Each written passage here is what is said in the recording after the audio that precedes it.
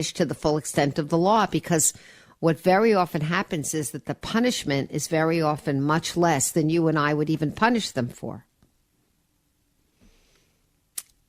Arrest warrants obtained by Farmington police charging Carla Garcia and her former boyfriend, that's the mother, Jonathan Nanita, with murder with special circumstances indicate that DCF was alerted both by neighbors and possibly also Jacqueline's dad that abuse was going on in the home, her real father. But according to the agency, their caseworker was deceived by Carla, who had another child pose as Jacqueline during a video visit in January. And DCF officials say they didn't even realize they were deceived until they were told by police 2 weeks ago that the 11-year-old Jacqueline had probably been dead for months by the time the video call even took place. So what does that tell you? How sad is that? DCF lost track of the child. Child was killed. Child died. Child was already rotting someplace dead. And then DCF was deceived by another child. How many things in that story went wrong?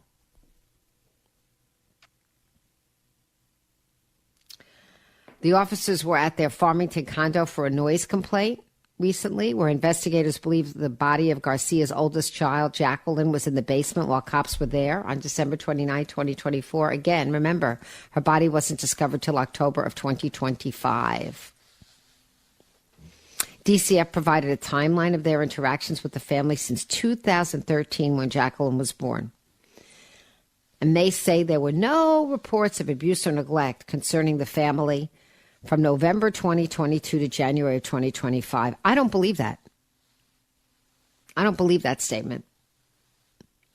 Because the arrest warrants unsealed this week indicate that the family's Farmington neighbors and Jacqueline's father told the police investigators that they had called DCF about possible abuse of not only Jacqueline, but also her siblings. One neighbor who works for New Britain Schools said the school system also alerted DCF. Okay, so now you've got the school system, you've got neighbors, you've got the father, and DCF is saying for a period of 3 years nobody called them about the family. Does that make sense to you? The reason I'm talking to you about these details in this particular case is because this is one case that obviously resulted in the worst possible outcome. I mean, there is just no worse outcome than what happened to poor Mimi Torres. There isn't. But there are children right now that are being abused and neglected in Connecticut. We had over 66,000 reports to DCF in 1 year alone in 2024. And over 30,000 of them were substantiated as neglect or abuse. That means that DCF is overwhelmed. They are overwhelmed. And maybe we just need to completely restaff and throw our resources toward this agency and make it the best staffed agency in the state. And decide that this is our priority. That in a world where money is finite, and money is finite, but in a world where money is finite, that we are going to stand for caring for the most abused and neglected, for the most vulnerable people in our society, which are the very old and the very young. And maybe if we do that, we will have better outcomes. Maybe if we do that, we will deter more. Maybe if we do that, we will have more young people that shouldn't be parents having fewer children, because the first time they abuse or neglect the child that is already alive, they go to jail for a long enough period of time that a child has an opportunity with another family member or a foster family to get some good years under his or her belt and grow up sane. And we don't repeat these cycles again and again, generation after generation. There are ways we can do this better. We can throw our resources behind this. In a world of finite resources, and there are a lot of good causes, don't get me wrong. But if you lined up 12 people, a jury pool, and you said prioritize a state budget, I bet 10 out of the 12 will prioritize helping children get out of a cycle of abuse and neglect. These are also the future criminals, by the way, by far. These are the future homeless, by far. These are the future mental illness from trauma and all kinds of things, by far. This is the population. If you don't do it for them, do it for yourself. This is the population statistically most likely to be in trouble as they get older and become adults. It's in our interest. And there are plenty of good things to spend money on. Really, there are. But I venture to say the majority of people in Connecticut would say, spend it on DCF. Make sure the money is spent well. Make sure these people are spent well and they're not overwhelmed. And so they had the resources and the time and the education and the training to truly investigate every case, every family. And let us be known in Connecticut as a place where child abusers, child neglectors need not apply. If you're going to come here and abuse and neglect your kid, you're going to be punished for it. There are going to be consequences. You're going to lose your kid. You're going to go to jail. We're not putting up with it. Why don't we be that state? We can do it. Why don't we be that state? Okay. Nice lady wanted to know, what can we as Connecticut citizens do to make sure cases like the Waterbury case don't happen anymore? Yeah, that's really, isn't that the $1 million question? I mean, look, I think one of the things that we can do is we can write letters to our newspapers, and we can even a pointed letter to your local Hearst newspaper or your patch saying, I'm so upset about this case. I want you to know that I don't ever want anything like this happening again. I want to hold people responsible who are supposed to be in positions of responsibility, because we know, in the universe, that one letter to the editor typically represents hundreds, if not thousands of people. And I do think if you want to do something very pointed and very specific, you can write to your own state rep and state senator and say, I've been following the case. I am distraught at how many times we turn back and find out that DCF may be part of the reason why this child was suffering for so long. Obviously it's not DCF's fault that the suffering began.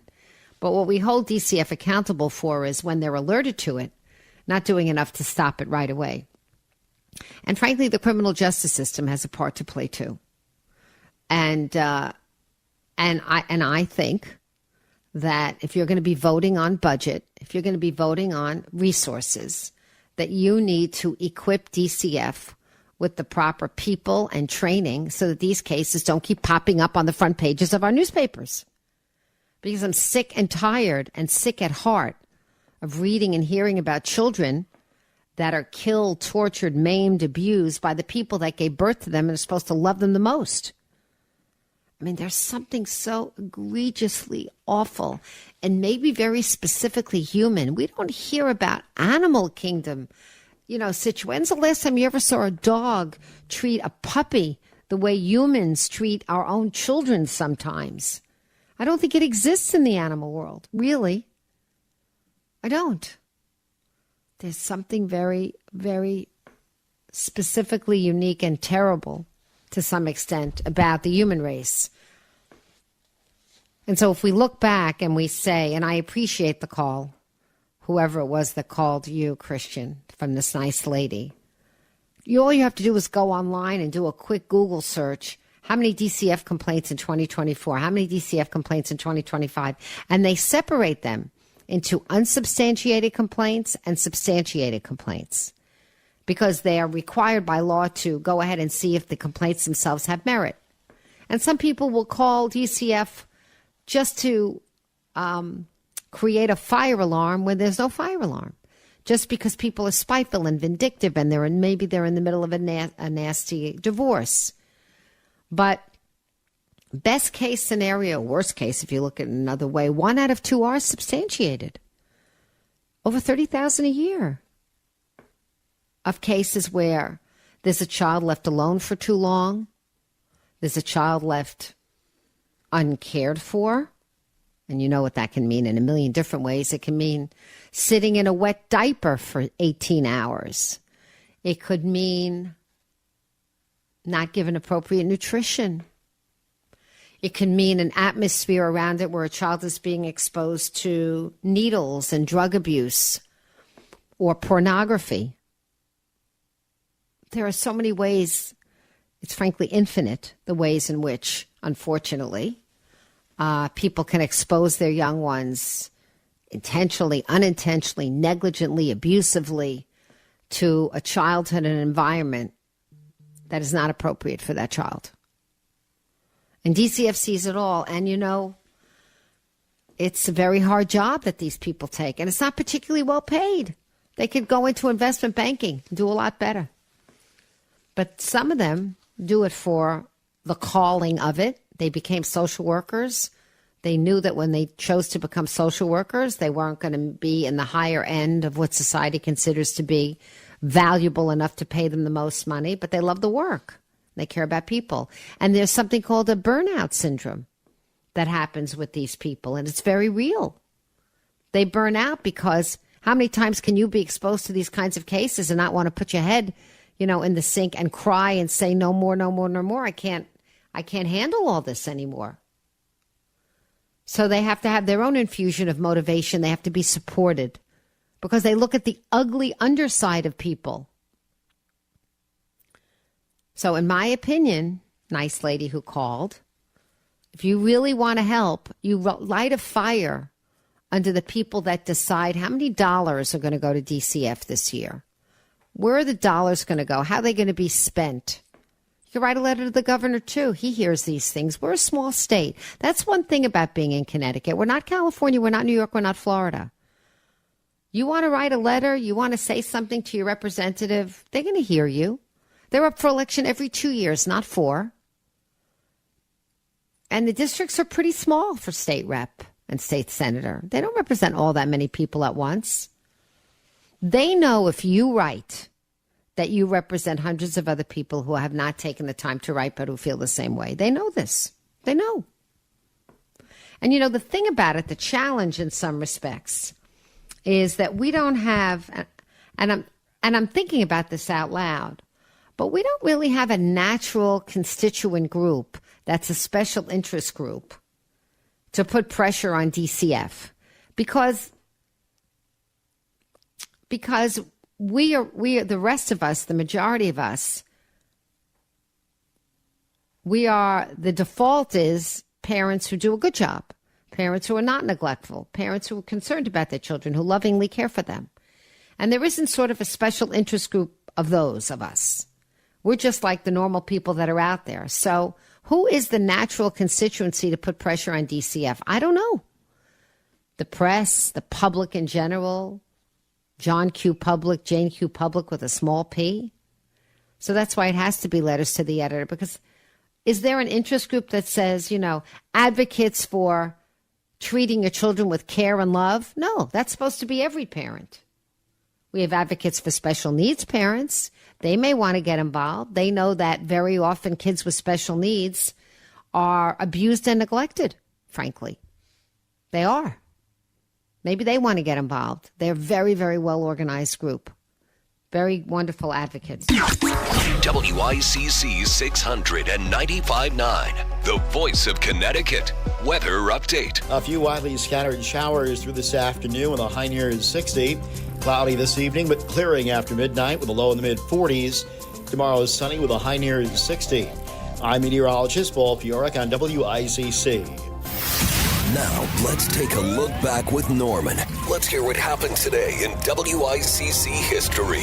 It's November 3rd. On this day in 2014, One World Trade Center opened 13 years after the Twin Towers were destroyed. It is now the tallest building in the U.S. This is a great tribute to our courage and perseverance and what we do as Americans. It's the anniversary of the first broadcast of Different Strokes, starring Gary Coleman. What you talking about, Willis? And the film The Wizard of Oz aired on TV for the very first time, starring Connecticut's Margaret Hamilton as the Wicked Witch. I'll get you, my pretty, and your little dog, too. November 3rd. That was today in WICC history. Every day just before 2 on the Voice of Connecticut, WICC 695.9. This is where Fairfield County comes for local news. WICC 695.9. The Voice of Connecticut. WICC Bridgeport, WFOX Southport, WEBE HD2 Westport, WPLR HD2 New Haven, locally owned by Connoisseur Media. This is CBS News on the Hour, sponsored by Progressive Insurance. I'm Cammie McCormick. The Trump administration has agreed to fund the SNAP food program, but not entirely. CBS's Vicki Barker has the latest. The Justice Department only just met the noon deadline set by two federal judges who ordered that the food aid payments should continue despite the government shutdown. But there's only enough money in the SNAP program's contingency fund to pay about half the normal level of benefits this month, and it's not clear how long it'll take even those reduced benefits to reach the 1 in 8 Americans who rely on them, nor what will happen in December if the government shutdown hasn't ended by then. Vicki Barker, CBS News. The shutdown is about to become the longest on record, and Nancy Cortez reports Americans are growing increasingly frustrated. Nobody wins a shutdown. There is no winner and loser. It is really a pox on all of their houses. Voters don't care all that much about who refused to negotiate with whom and whom voted yes and whom voted no. I mean, if you look at the new polling that we have done, it shows that voters equally blame Democrats and Republicans. The House is out for its 7th week. The Senate returns this afternoon. The shutdown could impact some of the races Americans will be deciding tomorrow. Nicole Killian is in Virginia. President Trump, for his part, will be holding a tele-rally for the Republican ticket. He has yet to endorse the GOP gubernatorial candidate, Winsome Earl Sears, but she told me that she has spoken with the president and that she is used to running very hard races. In Los Angeles, fans have been flocking to the streets of downtown to celebrate the Dodgers and their back-to-back World Series titles. CBS's Carter Evans reports the win was unifying. The excitement is brewing, but when they won that game, you could hear it. I stepped outside to walk the dog afterwards, and you could hear it like all around. People were cheering. It was such a cool feeling, you know, knowing that everybody was watching that game with you at the same time. In what would be a massive merger, Kimberly Clark is buying Tylenol maker Kenvue for almost $49 billion. Their products would include Listerine, Band-Aid, Huggies, and Kleenex. CBS's Kelly O'Grady. Really two gigantic companies coming together, and you think about the consumer packaged goods space. This is something that we are seeing a lot of companies there trying to find ways in shifting consumer demand patterns to cut costs, to make their offerings bigger, to sort of use that size in order to corner more of the market. On Wall Street at this hour, stocks are mixed. This is CBS News. The annual Progressive Keys to Progress program provides vehicles to deserving veterans, helping our heroes drive their lives forward. Learn more at keystoprogress.com. Oil investments involve a high degree of uncertainty and are only suitable for accredited investors. Actual results may vary. Drill, baby, drill. President Trump has declared a national energy emergency and is making the U.S. oil industry a priority with support for our hardworking oil and gas industry. If you are an SEC accredited investor and qualified to make at least a $100,000 investment, you can deduct nearly 100% of your investment for this tax year. Call 800-696-5531 now and connect directly to Encore Energy. Encore is a major investor and experienced horizontal well operator in its core area of operations. Don't wait. The clock is ticking and time is running out for this write-off for 2025. Call Encore Energy now at 800-696-5531 and find out how your investment will be tax deductible for 2025 with the potential for lucrative cash flow for years to come. Call 800-696-5531. That's 800-696-5531. WICC 695.9, Voice of Connecticut Local News Update. A school bomb threat in Westport is being investigated. A text message to the Fairfield County Regional Dispatch Center around 7:45 a.m. prompted a 2-hour delay at the Coleytown Elementary School. Coleytown Middle School was temporarily placed under a shelter-in-place. No explosives were found. A Bridgeport man charged with causing a deadly crash while high on drugs is turning down a plea offer from prosecutors. Solomon Valentine rejected the plea deal that would have sent him to prison for 12 years for the crash that killed a Seymour woman and her 4-year-old nephew. Prosecutors say Valentine was high on PCP and marijuana when he hit a car carrying the victims from behind in 2023. The victim's car was stopped, and Valentine was allegedly going 80 miles per hour on Pembroke Street. A 21-year-old Seymour man is accused of assaulting a police officer outside the Target store in Ansonia. Police say the incident happened October 25th, and George Suazo attacked a police officer who was responding to a disturbance at the store, causing unspecified injuries. Suazo is free after posting $25,000 bond. The two barges that broke free in the Long Island Sound and washed ashore in Milford and West Haven have been towed away from shore. The 140-foot hopper barges broke off their moorings in the Sound on Thursday and first washed onto Woodmont Beach in Milford. The barges apparently went out with the tide Thursday night and beached again in West Haven on Friday. They were towed from West Haven to a shipyard yesterday to be inspected for damage. And tonight, men's college basketball begins, and UConn will be hosting the University of New Haven. This is UNH's first game as a Division I program, with New Haven still in transition. Number 4 UConn is the heavy favorite despite several key injuries, including freshman Braylon Mullins, who will be out for another month with an ankle injury. UConn center Terrace Reed Jr. is also listed as questionable for tonight's game. The game starts at 7 p.m. at Gample Pavilion. I'm Chris Williams with WICC News. WICC Smart MLS Right Now Traffic. Parkway southbound roadwork in Greenwich between exits 4 and King Street. Right lane is out. On the Upper Merritt southbound, you have it Black Rock Turnpike going down to exit 21. And on the northbound side, you have it from exit 28 going up to exit 30 in Trumbull. And on the Wilbur Cross northbound roadwork from exit 46 going through the tunnel up into Hamden.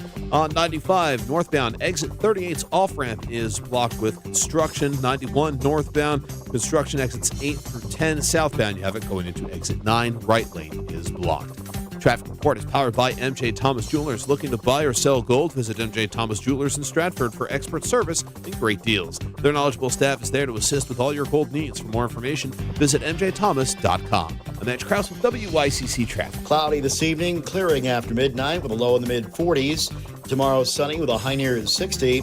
Partly sunny on Wednesday with a high again near 60. I'm meteorologist Paul Piorek on WICC.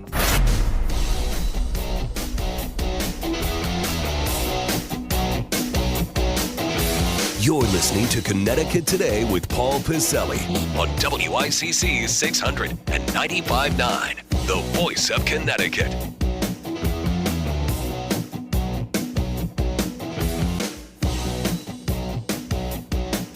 You know, I'm starting to wonder, honestly, over the past 2 or 3 days, and hey, hello, welcome back. How are you on a Monday? I'm starting to wonder if we're seeing the honestly, I'm not saying this for effect here as we start off on a Monday.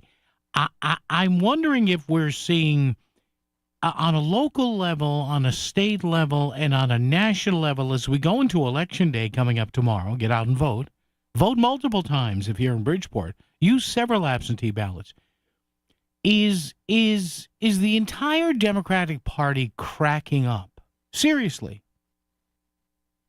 Is Donald Trump driving them over a cliff? Because I've heard stuff in the past 2 or 3 days that I mean, really? And it's coming from elected officials. And even on a day when we find out that some of the SNAP benefits may begin again sooner than later, but there's only 3 weeks worth of SNAP benefits or whatever. I mean, they sound like they're cracking up.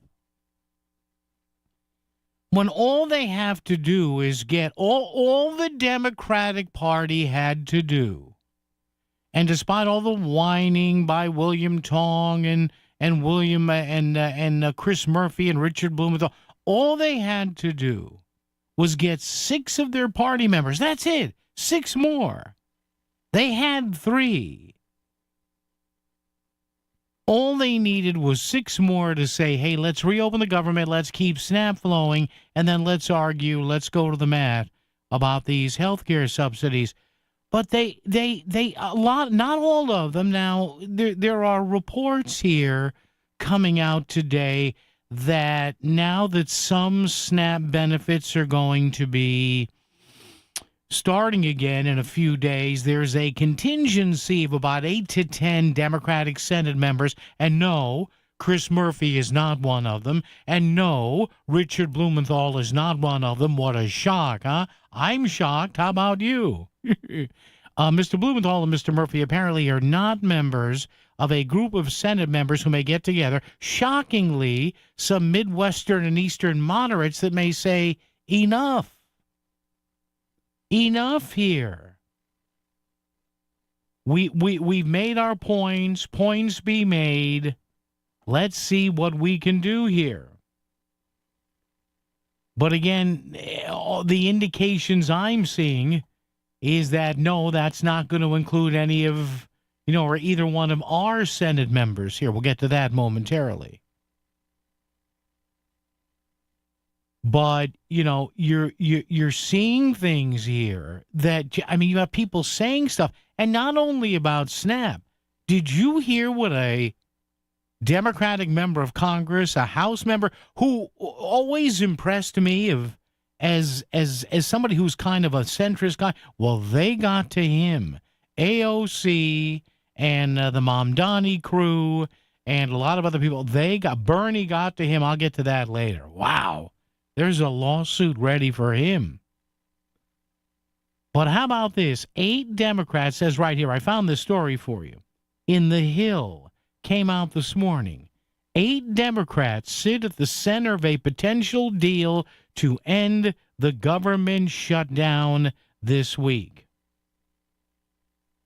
The senators most viewed as likely to vote for a clean resolution, a clean CR that would have avoided all of this crap in the beginning if they had done it and not listened to AOC and Chris Murphy and Jasmine Crockett and the other crazies.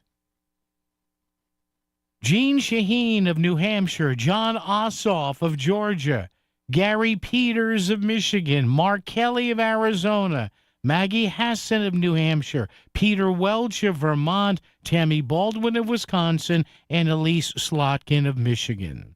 Of course, you didn't hear the name Richard Blumenthal of Connecticut. Of course, you didn't hear Chris, did you know I'm running for president, Murphy of Connecticut.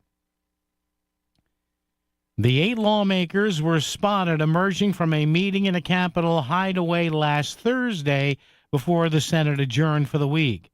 Some of them, including Jeanne Shaheen and Kelly, said they wanted the chamber to stay in session over the weekend to get a deal done. Along with John Fetterman, Catherine Cortez Masto, and Angus King, they would be able to have more than enough votes to go along with a Republican cloture motion. So do it.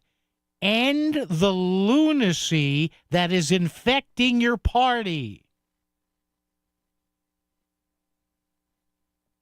You centrist Democrats out there, end it. Stop it now. You effed around enough with people's food. But again, we have people like our own Attorney General, by the way. I've got some sound coming up in a minute from William Tong. I guess he stopped filing lawsuits. Sniping back at the Hartford Press Corps because they asked him some questions on a bipartisan basis. They're all crazy. Blumenthal, Murphy, Tong, they're all nuts. They've got Trump on the brain 24/7, 365. And wait till you hear what a congressman from Massachusetts said about the president, to the point where somebody on MSNBC, even they knew, whoa, you can't go saying that. And this congressman stood there like a real chooch, a real cavone, a real stunad. It was unbelievable. But is the Democratic Party cracking up? I mean, they're on the eve. I guess they are. They're on the eve of electing a Democratic socialist for mayor of New York City, a guy who won't say that Israel has a right to exist as a Jewish state. The same guy who said if you feel a boot on the back of your neck, it's tied with the help of the Israeli Defense Force. Is this guy the future of the Democratic Party? Is AOC the future of the Democratic Party? She's never employed anybody outside of her congressional office. What is wrong with the Democratic Party? Thankfully, you have these 8 to 10 to 11 Senate members who I predicted a couple of months ago. Eventually, you'd have to say enough. SNAP is restarting. Now, here's the question. Are they crazy enough to carry on this government shutdown crap for another 3 weeks? I think they are. I'm telling you, there are enough votes with these between 8 to 11 Democrats. They're going to get threatened. AOC and Jasmine Crockett and Chris Murphy, they're going to round up their cronies. They're going to say, hey, you wouldn't have pity if you had a primary challenge, wouldn't it be? So we start with this, and I'll play some cuts from our esteemed Connecticut Attorney General.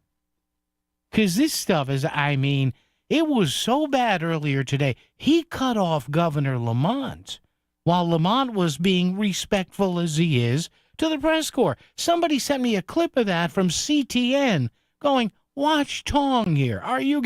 Only because he had heard, and I'll play the clip for you, Tong had heard too much bipartisan talk. And then they're using the S word, the starve word. Yes, starve. Connecticut Democrats, some of them are accusing President Trump of wanting people to starve. Do you agree? Do you think Donald Trump actually wants people to starve?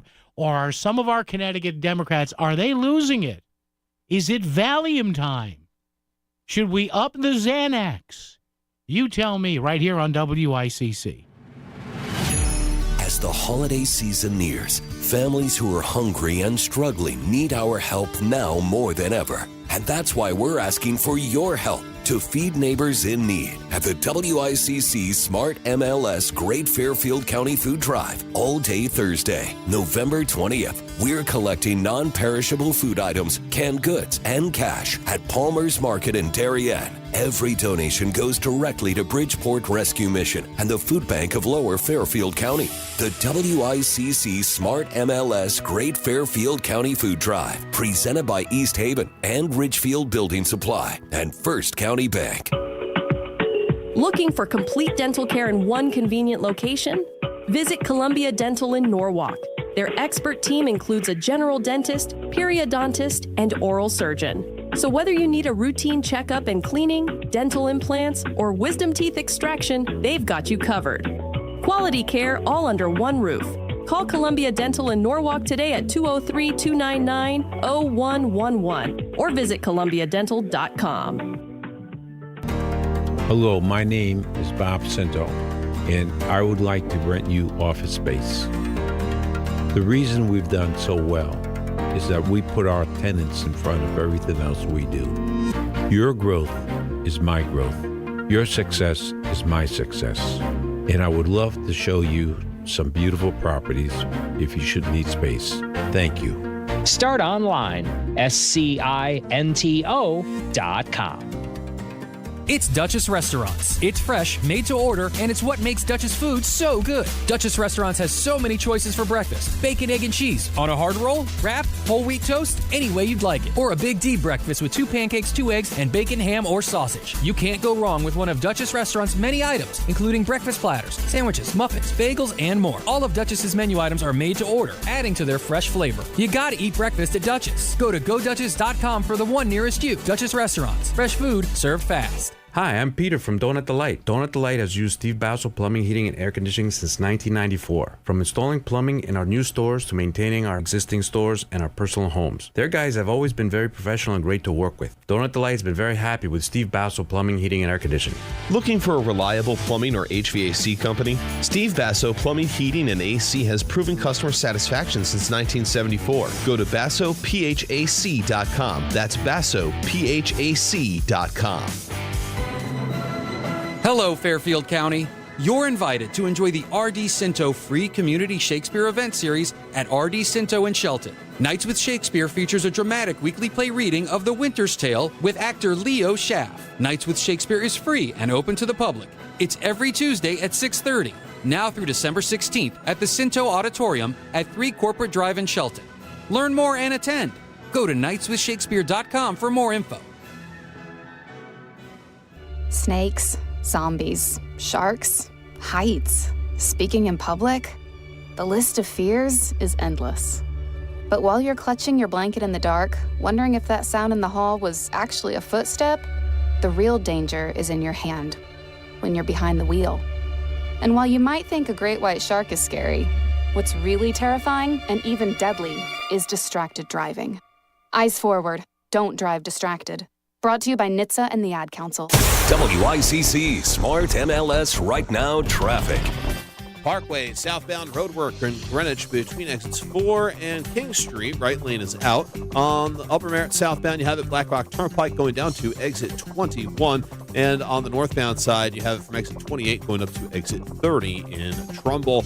And on the Wilbur Cross northbound, roadwork from exit 46 going through the tunnel up into Hamden. On 95 northbound, exit 38's off-ramp is blocked with construction. 91 northbound, construction exits 8 through 10. Southbound, you have it going into exit 9. Right lane is blocked.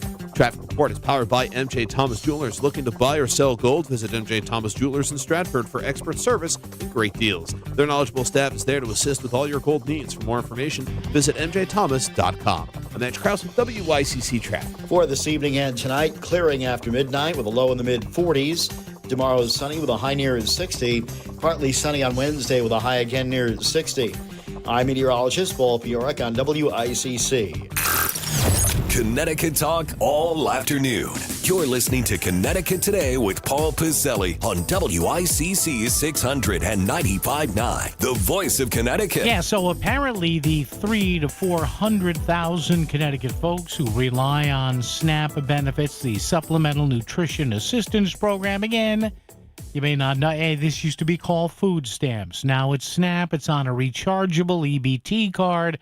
But as a question I answered the other day, was answered over the weekend, even if a court says to do this, which a couple of courts told the White House on Friday, you can't just do Control-Alt-Delete. Or as your IT guy or gal at work says, unplug it, wait 10 seconds, and plug back in. What if I wait 11 or 9? No, apparently it's going to take about a week to recharge these cards. Anyway, so now here's the question. Is the Democratic Party going to come to its senses? And again, well, you're so partisan. Yes, on some stuff I am.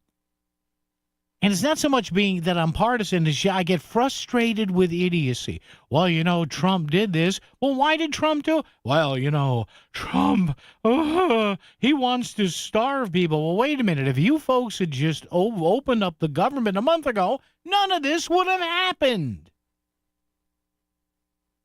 Jesus H, is it even if a dummy like me can figure it out?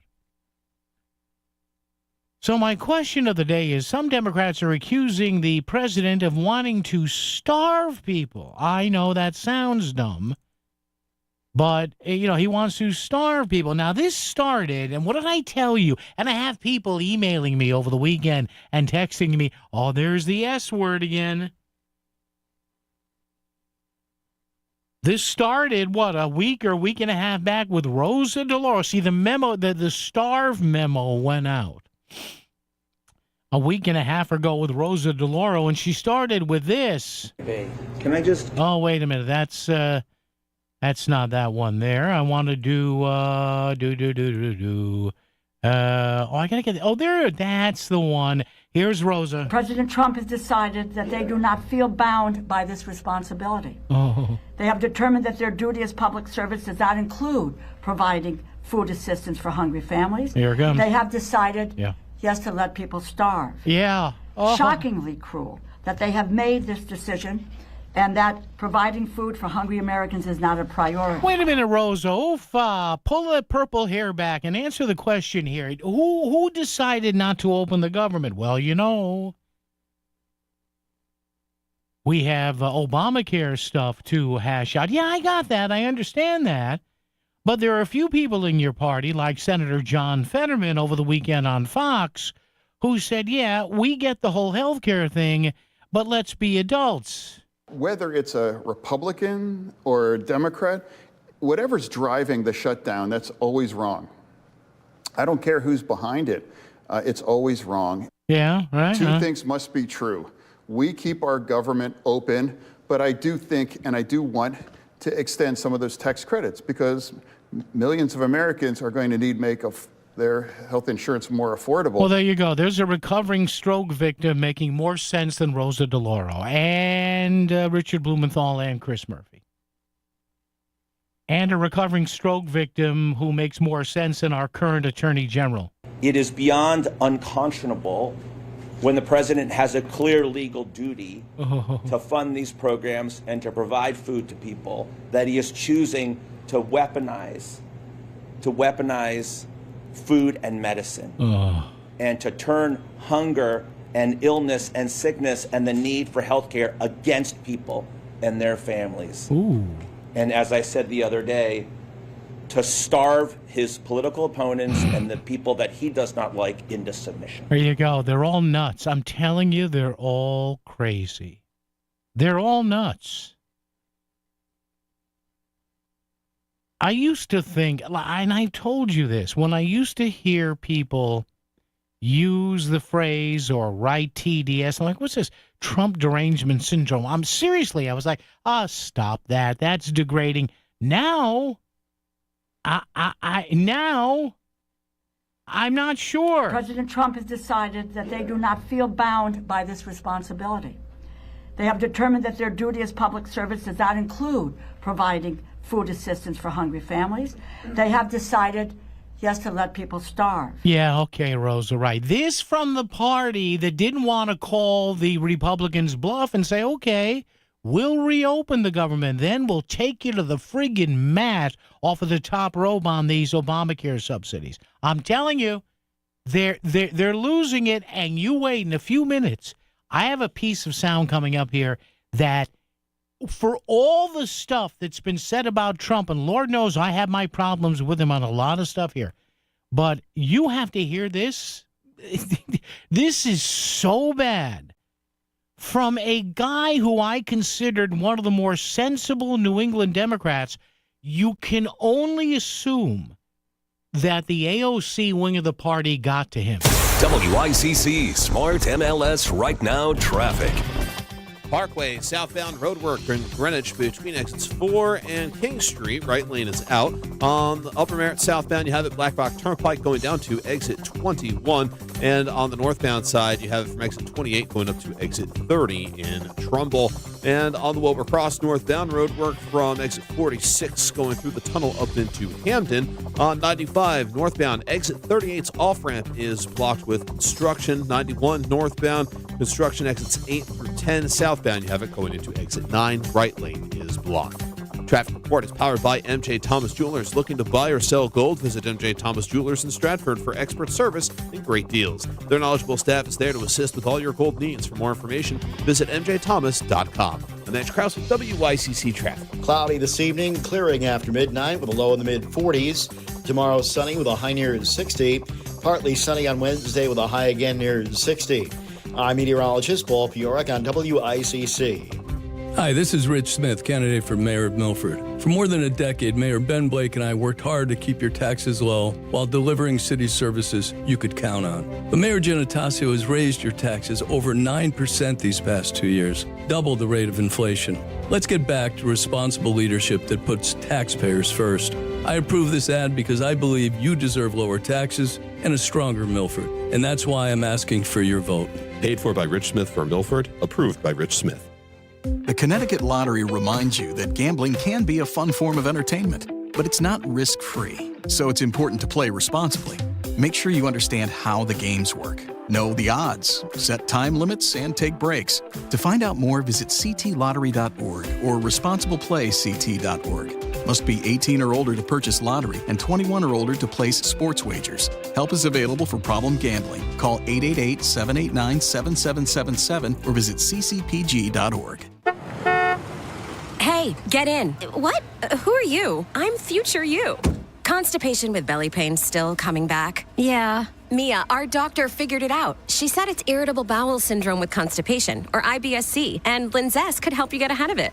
Linzess linaclotide is a prescription medicine that treats IBS-C in adults. It's not a laxative. It's a once-daily pill that helps you get ahead of your symptoms. It's proven to help you have more frequent and complete bowel movements and helps relieve overall abdominal symptoms, belly pain, discomfort, and bloating. These symptoms were studied in combination, not individually. Do not give Linzess to children less than 2. It may harm them. Do not take Linzess if you have a bowel blockage. Get immediate help if you develop unusual or severe stomach pain, especially with bloody or black stools. The most common side effect is diarrhea, sometimes severe. If it's severe, stop taking Linzess and call your doctor right away. Other side effects include gas, stomach area pain, and swelling. Talk to your doctor and say yes to Linzess. Learn more at linzess.com or call 1-800-LINZESS. This is WICC 695.9, the voice of Connecticut.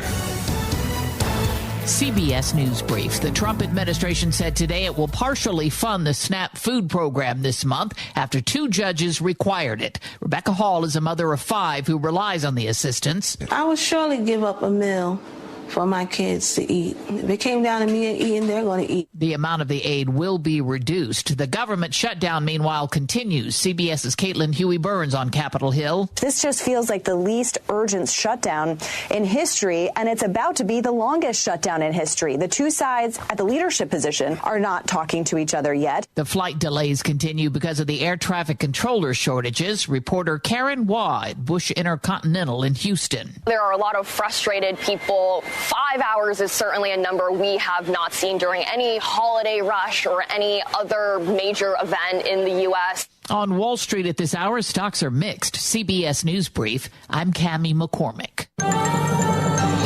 WICC 695.9, Voice of Connecticut Local News Update.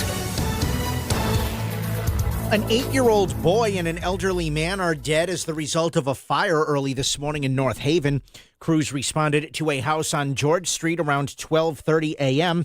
4 other members of the family, 2 adults and 2 children, safely escaped before first responders arrived. The cause of the fire is under investigation.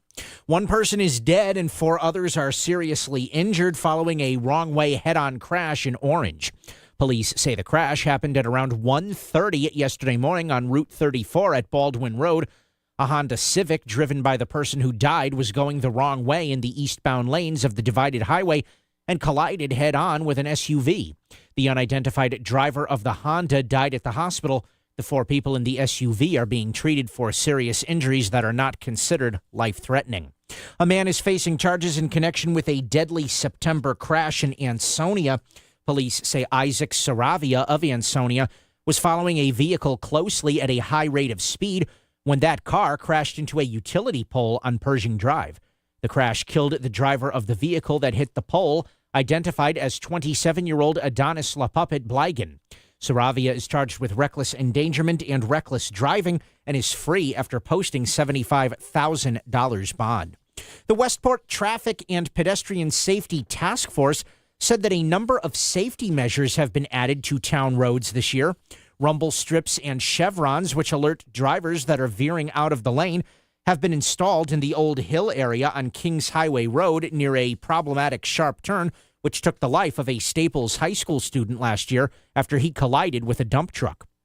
Hearst Media reported that the town is also receiving 12 intersection enhancements, including traffic signal equipment, pedestrian accommodations, and a vehicle detection system. Now that the time has changed, AAA wants to make sure you're aware of the risks driving in the evening. According to a AAA analysis on the data from the Connecticut Crash Data Repository, 5 to 6 p.m. becomes an increasingly dangerous time once the clocks fall back and it's darker earlier. To make sure you're safe, AAA recommends ensuring your headlights are in good working order, keeping windshields clean, decrease speed for reduced visibility, and avoid driving drowsy. Two federal judges have ruled that the Trump administration must fund the Supplemental Nutrition Assistance Program, commonly known as SNAP. A coalition of 25 states, including Connecticut, sued the administration over the president's alleged unwillingness to tap into a contingency fund that would continue the program. Attorney General William Tong is one of many who have accused the president of leveraging the loss of SNAP for political gain. It's a case we should have never had to bring because it's never okay to make people go hungry to achieve a political result. It's not okay to use health care and food as leverage in a political battle or stalemate. Governor Ned Lamont and other state officials held a news conference today to address the impact of the government shutdown on Connecticut families.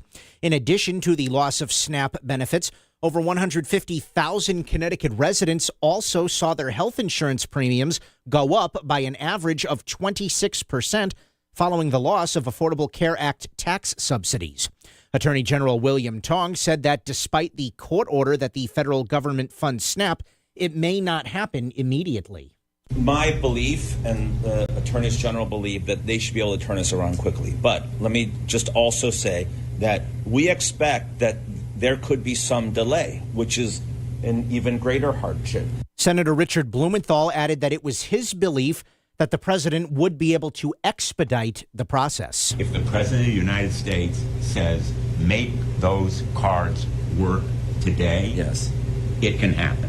Tomorrow is Election Day, an off-year vote in Connecticut where municipal races are decided. Early voting has been underway statewide since October 20th, ending yesterday. There are some local races that are attracting interest, including in Danbury, where Mayor Roberto Alves is trying to win a second term while also battling cancer. New mayors will be selected in Norwalk, Westport, New Britain, and Torrington, with the incumbents not running again. And 1st District Congressman John Larson has received the endorsement of Senator Richard Blumenthal as he fights for re-election. Larson is being challenged by former Hartford Mayor Luke Bronin and multiple others for the Democratic nomination in next year's election. Larson has held the seat since 1999, and Blumenthal says they have fought side by side for Connecticut for many years. Blumenthal appeared with Larson yesterday to announce his endorsement. I'm Chris Williams with WICC News. WICC Smart MLS Right Now Traffic. Parkway, southbound roadwork in Greenwich between exits 4 and King Street. Right lane is out. On the Upper Merritt southbound, you have it Black Rock Turnpike going down to exit 21. And on the northbound side, you have it from exit 28 going up to exit 30 in Trumbull. And on the Wilbur Cross northbound, roadwork from exit 46 going through the tunnel up into Hamden. On 95 northbound, exit 38's off-ramp is blocked with construction. 91 northbound, construction exits 8 through 10. Southbound, you have it going into exit 9. Right lane is blocked. I'm Andrew Krause with WICC Traffic. For this evening and tonight, clearing after midnight with a low in the mid-40s. Tomorrow is sunny with a high near 60. Partly sunny on Wednesday with a high again near 60. I'm meteorologist Paul Fioric on WICC.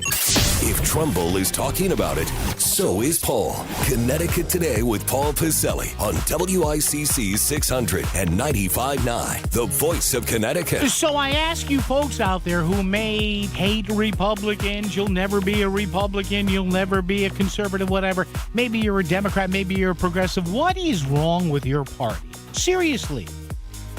Are you all cracking up? That's a serious question.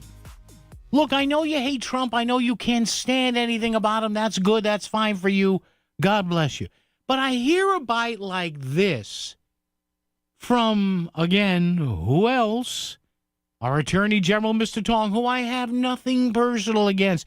With me, you know it's never personal on this show. It's about policy. And this was from yesterday. I have some stuff from today we'll get to because it gets even weirder.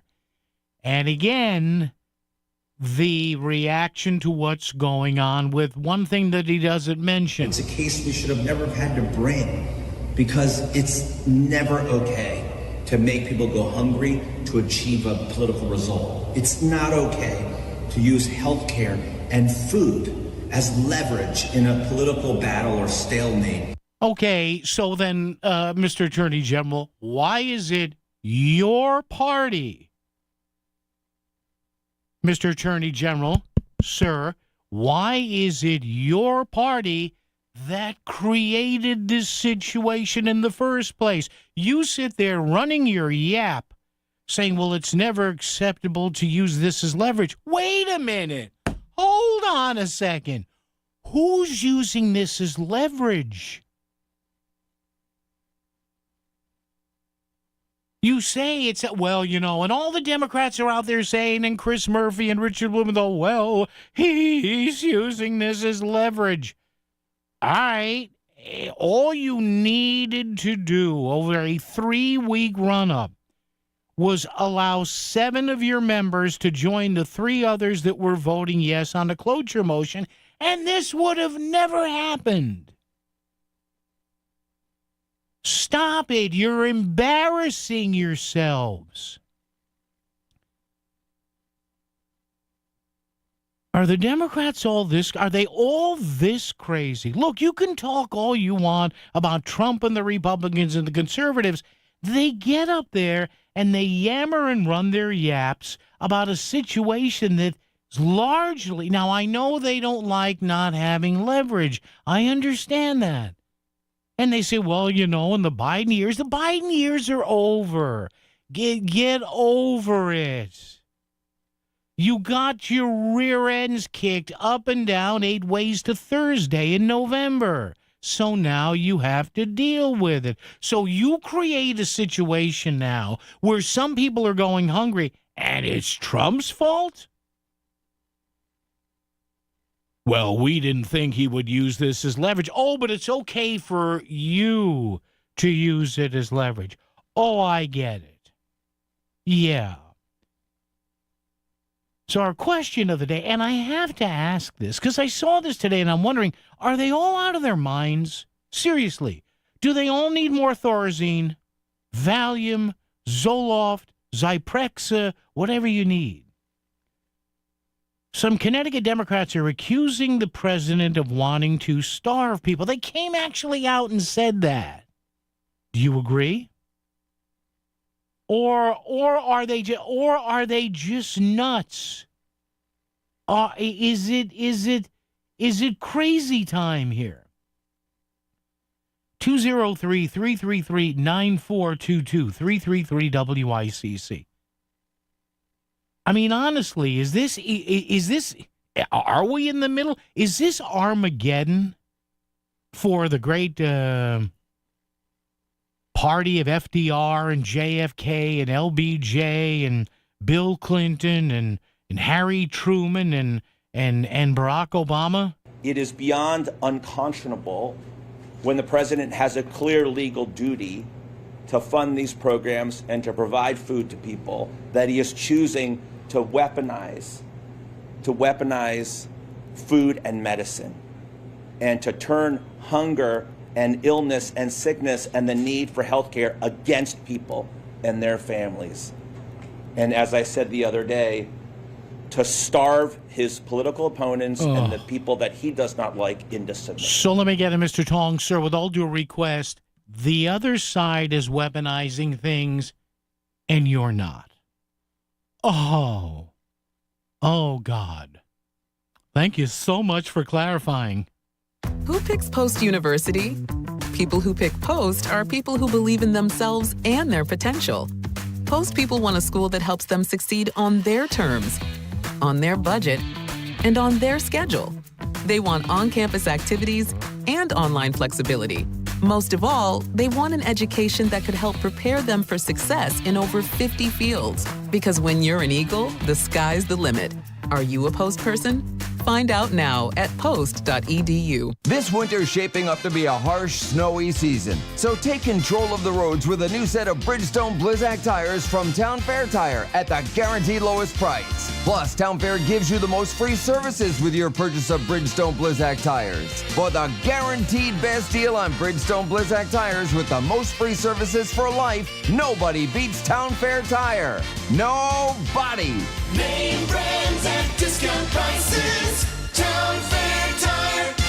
John, what are you doing? Get in my car. So why are you walking to work? Thanks, man. It's these insanely high gas prices. They're draining my bank account. I can't afford to drive anymore. Dude, don't walk. Just do what I do because I never pay full price for gas anymore. I use the free Upside app that pays you cash back for every gallon of gas you buy. Oh, wait. You're telling me you get paid cash when you buy gas with the Upside app? Yes, I get real cash back every time I buy gas. Does that actually add up to anything? I'll make around $200. Wow, that's serious extra cash. I'm downloading the free Upside app now. Download the free Upside app now to earn real cash back every time you buy gas. Use promo code PROFIT for an extra 25 cents a gallon bonus on your first tank. That's promo code PROFIT. You can cash out anytime right to your bank account, to PayPal, or an e-gift card for Amazon and other brands. Just download the free Upside app and use promo code PROFIT for a 25 cents a gallon bonus on your first tank. That's code PROFIT. WICC Smart MLS Right Now Traffic. Parkway, southbound roadwork in Greenwich between exits 4 and King Street. Right lane is out. On the Upper Merritt southbound, you have it Black Rock Turnpike going down to exit 21. And on the northbound side, you have it from exit 28 going up to exit 30 in Trumbull. And on the Wilbur Cross northbound, roadwork from exit 46 going through the tunnel up into Hamden. On 95 northbound, exit 38's off-ramp is blocked with construction. 91 northbound, construction exits 8 through 10. Southbound, you have it going into exit 9. Right lane is blocked. I'm Andrew Krause with WICC Traffic. Cloudy this evening, clearing after midnight with a low in the mid-40s. Tomorrow, sunny with a high near 60. Partly sunny on Wednesday with a high again near 60. I'm meteorologist Paul Piorek on WICC. Get the straight story on everything that's going on around our state. Connecticut Today with Paul Pizzelli is back on WICC 600 and 95.9, the voice of Connecticut. And remember, in the municipal elections, some cities and towns with what we call munis tomorrow, some governor, not the governor's race, that's next year. Some mayor's races, some first select persons races, first selectman, first select woman. Get out there and vote. Vote several times. Make believe you're in Bridgeport. Walk in with a wad of absentee ballots. Say, hey, where can I stuff these? Hold on, I don't know. Was Wanda here? I'm just checking. But again, hey, don't laugh at me. It's all over the place. Is she done doing marriages today? One vote per person, please. And tomorrow, 6 a.m. to 8 p.m., unless you have already voted by absentee, do it again. Hey, it's Bridgeport. All right. It's not Bridgeport this time. But listen, you can complain all you want about the Republican Party. Go right ahead. Slam Trump, slam J.D. Vance, pile drive him into the floor, laugh at Marco Rubio or Ted Cruz. That's fine. But please, spare me the, he's weaponizing this. Wait a minute. You're not weaponizing it? And all of a sudden now, isn't it funny that late Thursday into Friday, as we got toward the weekend, and we're getting near, what did I say, kids? Ding, ding, ding, Election Day. Here comes the Hill with this story that there might be 8 or 10 centrist Democrats who say enough. We made our points, enough. Which, I had a friend of mine text me earlier and say, well, now Trump is going to provide the SNAP benefits. I said, well, yeah, because he set the other side up. Because now, he looks like the big guy, whatever, he's full of crap. People can say, yeah, I know, but my God, he plays them over and over again to say, hey, okay, I gave the order, it's going to take a week. And then meantime, maybe now, this forces those 8 to 10 centrist Democrats in the Senate, of which, of course, neither Mr. Blumenthal or Mr. Murphy is concerned, they're going to say enough. Hopefully they will. Elise Slotkin, Peter King, some other centrist Democrats there who say, listen, enough. We're getting hammered. Both sides are actually getting hammered. Believe it or not, it's almost split down the middle, and Trump wavers like 1 point or 2 points. So even some people can see, as much as they hate Trump, he's dealing with herding cats here. But William Tong, please, and Rosa with the star. But that's because the memo went out from the marketing people and the consultants. You know? Is what it is. 203-333-9422. Speaking of marketing and consulting, Randy in Easton. Randy. Hello there, Paul. How are you? I did that to set you up. You know, that's all right. Well, yeah, I know, but wait, hold on. To be fair, folks, Randy never was a political consultant. No. All right, no. So Randy was you were about selling more soap, and I know that. I understand. Actually, believe it or not, I did a piece of work for the Pentagon one time, consulting on their advertising efforts. Really? Yeah. Don't tell me too much, because then something weird may happen to you. It was weird. Another time, I'll tell you what it's like to visit the Pentagon. Oh, really? I was not left alone for a second. Oh, yeah. I had somebody, when I went to the men's room, there was somebody standing right outside the men's room. All right. So as you might imagine, I see this a little differently. Okay, yeah. All right? So the guy who wrote The Art of the Deal, the guy who's solving 9 wars, what are we up to now? He didn't write The Art of the Deal. The guy who criticized Obama, probably appropriately. Okay, But you're the president. You got to get 2 people in the room. You got to solve this. Yeah. He's not solving it because he doesn't want to solve it. But They've been trying to solve these ACA subsidies since March. Exactly. And he needs a court order to release the emergency funds. He wouldn't just do it on his own. No, he had to do it under court order. Of course. He doesn't care about this. Of course. Yeah, I know, but you got to look out for the American people. Stop playing chess for a minute. Now, listen, he's not purposely trying to starve people. Well, that was my point. That's sloganeering. I get that. Yeah. And by the way, not for nothing, just because someone like me criticizes Donald Trump doesn't mean I'm deranged. No, and I have a mental condition. No. And I must be. But I get this all the time. I criticize Trump, and it's TDS. Well, what about BDS? I mean, Biden got a lot of criticism. And much of it deserved. The difference is you're not a craven political hack. I respect you. That's it. A lot of people. I respect you too, but I think this falls on Trump entirely.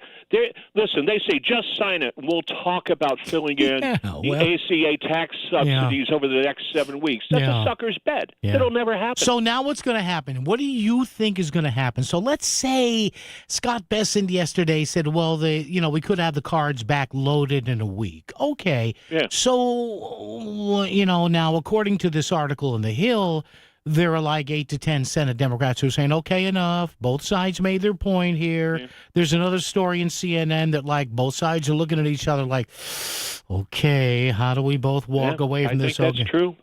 What I think is going to happen is I think some more centrist Democrats will capitulate because we're so sensitive, as you might say.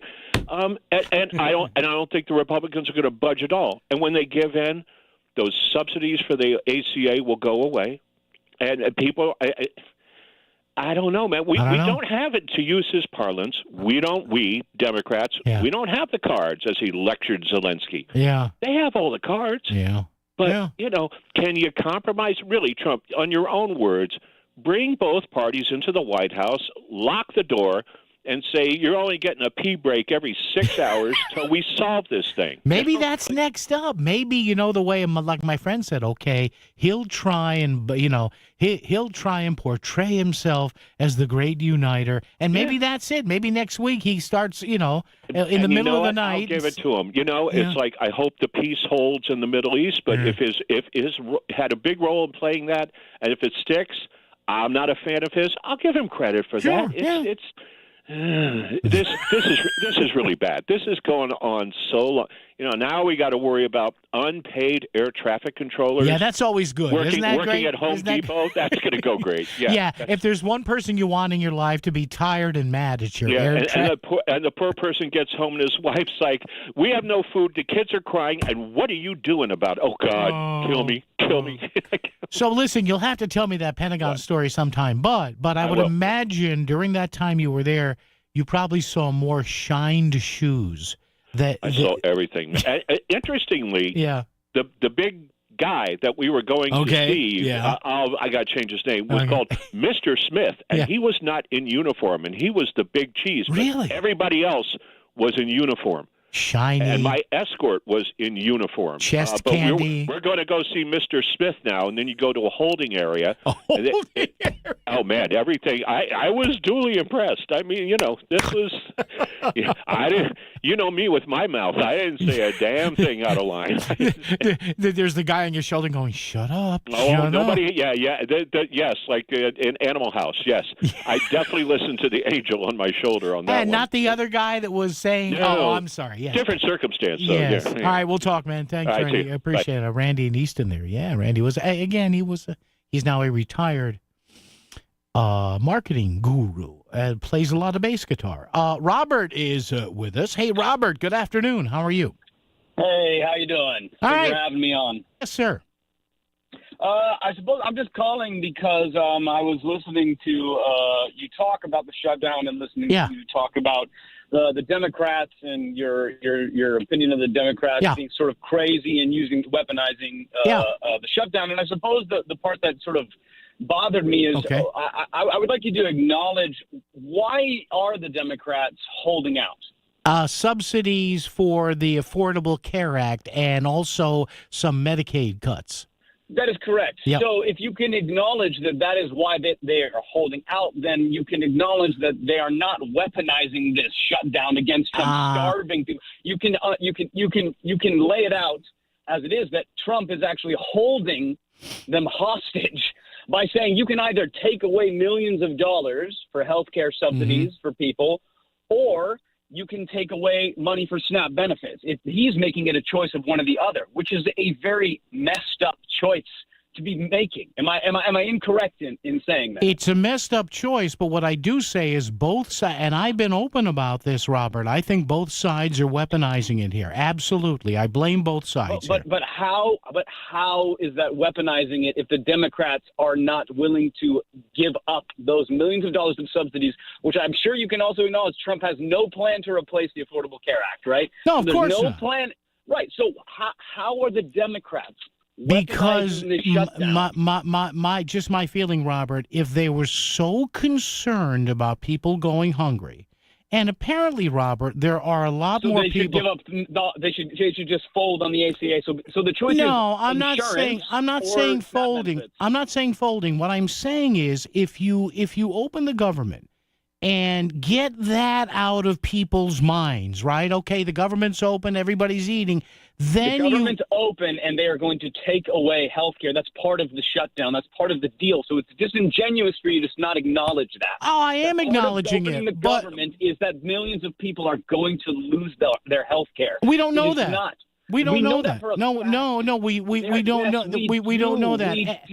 I'll tell you, Robert. With all due respect, we have watched them strip away every single government program. They're destroying the Department of Education. Robert, they're just.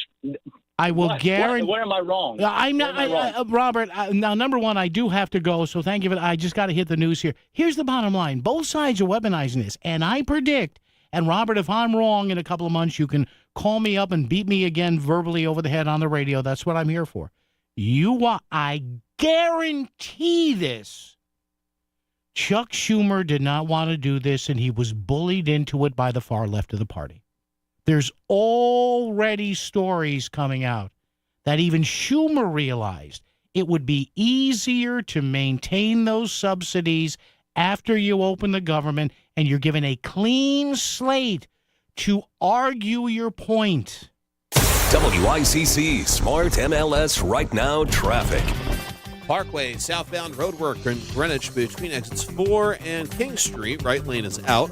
On the Upper Merritt southbound, you have it Black Rock Turnpike going down to exit 21. And on the northbound side, you have it from exit 28 going up to exit 30 in Trumbull. And on the Wilbur Cross northbound, roadwork from exit 46 going through the tunnel up into Hamden. On 95 northbound, exit 38's off-ramp is blocked with construction. 91 northbound, construction exits 8 through 10 southbound. You have it going into exit 9. Right lane is blocked. And I'm Matt Krause with WICC Traffic. Frank Pepe Pizzeria Napolitan, celebrating 100 years of Beats. My grandfather, Frank Pepe, didn't just create our Beats. He created a gathering place that our family is still proud to share to this day. My mother and aunt built on his dream. Today, my siblings, cousins, and I are honored to continue the tradition. Pepe's has always been about family, ours and the generations of families who gather at our tables. Frank Pepe Pizzeria Napolitan, passionate about pizza since 1925. Visit your local Pepe's today. All right, Robert, we had to go because of the news coming up here. I'll get into this a little bit more on the other side, but I thank you for the call. And look, here's my point.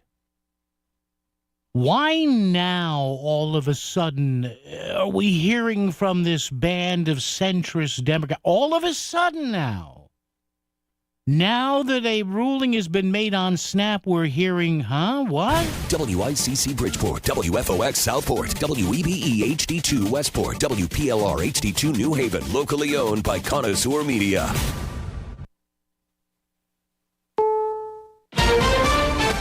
Is CBS News on the Hour, sponsored by Progressive Insurance. I'm Cammie McCormick. Facing a court-ordered deadline, the Trump administration says it will fund SNAP food aid in November. CBS's Olivia Rinaldi has the latest from the White House. The U.S. Department of Agriculture told a federal court in Rhode Island that they're going to tap into a contingency fund to help fund SNAP for those 42 million Americans who are now without that crucial food assistance. Here's the key, though. They're only able to fund about half of it. SNAP costs about $9 billion for November benefits. They are able to cover about $5 billion of that in these food aid contingency funds. As the government shutdown drags on, the delays at airports are growing worse because of a shortage of air traffic controllers. CBS's Chris Van Cleve. What's different this time is we're seeing those air traffic control staffing issues occurring almost randomly across the country. Secretary Duffy, the transportation secretary, is warning delays could get worse. At some airports, flyers are waiting hours to get through security lines as well. TSA agents are also working without pay. The government shutdown could weigh in on some of the races being decided on Election Day tomorrow. In California, Nancy Pelosi and Governor Newsom hosted a Get Out the Vote phone bank for Proposition 50, which would allow Democrats to temporarily change the boundaries of some House districts. When Texas did what Texas did, people said, oh, we can't do that. Two no's don't make a right. It isn't two no's. It's self-defense for our democracy. There is also a gubernatorial race in Virginia. The downsizing of the federal government has hit that state hard. In Colorado, a judge has thrown out a plea deal for a funeral home owner accused of stashing away decaying bodies. Jim Krasula reports. The judge rejected the deal after family members of the deceased complained the possible 15 to 20-year sentence for Carrie Holford was too lenient. Holford and her husband, John, are accused of dumping more than 190 bodies and giving families fake ashes between 2019 and 2023. Jason Brooks reports OpenAI is tapping Amazon's massive cloud operations to handle ChatGPT's increasing capacity needs. OpenAI says it will purchase $38 billion worth of data center capacity from Amazon using NVIDIA's processors. OpenAI at first will use existing Amazon data centers, with Amazon eventually building out that capacity for OpenAI, which has been on a spending spree of late, having announced agreements with NVIDIA, Oracle, Broadcom, and Google, totaling a combined $1.4 trillion. This is CBS News. Brought to you by Progressive Insurance. Not only does Progressive let you bundle your insurance, they also give you round-the-clock protection. Quote today at Progressive.com. Oil investments involve a high degree of uncertainty and are only suitable for accredited investors. Actual results may vary. Drill, baby, drill. President Trump has declared a national energy emergency and is making the U.S. oil industry a priority with support for our hardworking oil and gas industry. If you are an SEC-accredited investor and qualified to make at least a $100,000 investment, you can deduct nearly 100% of your investment for this tax year. Call 800-696-5531 now and connect directly to Encore Encore Energy. Encore is a major investor and experienced horizontal well operator in its core area of operations. Don't wait. The clock is ticking and time is running out for this write-off for 2025. Call Encore Energy now at 800-696-5531 and find out how your investment will be tax deductible for 2025 with the potential for lucrative cash flow for years to come. Call 800-696-5531. That's 800-696-5531. WICC 695.9. Voice of Connecticut Local News Update. One person is dead and 4 others are seriously injured following a wrong-way head-on crash in Orange. Police say the crash happened at around 1:30 yesterday morning on Route 34 at Baldwin Road. A Honda Civic driven by the person who died was going the wrong way in the eastbound lanes of the divided highway and collided head-on with an SUV. The unidentified driver of the Honda died at the hospital. The 4 people in the SUV are being treated for serious injuries that are not being considered life-threatening. A school bomb threat in Westport is being investigated. A text message to the Fairfield County Regional Dispatch Center around 7:45 a.m. prompted a 2-hour delay at the Coleytown Elementary School. Coleytown Middle School was temporarily placed under a shelter-in-place. No explosives were found. An 8-year-old boy and an elderly man are dead as the result of a fire early this morning in North Haven. Crews responded to a house on George Street around 12:30 a.m. 4 other members of the family, 2 adults and 2 children, safely escaped before first responders arrived. The cause of the fire is under investigation. Now that the time has changed, AAA wants to make sure you're aware of the risks driving in the evening. According to a AAA analysis on the data from the Connecticut Crash Data Repository, 5 to 6 p.m. becomes an increasingly dangerous time once the clocks fall back and it's darker earlier. To make sure you're safe, AAA recommends ensuring your headlights are in good working order, keeping windshields clean, decrease speed for reduced visibility, and avoid driving drowsy. And tonight, men's college basketball begins, and UConn will be hosting the University of New Haven. This is UNH's first game as a Division I program, with New Haven still in transition. Number 4 UConn is the heavy favorite despite several key injuries, including freshman Braylon Mullins, who will be out for another month with an ankle injury. UConn center Terrace Reed Jr. is also listed as questionable for tonight's game. The game starts at 7 p.m. at Gamble Pavilion. I'm Chris Williams with WICC News. WICC Smart MLS Right Now Traffic. 95 northbound, 45 minutes. Stamford to Bridgeport. The Parkway is a little bit easier right now. And on Route 8 northbound, some extra cars making their way through Shelton up the bridge. Traffic report is powered by Columbia Dental in Norwalk, offering complete dental care from A to Z. Call 203-299-0111 or visit columbiadental.com today. And that's Krause at WICC Traffic. Cloudy this evening, clearing after midnight with a low in the mid-40s. Tomorrow sunny with a high near 60. Partly sunny on Wednesday with a high again near 60. I'm meteorologist Paul Piorek on WICC.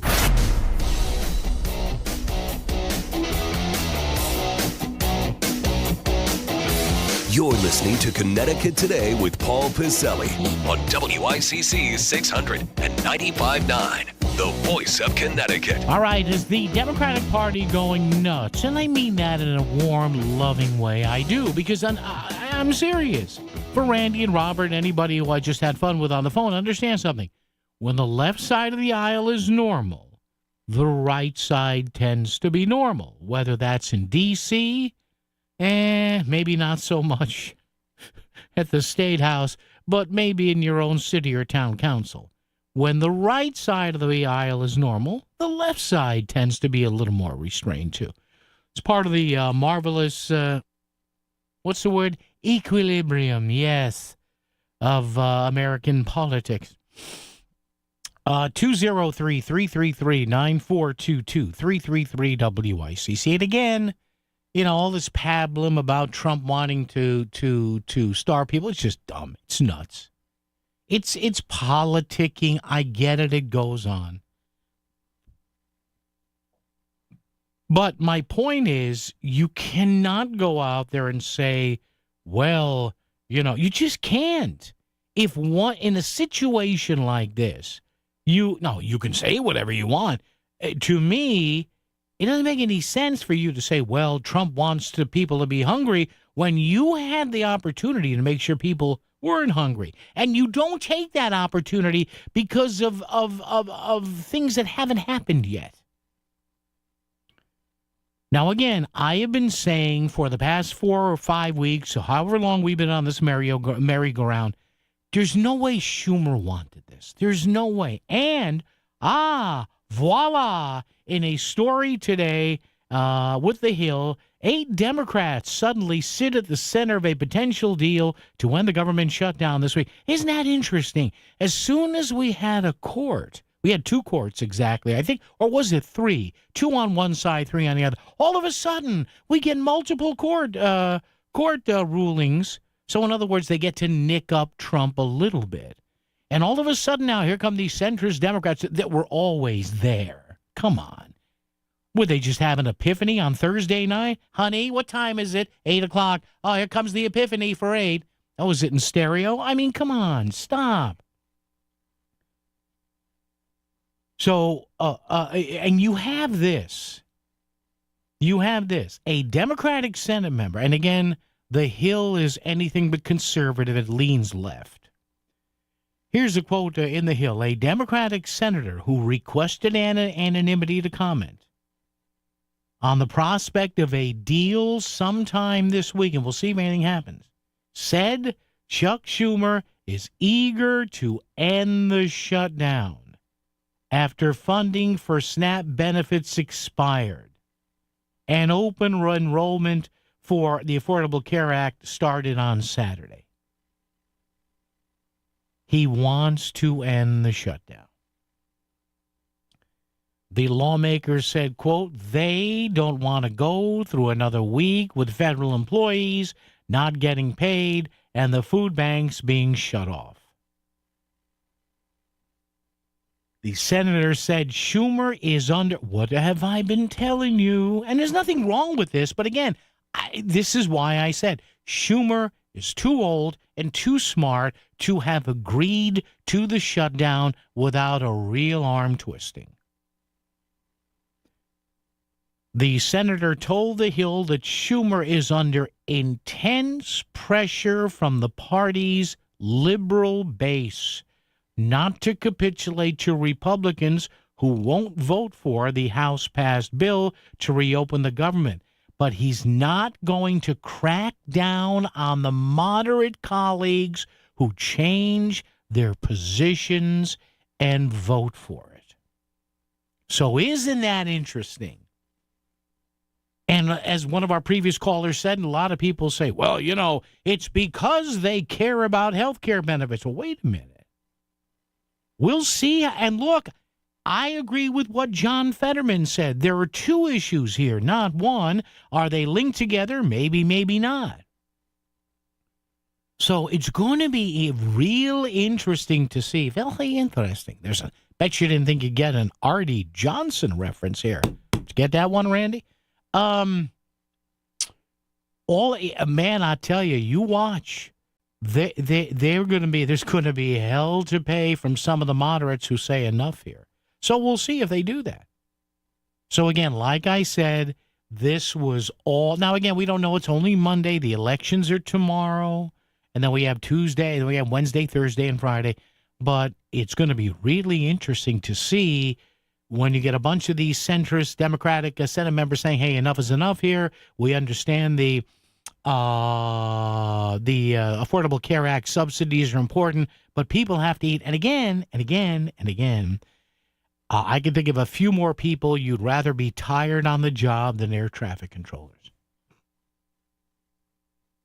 So again, they can say all they want publicly, but they know, most people know, that this is impossible to keep up and negotiate these multi-hundreds of millions or billions of dollars in tax incentives and tax breaks for the Affordable Care Act at the same time. You can't do both. It is legislatively impossible. The expiration of SNAP benefits is a major source of concern, says here, for wavering Democratic Senate members who are looking for a face-saving reason to reopen the government. Yeah. So right now, what I think is going to happen is you're going to have a little bit of a lurch from the left here. They're going to go nuts if the government reopens. And I think privately, you'll have some middle-of-the-road or slightly right-leaning Democrats going to the AOC and the Bernie Sanders wing of the party. Shut up. What do you want us to do? Burn the whole thing down? So we'll see. So there you go. Thoughts on this question of the day at 203-333-9422. 333-WICC. With now a report that you could have 8 to 11 Democratic Senate members say, okay, enough. We made our point. Good on everybody who did this. Let's go to the mat here about these health care subsidies here. Some state Democrats are accusing the president of wanting to starve people. Do you or do you not agree with that supposition? As the holiday season nears, families who are hungry and struggling need our help now more than ever. And that's why we're asking for your help to feed neighbors in need at the WICC Smart MLS Great Fairfield County Food Drive all day Thursday, November 20th. We're collecting non-perishable food items, canned goods, and cash at Palmer's Market in Darien. Every donation goes directly to Bridgeport Rescue Mission and the Food Bank of Lower Fairfield County. The WICC Smart MLS Great Fairfield County Food Drive, presented by East Haven and Ridgefield Building Supply and First County Bank. Hi, it's me, Flo, here to tell you that with the Progressive Home and Auto Bundle, you get 24/7 protection, so you're covered no matter where the day takes you. Even I added too much water to the pizza dough day? Yep. How about getting a call from my daughter to pick her up at the airport because her boyfriend is unreliable day? Especially that day. What about finding out that one of my pipes suddenly burst in my basement day? Progressive has every day covered 24/7 with the Home and Auto Bundle. Also, you have a lot of bad days. Oh no, that was all the same day. At least you're covered with Progressive. Progressive Casualty Insurance Company affiliates and other insurers. Not available in all states. Never met a dent we couldn't smooth out. At Sono Collision, we turn your oopsie-daisy into amazing with our top-notch repair. No more crying over crumpled fenders. We'll erase your car's memory of that pesky light pole. Cruise over to Sono Collision today, where even your car forgets its accidents. Visit us at sonocollision.com because a good car deserves a great recovery. Did you agree to host the family for Thanksgiving this year and now you don't even know where to begin? Don't stress. Allow Riverview Bistro to do the cooking. Our Thanksgiving feast includes a perfectly roasted turkey, house-made gravy, stuffing, baked ziti, Dave's famous cranberry sauce, and all of your other favorite fixings, including your choice of 2 pies. Leave the cooking to Riverview Bistro, and all you'll have to worry about this holiday is picking up your delicious Thanksgiving dinner. Call us or visit riverviewstratford.com for more info. Happy Thanksgiving. There's always a great lineup of shows coming to the Richfield Playhouse. December 5th, it's Don McLean. We were singing Bye Bye Miss American Pie. Don McLean's Starry Starry Christmas, a night of hits and holiday favorites. December 20th, it's one of Pop's most beloved voices, Susanna Hoffs. December 21st, it's Rockabilly Christmas with Jason D. Williams, Don McLean, Susanna Hoffs, and Rockabilly Christmas. 3 great shows, 1 great venue. Tickets at richfieldplayhouse.org. Sometimes the most important personal breakthroughs are made possible by medical ones. And that's why Yale New Haven Health's Heart and Vascular Center delivers the pioneering science of Yale School of Medicine, like groundbreaking research that helped redefine the international guidelines for treating heart failure, and a new procedure to detect coronary microvascular disease, often misdiagnosed in women. Yale New Haven Health and Yale School of Medicine. Together, we're powering breakthroughs with the greatest of care. Did you know tens of thousands of mothers, fathers, children, and seniors right here in Southern Connecticut face food insecurity? Moms going without so they can feed their children? That's why the Bridgeport Rescue Mission is relaunching their mobile kitchen, so they can deliver fresh hot meals directly into our streets and communities that need it most. Please help the relaunch of the Bridgeport Rescue Mission's mobile kitchens. Give today to bridgeportrescuemission.org, because no child, no senior, no human should ever go hungry. Join the University of Bridgeport's School of Business on Thursday, November 6th, as we host a CEO Founders Forum featuring a panel of homegrown Connecticut entrepreneurs sharing their stories. The leaders of Physical Therapy and Sports Medicine Center, Power Station Events, Tater, Baseball, and the Social Circle. Hear their journey from startup to success and everything that happened along the way. Thursday, November 6th, noon to 1 at Littlefield Theater at the Old Payer College. Event is open to everyone and is first come, first served with limited seating. WICC Smart MLS Right Now Traffic. 95 northbound, 45 minutes, Stamford to Bridgeport. The Parkway is a little bit easier right now. And on Route 8 northbound, some extra cars making their way through Shelton up the bridge. Traffic report is powered by Columbia Dental in Norwalk, offering complete dental care from A to Z. Call 203-299-0111 or visit columbiadental.com today. And that's Krause at WICC Traffic. For this evening and tonight, clearing after midnight with a low in the mid-40s. Tomorrow is sunny with a high near 60. Partly sunny on Wednesday with a high again near 60. I'm meteorologist Paul Piorek on WICC. Tell Paul what he needs to know. Text 203-333-9422. It's Connecticut Today with Paul Pizzelli. WICC 600 and 95.9, the voice of Connecticut. All right, thank you, Mr. Voice Man. Hey, coming up today, because I won't be here tomorrow, I'm taking a day off, our friend Megan Portfolio from the Yankee Institute. She'll join us in the 4 o'clock hour. And our good buddy from the Connecticut News Junkie and Substack.com, blogger Terry Cowgill as well. So two of the voices we know you love here on the program. As far as me, you can love me or hate me, whatever. But I don't take too much of it seriously, because you know why in the end, seriously? You know, and Chris laughs about this all the time and people around the building.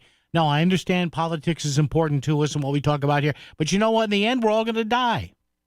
In the end, we're all going to roll us into an oven or drop us in the ground. And you think it's going to matter whether we were a Democrat or Republican back then? No, whomever gives us our final report card for our life or lives. We don't know about reincarnation. Who knows? There's a lot we'll find, a lot, like the guy in the White House says right now. It's a lot we're going to find out. I know what people say. You know, I always fancy this. Assuming that you and or I get to the other side some way, and we're allowed to find out all that we can find. I know people say, well, who killed JFK, stuff like that. Who's in Grant's tomb, stuff like that. I think the first thing I want to know, after I don't want to say necessarily gone, but maybe have gone to another, level of existence. Honestly, people think I'm nuts when I say this. I'm being as completely upfront as I can with you. I'm not saying this for effect. Honestly, the first thing I want to know is how much of what we said to or is heard by animals do they understand? Like, did you ever think? Because, you're talking, your dog or your cat looks at you. Almost, he understands or she understands what I talk. Well, maybe. Oh, why don't they talk back? Well, maybe they can't, or maybe they do, and we're the dummies who just can't perceive all that. Think about that, huh? Think about that, Maud. But whomever the creator might be, Jesus Christ, Father, Son, Holy Ghost, whatever. Hey, can I ask you something? Sure, my son. Did the cats I used to have, did they understand? Yes, they did. Oh, no, they did? Yeah, they did. So the times where I was saying, yes, they understood. Well, why didn't they say anything? Well, I chose not to give them the ability to talk to humans. But let me guess, Holy Father, they talked amongst themselves. Oh, yes, they did. Yeah. All right, 203-333-9422. You mean my cat? Oh, by the way, cats and dogs? Yes. Well, that's why, if you notice on all these wonderful cat videos that I share on YouTube and social media and channels like that, it's interesting because the experts say, isn't it wonderful how we got on this topic? No, seriously, because at the end, the important things will be our pets, whatever, won't be politics. Cats never meow at each other. They don't. They kind of make warbling noises. They kind of chirp at each other. That's how they talk. Or just generally don't talk and say, blank you, feed me. The box is dirty, the water's dirty, and I have no food. Come on, let's go. Cats only meow at people. Because we look and we say, oh, how cute. And the cat's probably saying, cute. Do you know how much air I have to expel to do this? Wake up. What's wrong? Like I said, water dish, a little gamey, food's a little dry, and that box, oof. So back to bringing it home to my original point, in the end, none of this will matter. Now, that's in the end. While we're here, though, it sure is fun. 203-333-9422, 333-WICC. And in my first 90 minutes of the program today here, I just want to ask, like when did this crack up begin on the left? Now, you may say, well, the right's cracked up too. Yeah, okay. What do I say about 2024? Last year, choice between crazy on the right and broken on the left. And America will always take crazy because crazy sometimes makes people laugh. And, maybe sometime here and or there, it actually gets stuff right. 203-333-9422, 333-WICC. And, yes, we have quite a few answers that Chris will go over on our question of the day. All that and more as we continue straight ahead right here, getting you to where you're going on a Monday edition of Connecticut Today on WICC. WICC Smart MLS Right Now Traffic. 95 northbound, 45 minutes, Stamford to Bridgeport. The Parkway is a little bit easier right now. And on Route 8 northbound, some extra cars making their way through Shelton up the bridge. Traffic report is powered by Columbia Dental in Norwalk, offering complete dental care from A to Z. Call 203-299-0111 or visit columbiadental.com today. And that's Krause at WICC Traffic. Cloudy this evening, clearing after midnight with a low in the mid-40s. Tomorrow, sunny with a high near 60. Partly sunny on Wednesday with a high again near 60.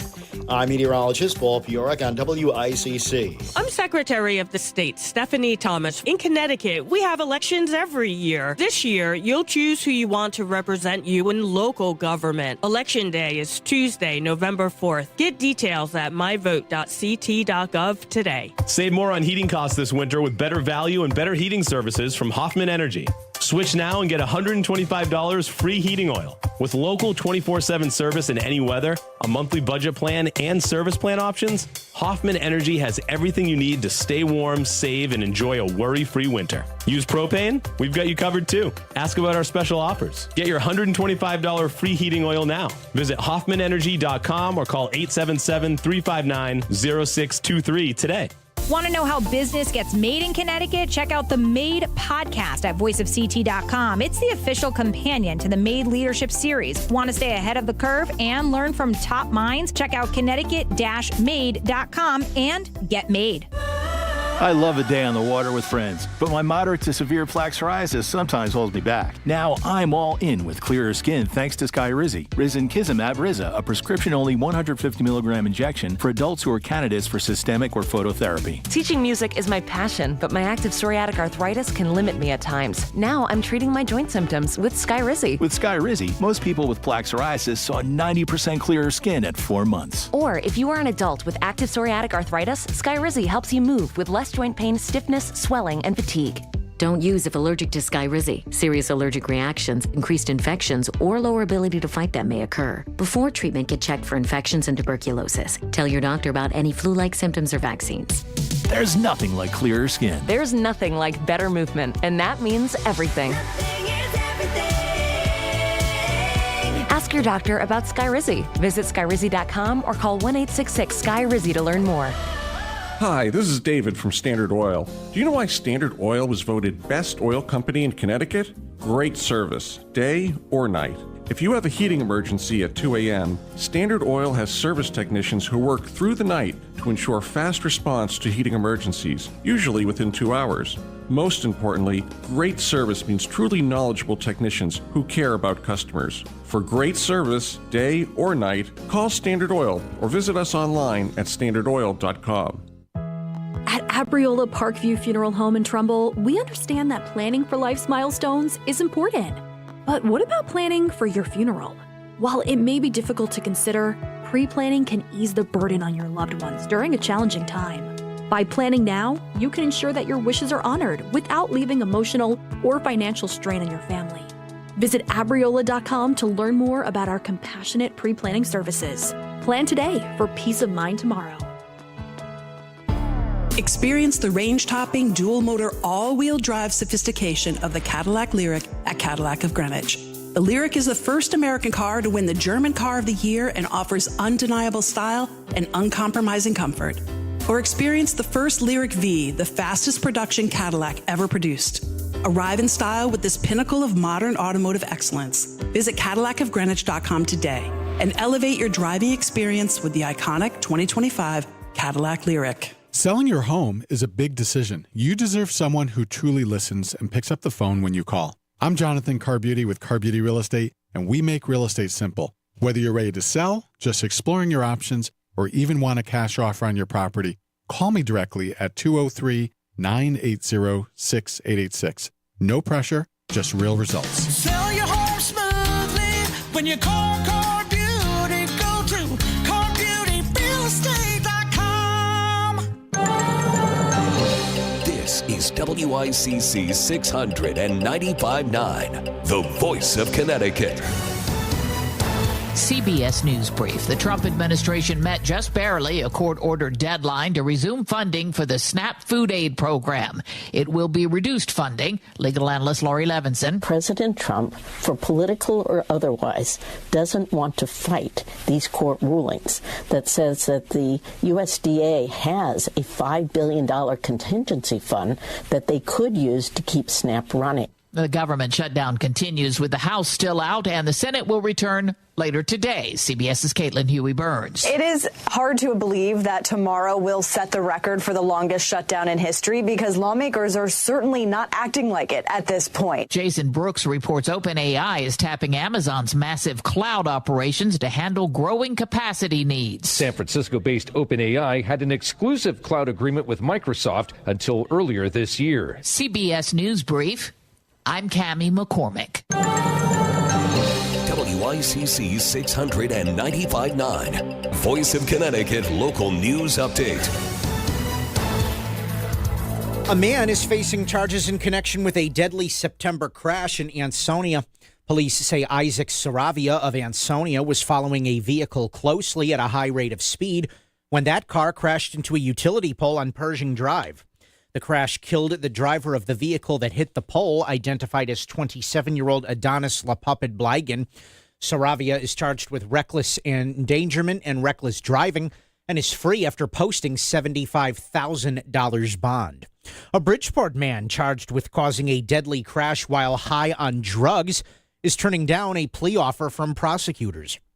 Solomon Valentine rejected the plea deal that would have sent him to prison for 12 years for the crash that killed a Seymour woman and her 4-year-old nephew. Prosecutors say Valentine was high on PCP and marijuana when he hit a car carrying the victims from behind in 2023. The victim's car was stopped, and Valentine was allegedly going 80 miles per hour on Pembroke Street. The Westport Traffic and Pedestrian Safety Task Force said that a number of safety measures have been added to town roads this year. Rumble strips and chevrons, which alert drivers that are veering out of the lane, have been installed in the Old Hill area on Kings Highway Road near a problematic sharp turn which took the life of a Staples High School student last year after he collided with a dump truck. Hearst Media reported that the town is also receiving 12 intersection enhancements, including traffic signal equipment, pedestrian accommodations, and a vehicle detection system. A 21-year-old Seymour man is accused of assaulting a police officer outside the Target store in Ansonia. Police say the incident happened October 25th, and George Suazo attacked a police officer who was responding to a disturbance at the store, causing unspecified injuries. Suazo is free after posting $25,000 bond. Tomorrow is Election Day, an off-year vote in Connecticut where municipal races are decided. Early voting has been underway statewide since October 20th, ending yesterday. There are some local races that are attracting interest, including in Danbury, where Mayor Roberto Alves is trying to win a second term while also battling cancer. New mayors will be selected in Norwalk, Westport, New Britain, and Torrington, with the incumbents not running again. 1st District Congressman John Larson has received the endorsement of Senator Richard Blumenthal as he fights for re-election. Larson is being challenged by former Hartford Mayor Luke Bronin and multiple others for the Democratic nomination in next year's election. Larson has held the seat since 1999, and Blumenthal says they have fought side by side for Connecticut for many years. Blumenthal appeared with Larson yesterday to announce his endorsement. The two barges that broke free in the Long Island Sound and washed ashore in Milford and West Haven have been towed away from shore. The 140-foot hopper barges broke off their moorings in the Sound on Thursday and first washed onto Woodmont Beach in Milford. The barges apparently went out with the tide Thursday night and beached again in West Haven on Friday. They were towed from West Haven to a shipyard yesterday to be inspected for damage. 2 federal judges have ruled that the Trump administration must fund the Supplemental Nutrition Assistance Program, commonly known as SNAP. A coalition of 25 states, including Connecticut, sued the administration over the president's alleged unwillingness to tap into a contingency fund that would continue the program. Attorney General William Tong is one of many who have accused the president of leveraging the loss of SNAP for political gain. It's a case we should have never had to bring because it's never okay to make people go hungry to achieve a political result. It's not okay to use healthcare and food as leverage in a political battle or stalemate. Meanwhile, Governor Ned Lamont and other state officials held a news conference today to address the impact of the government shutdown on Connecticut families. In addition to the loss of SNAP benefits, over 150,000 Connecticut residents also saw their health insurance premiums go up by an average of 26% following the loss of Affordable Care Act tax subsidies. Senator Richard Blumenthal added that it was his belief that the president would be able to expedite the process. If the president of the United States says, make those cards work today, yes, it can happen. I'm Chris Williams with WICC News. WICC Smart MLS Right Now Traffic.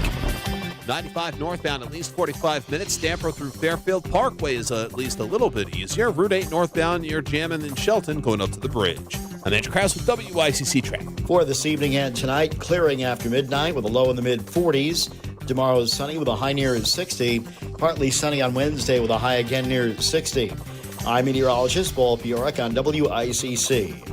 If Fairfield is talking about it, so is Paul. Connecticut Today with Paul Piselli on WICC 600 and 95.9, the voice of Connecticut. All right, 203-333-9422, 333-WICC. Once again, 203-333-9422, 333-WICC. Hope all is well with you and yours. So I guess we're going to get some sort of a resumption of SNAP benefits today. I don't know, not today, I'm sorry. Within the next few days, maybe a week, maybe a month. I guess it takes time. You know, you would think in this era of computerization, and again, I really don't know what's going on here, but you would think, I mean, if My mortgage company knows within an hour or two as to when I've made a payment or haven't made a payment. It pops right into my email there. I don't know, that it takes this long, but that's just me. That's just moi. What can I tell you? 203-333-9422, 333-WICC. And I guess the big story now is, according to what I'm seeing here on Hearst and, some other publications, we seem to be getting a little more relief now from the state here. We'll follow that for you coming up straight ahead. And listen, as much as this is a political football, people have to remember that for a lot of these people, this is a lifeline. Now, not from what I understand, for some people, SNAP doesn't pay for every cent of every single morsel or calorie that they take in, but that's not the point. So it's going to be interesting to see if, in fact, these 7 or 8 or 9 centrist Democrats, as is being reported in the Hill, basically stand up behind closed doors and say, enough. And as the Hill is reporting here, well, doesn't look like Chuck Schumer wanted to do this from the outset. And that makes, listen. It makes perfect sense. The guy's been there forever. He knows how the process works. So why would he want to do that unless he was getting, threats from the AOC part of the party? Who knows?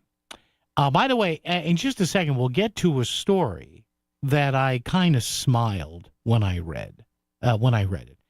Because something I said last week, a lot of people are like, you're doing this just for effect. Why are you saying this? And I read this, and this story just popped on my screen over the weekend, and I went, oh, okay, go ahead, laugh at me all you want. Keep on laughing. I was right on this one, too. Tim in Hampton's here. Tim, good afternoon. How are you? Well, good afternoon. So if you're taking tomorrow off, yeah, I can only imagine that it's to go to New York City and guard it from the invading communist hordes that will be soon taking over the city. Is this correct? No, but I will be eagerly watching the invading communist hordes that will be taking over. No, Tim, honestly, I hope this guy proves me 180 degrees. Is that, because 360 and not about 180. I hope I can pull a 180 on this and say, you know what, he fooled me. And Tim, my son and my future daughter-in-law live there. All I'm saying is do anything you want with the rent. The rent's too damn high, whatever. Leave the police alone.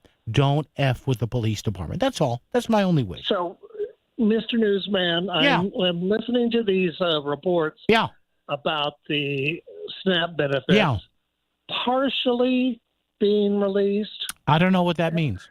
I have no idea. You're supposed to tell us all this stuff. Is it just? I don't know.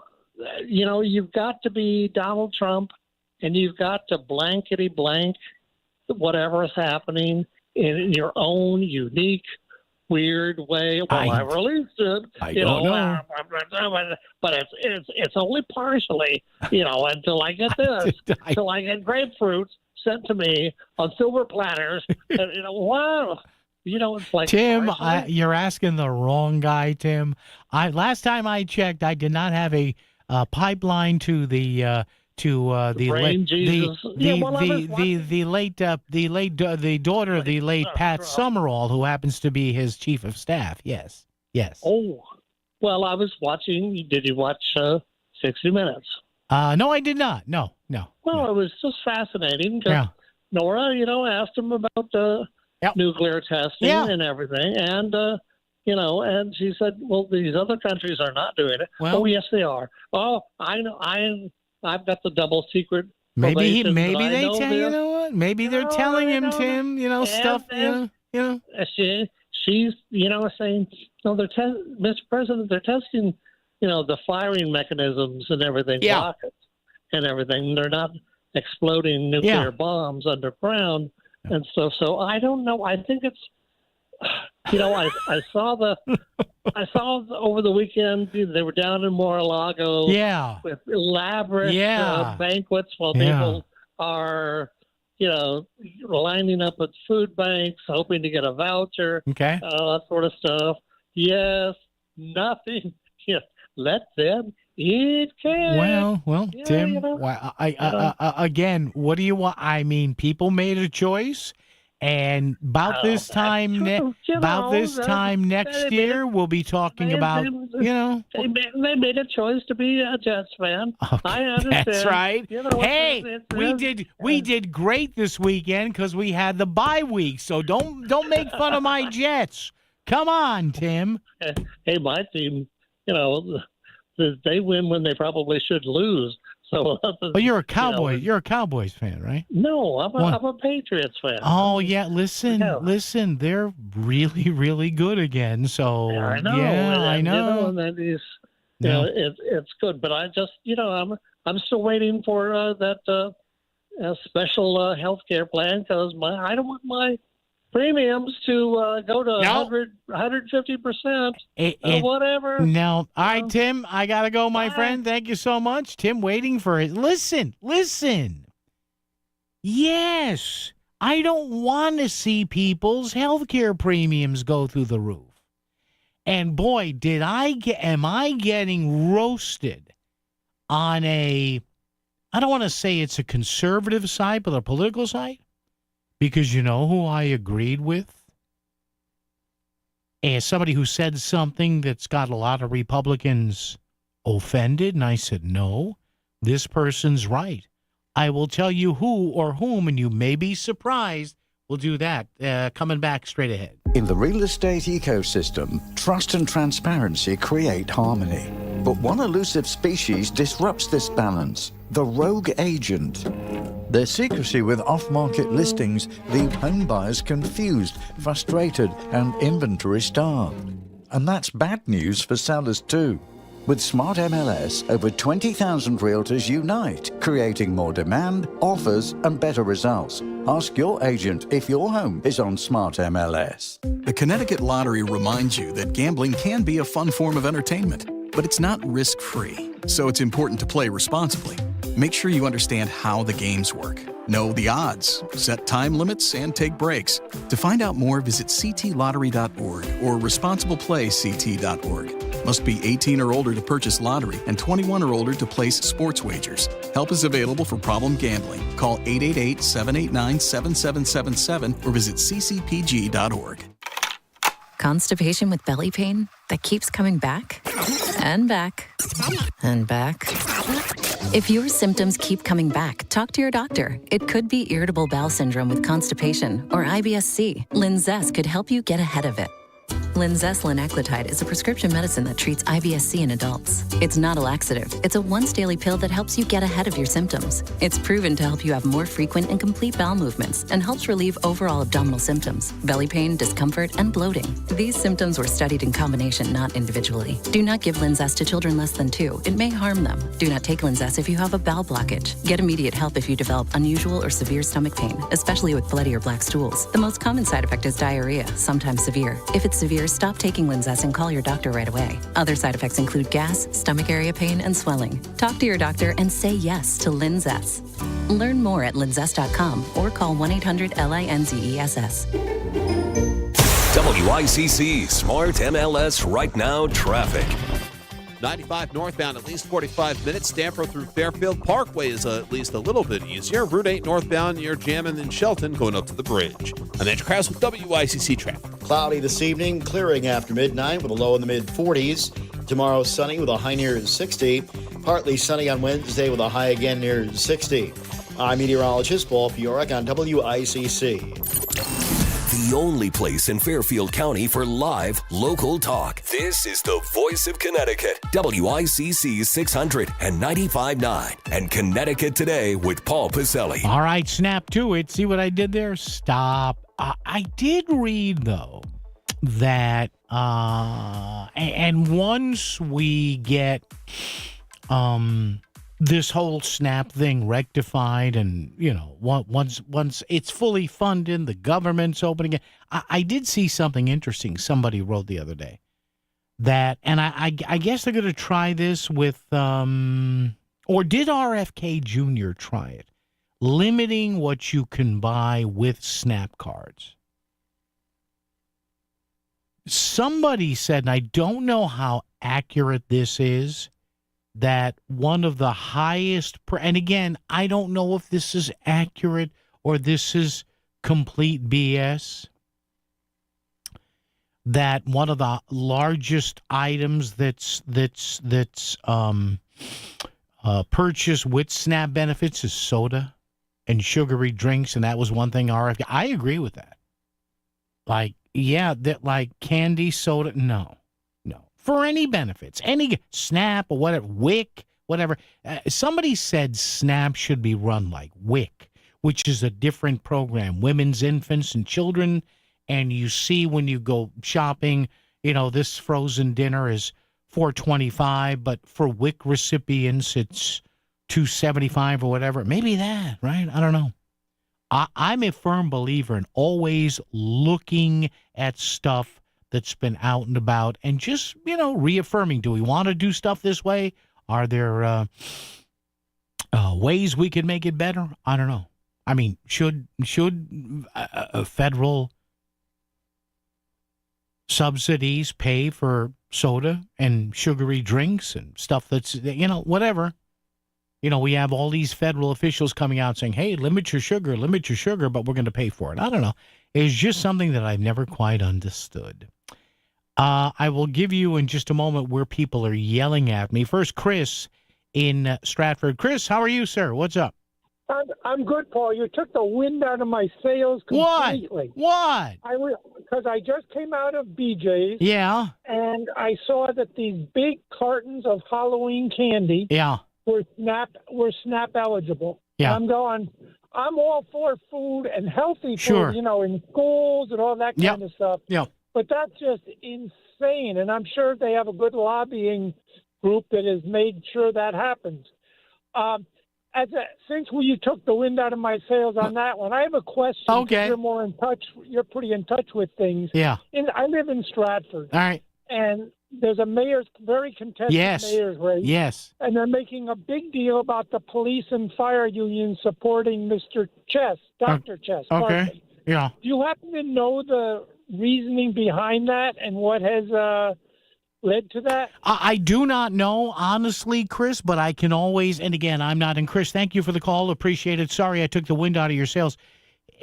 When any municipal union favors one candidate or the other, Democrat or Republican, in my years of covering municipal races, which admittedly I haven't done recently, I used to love election night. You know why? Because you get fed. Anyway,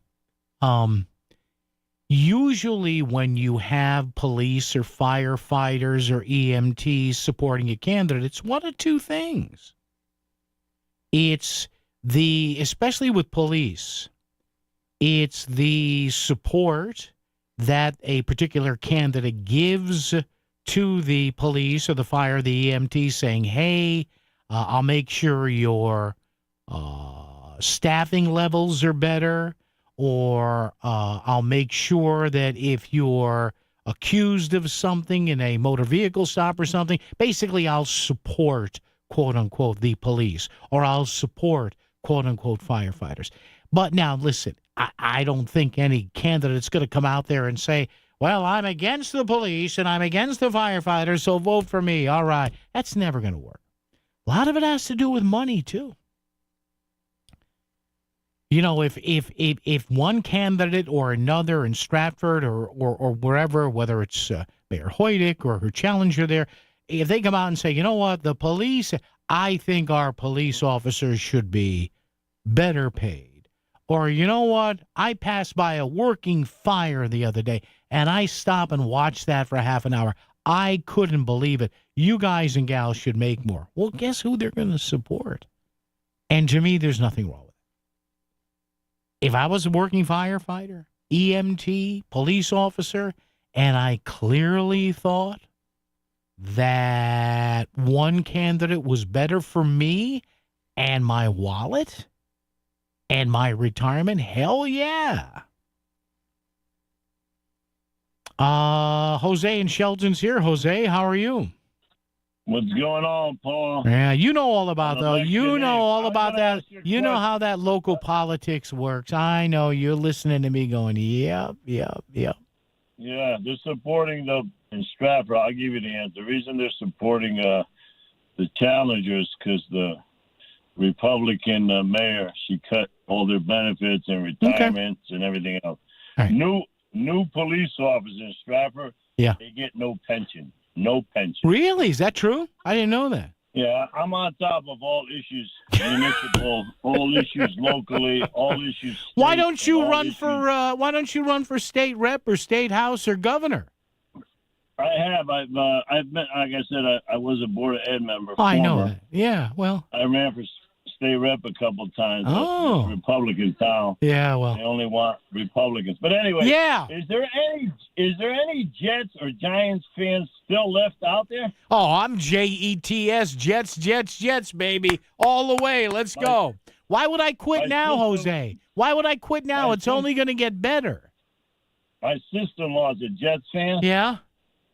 She can't get her hands around why they lose all the time.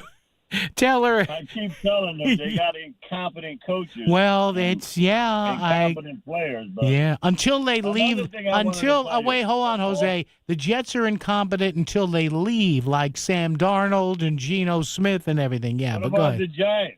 Well, their defense, boy, that was horrible yesterday. Oh my God. Let me ask you another question. Yeah. Sports related. Yeah. Are they going to fire the GM of the Giants and the coach? I think so. Yeah, I think so. Wouldn't wait. Hey, Paul, I wouldn't wait till the end of the season. I fire them right now. Yeah, but that never works in the NFL, Jose. They're not going anywhere. The coach and the GM, they don't have a clue what football is. You know what I'm talking about? Clueless. The GM's son told his father, pick that guy. He went against him. That guy almost went to the Super Bowl. Yeah, I know. What else you got? You Anything can't else? make this stuff up. And one other item before I leave you, Paul. Yeah. Who told you about the filibuster? Now that Trump is you're right. Filibuster train. Who told you, Paul? Yeah. All the listeners have no clue what the filibuster is. But I disagree. I told you. I know, Jose. I know. That rule, they could open the I know, government, but and they now don't. Trump wants to do that. But Jose, why would they do that when the other party can come in next year and then steamroll everything right back at them? Here's the reason, Paul. People want to live today. Well, they that's don't true. care about next year's You're politics. right. You know what people want to do? You're right. Get their SNAP benefits today. If they don't get their SNAP benefits today, they might not be here tomorrow. And on that note, Jose, quite poetic. Thank you so much. Yeah. What he's talking about is Trump, over the weekend said, well, just get rid of the filibuster and pass the thing with 51 votes. No, sir. No.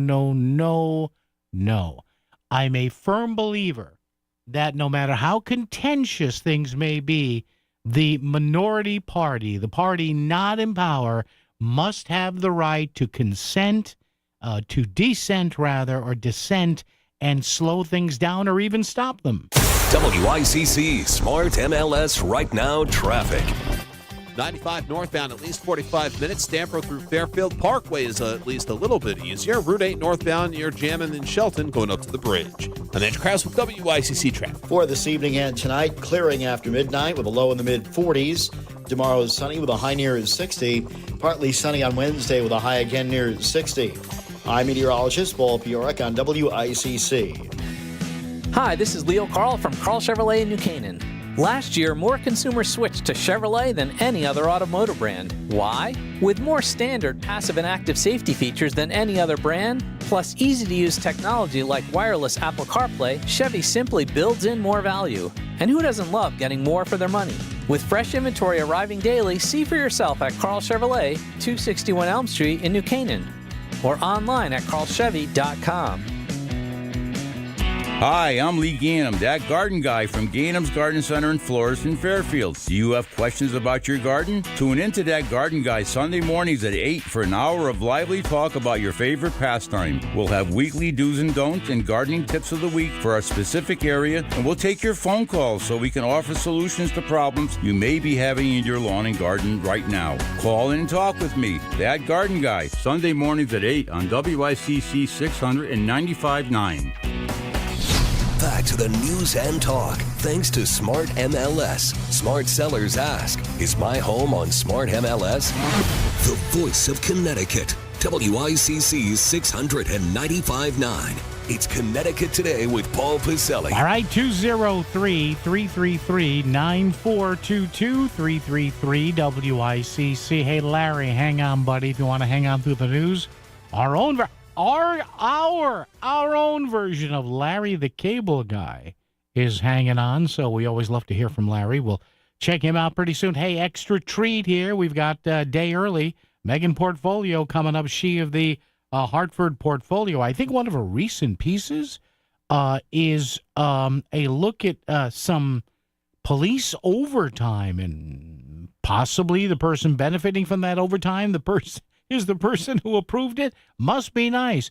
And our buddy, our pal, Terry Cowgill, Connecticut News Junkie, and the Substack.com blog that he runs, Red Meat for Mushy Moderates. All right, a great way you can always get to us. Also, if you don't want to call up and talk on the air, 203-333-9422, 333 WICC.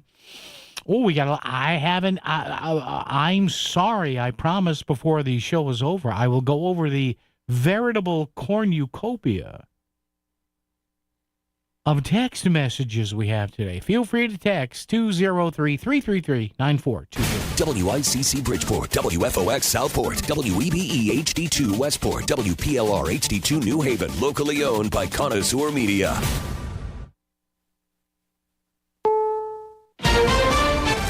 CBS News on the Hour, sponsored by Progressive Insurance. I'm Cammie McCormick. The Trump administration agreed today to provide some SNAP benefits for November as the government shutdown drags on. On Capitol Hill, the Senate returned this afternoon. CBS's Caitlin Huey-Burns. The House is completely gone. They are out for their 7th week in a row. The House Speaker arguing that he has his members on 48-hour notice. If there is some reason for them to come back and have to vote on something, they will. But for now, he is keeping them out as to put pressure on the Senate. CBS's Nancy Cortez reports the latest polls show Americans are angry at both sides of the political aisle. The reality is that people who are sitting at home, who are seeing that there are longer lines to get past checkpoints at the airport and that there are delays and that people might lose their SNAP benefits, they blame everyone equally. An airline group said today more than 3 million airline passengers have been impacted by delays or cancellations stemming from the air traffic controller's staffing issues.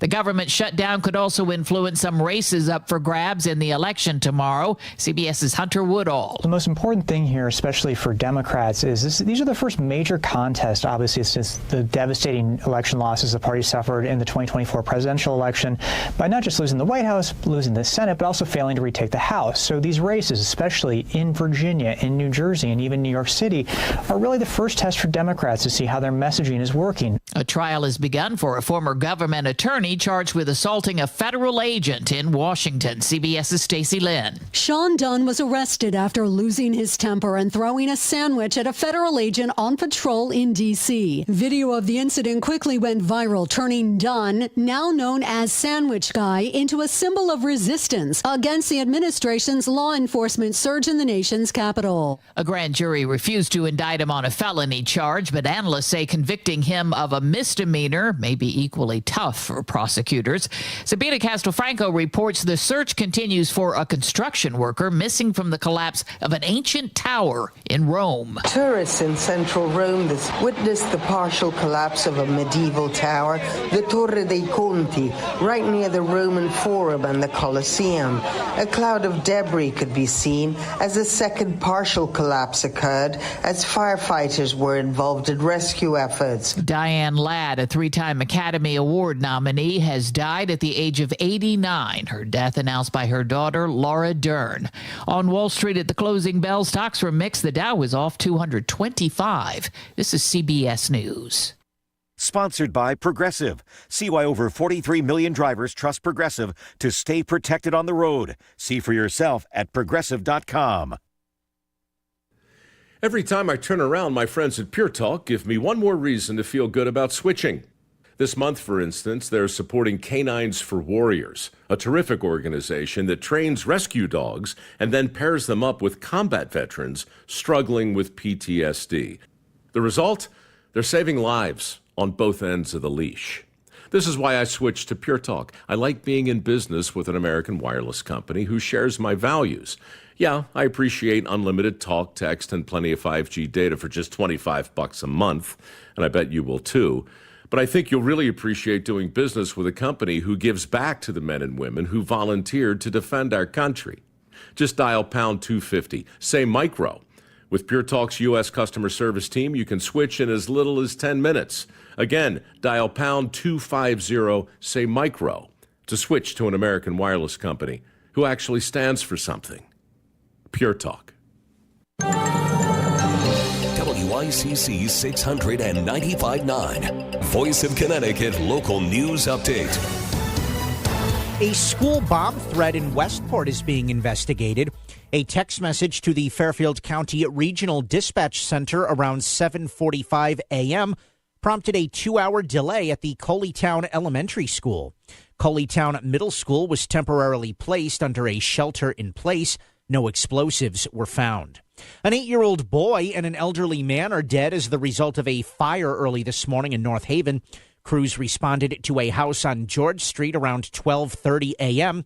4 other members of the family, 2 adults and 2 children, safely escaped before first responders arrived. The cause of the fire is under investigation. A 21-year-old Seymour man is accused of assaulting a police officer outside the Target store in Ansonia. Police say the incident happened October 25th, and George Suazo attacked a police officer who was responding to a disturbance at the store, causing unspecified injuries. Suazo is free after posting $25,000 bond. The 2 barges that broke free in the Long Island Sound and washed ashore in Milford and West Haven have been towed away from shore. The 140-foot hopper barges broke off their moorings on the Sound on Thursday and first washed onto Woodmont Beach in Milford. The barges apparently went out with the tide Thursday night and beached again in West Haven on Friday. They were towed from West Haven to a shipyard yesterday to be inspected for damage. And tonight, men's college basketball begins, and UConn will be hosting the University of New Haven. This is UNH's first game as a Division I program, with New Haven still in transition. Number 4 UConn is the heavy favorite, despite several key injuries, including freshman Braylon Mullins, who will be out for another month with an ankle injury. UConn center Terrace Reed Jr. is also listed as questionable for tonight's game. The game starts at 7 p.m. at Gamble Pavilion. I'm Chris Williams with WICC News. WICC Smart MLS Right Now Traffic. Wilbur Cross, Route 15 northbound. Accident reported exit 46 right at the West Rock Tunnel. Has things backing up towards Route 34. Lower Fairfield County, 95 north. Plan on an hour from Greenwich through Fairfield. The Lower Merritt is the way to go. New Haven, 95 south. Jamming through Long Wharf into West Haven. Traffic report is powered by Kitchen Corner in Fairfield. Prepare for Thanksgiving with Kitchen Corner in Fairfield. Roasting, baking, or mashing, Kitchen Corner has it all, including expert knife sharpening. Call 203-374-1118 or visit kitchen-corner.com. I'm Edge Krause with WICC Traffic. Cloudy this evening, clearing after midnight with a low in the mid-40s. Tomorrow sunny with a high near 60. Partly sunny on Wednesday with a high again near 60. I'm meteorologist Paul Fiorek on WICC.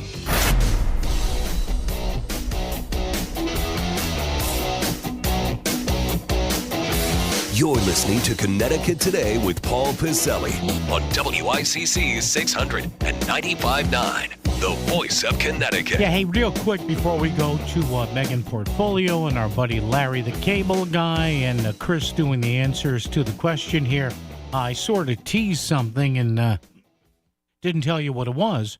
I've got conservatives coming after me on Facebook. Why? Because I agreed with somebody I normally don't agree with. A flaming liberal? No. Marjorie Taylor Greene, Georgia Congresswoman. Most of the time, I think she causes too much trouble. You know, I'm not a real fan of hers, but she said something the other day, and I said, you know what, MTG is right on this. I've been saying this for the past 12 or 13 years, and I caught hell for it when I started saying it, and I'm not going to stop saying it.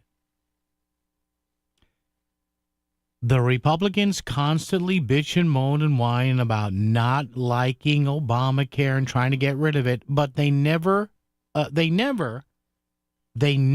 ever put forward a plan like, what's the alternative here on Obamacare? And I'm not saying that I know what it is. I'm not an expert in healthcare. Of course not. But I went on a social media string. I said, you know what, MTG's right here.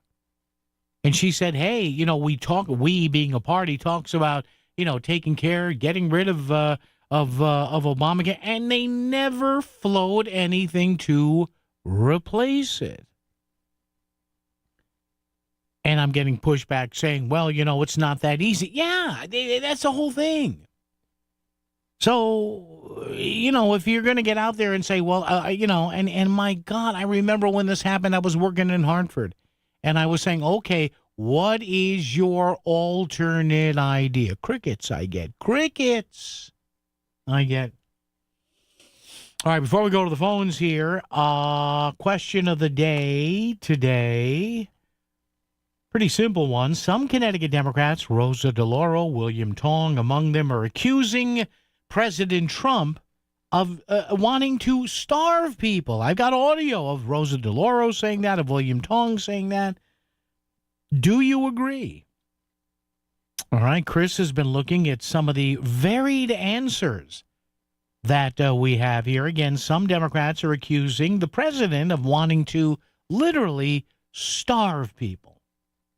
Do you agree? Yes or no? Why or why not?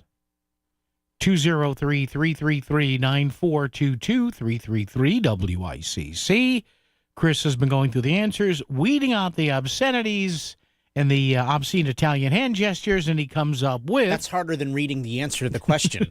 No, says Dave, it's the Dems who aren't cooperating. Right. Heck no, I think starving is a strong word from Alina. Also, SNAP benefits is a supplementary benefit. I'm going to leave it at that.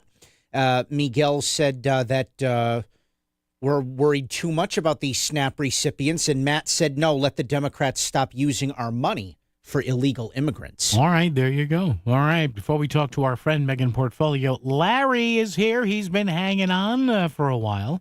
Larry, what do you got, pal? What's up? What's good? Let's see. It's all good because I just got back from a nice little vacation in Barbados. Oh, look at you hanging on. How was the, let me ask you this, Larry. How was the scenery down there, if you know what I mean?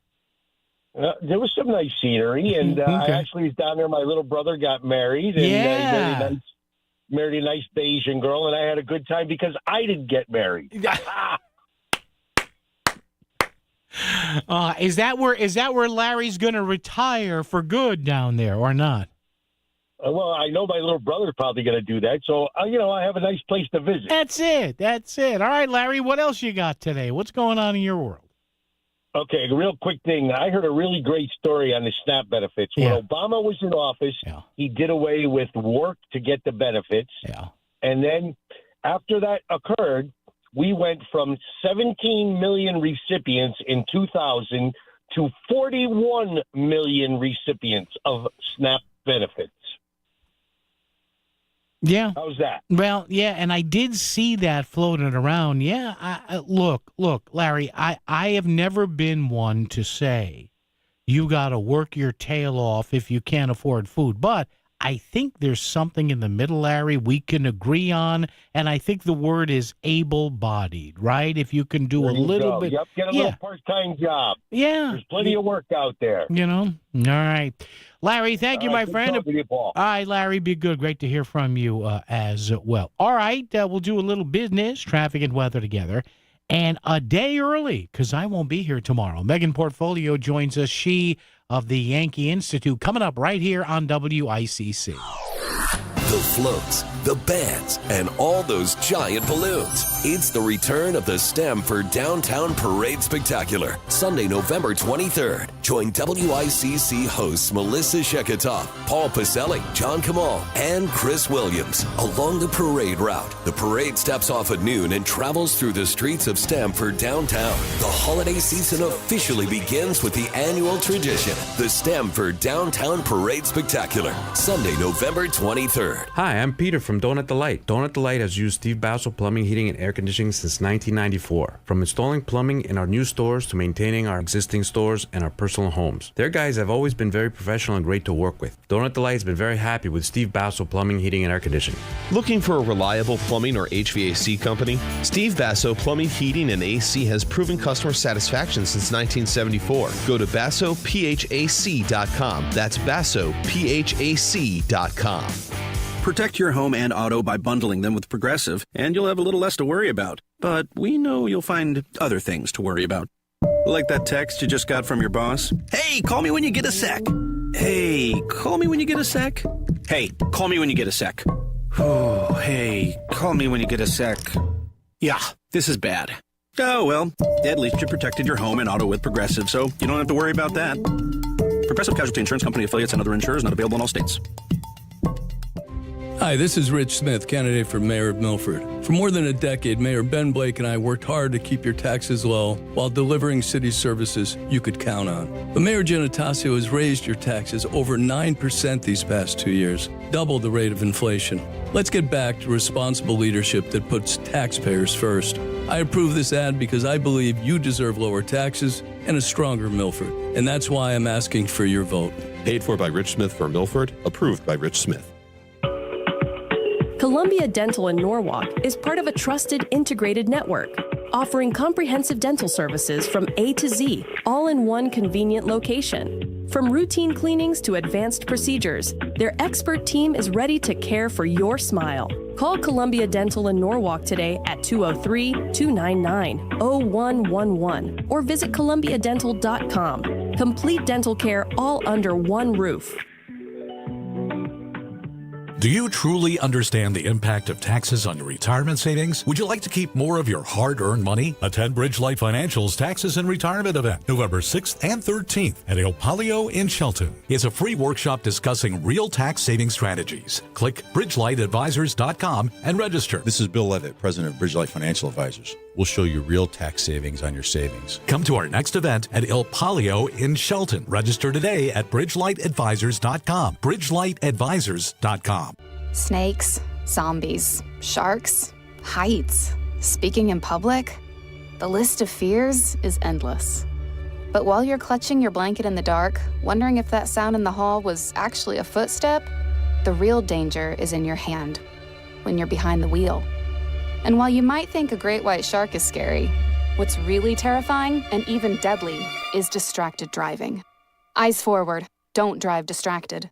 Brought to you by NHTSA and the Ad Council. WICC Smart MLS Right Now Traffic. Wilbur Cross, Route 15 northbound. Accident reported exit 46 right at the West Rock Tunnel. Has things backing up towards Route 34. Lower Fairfield County 95 north. Plan on an hour from Greenwich through Fairfield. The Lower Merritt is the way to go. New Haven 95 south. Jamming through Long Wharf into West Haven. Traffic report is powered by Kitchen Corner in Fairfield.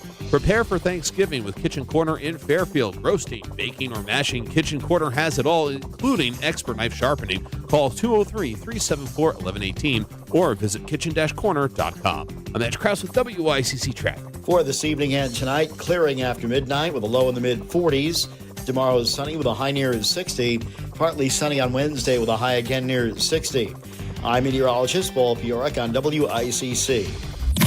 Phone lines are always open to say what you want and need to say. 203-333-9422. It's Connecticut Today with Paul Pacelli. WICC 600 and 95.9, the voice of Connecticut. All right, because I am off tomorrow, Election Day, back with a big show on Wednesday to take a look at what happened in the muni races. We'll have Megan Portfolio here today, a day early, but a day sooner that we get to ask her about her favorite time of the year, which, of course, was this past Friday and Halloween. Good afternoon, Ms. Portfolio. How are you? Oh, doing well. Happy Monday. How was your Halloween? It was great until some young children decided they were going to steal all my candy after I went in the house for 5 seconds to get more fog machine juice. So I chased them down the street, and I made them give it back. Oh, wait a minute. Whoa, wait a second. Back this up. So you sent me a photo of your house. Very nice. Good effort on your great effort. So you're outside and you have candy, right? I literally just went inside for 5 seconds to get a bottle of the fog liquid from my machine. Wait. You have a fog machine? Oh, of course. Wow. It adds to the whole spookiness.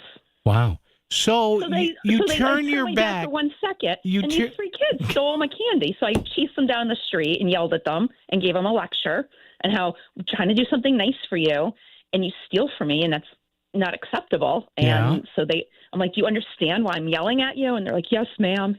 They called me ma'am. I don't know what I was more angry at, being called ma'am or my candy stolen. Candy's expensive, Paul. And they're probably they're walking away. Hey, that old lady, she was pretty mad at us. It's like a crazy old lady with the weird animatronics yelled at us. Wow. So did you get any of the pilfered candy back? Oh, yes. I made her put it back in the bowl.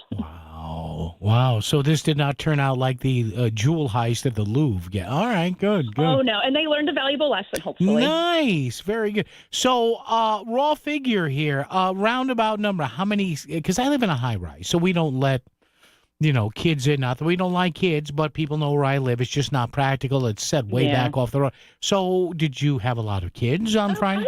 I'd say about 150. Wow. 200. Yeah, we get a lot. It's awesome. Wow. And the kids all love it. Nice. Okay, now the parents like it more, though, because of all my scary decorations. Nice. There you go. And the parents can, be in the car and drink while kids are going. Yeah, next year I'm going to think I might do Jell-O shots for the parents. Yeah, wait a minute, though. In Connecticut, you'll need 18 licenses to do that. Oh, great. What did I just do to myself? Oh, now I'm going to cover Hartford Current, Yankee Institute reporter, handing out Jell-O shots. Handing out alcohol to kids. Oh, that's great. All right, speaking of the Yankee Institute and the Hartford portfolio there, you have a story this week. Now, we love our law enforcement. We love our local cops. We love our state police. But you highlight, I guess, somebody who works for the state police approving rather large amounts of overtime for himself.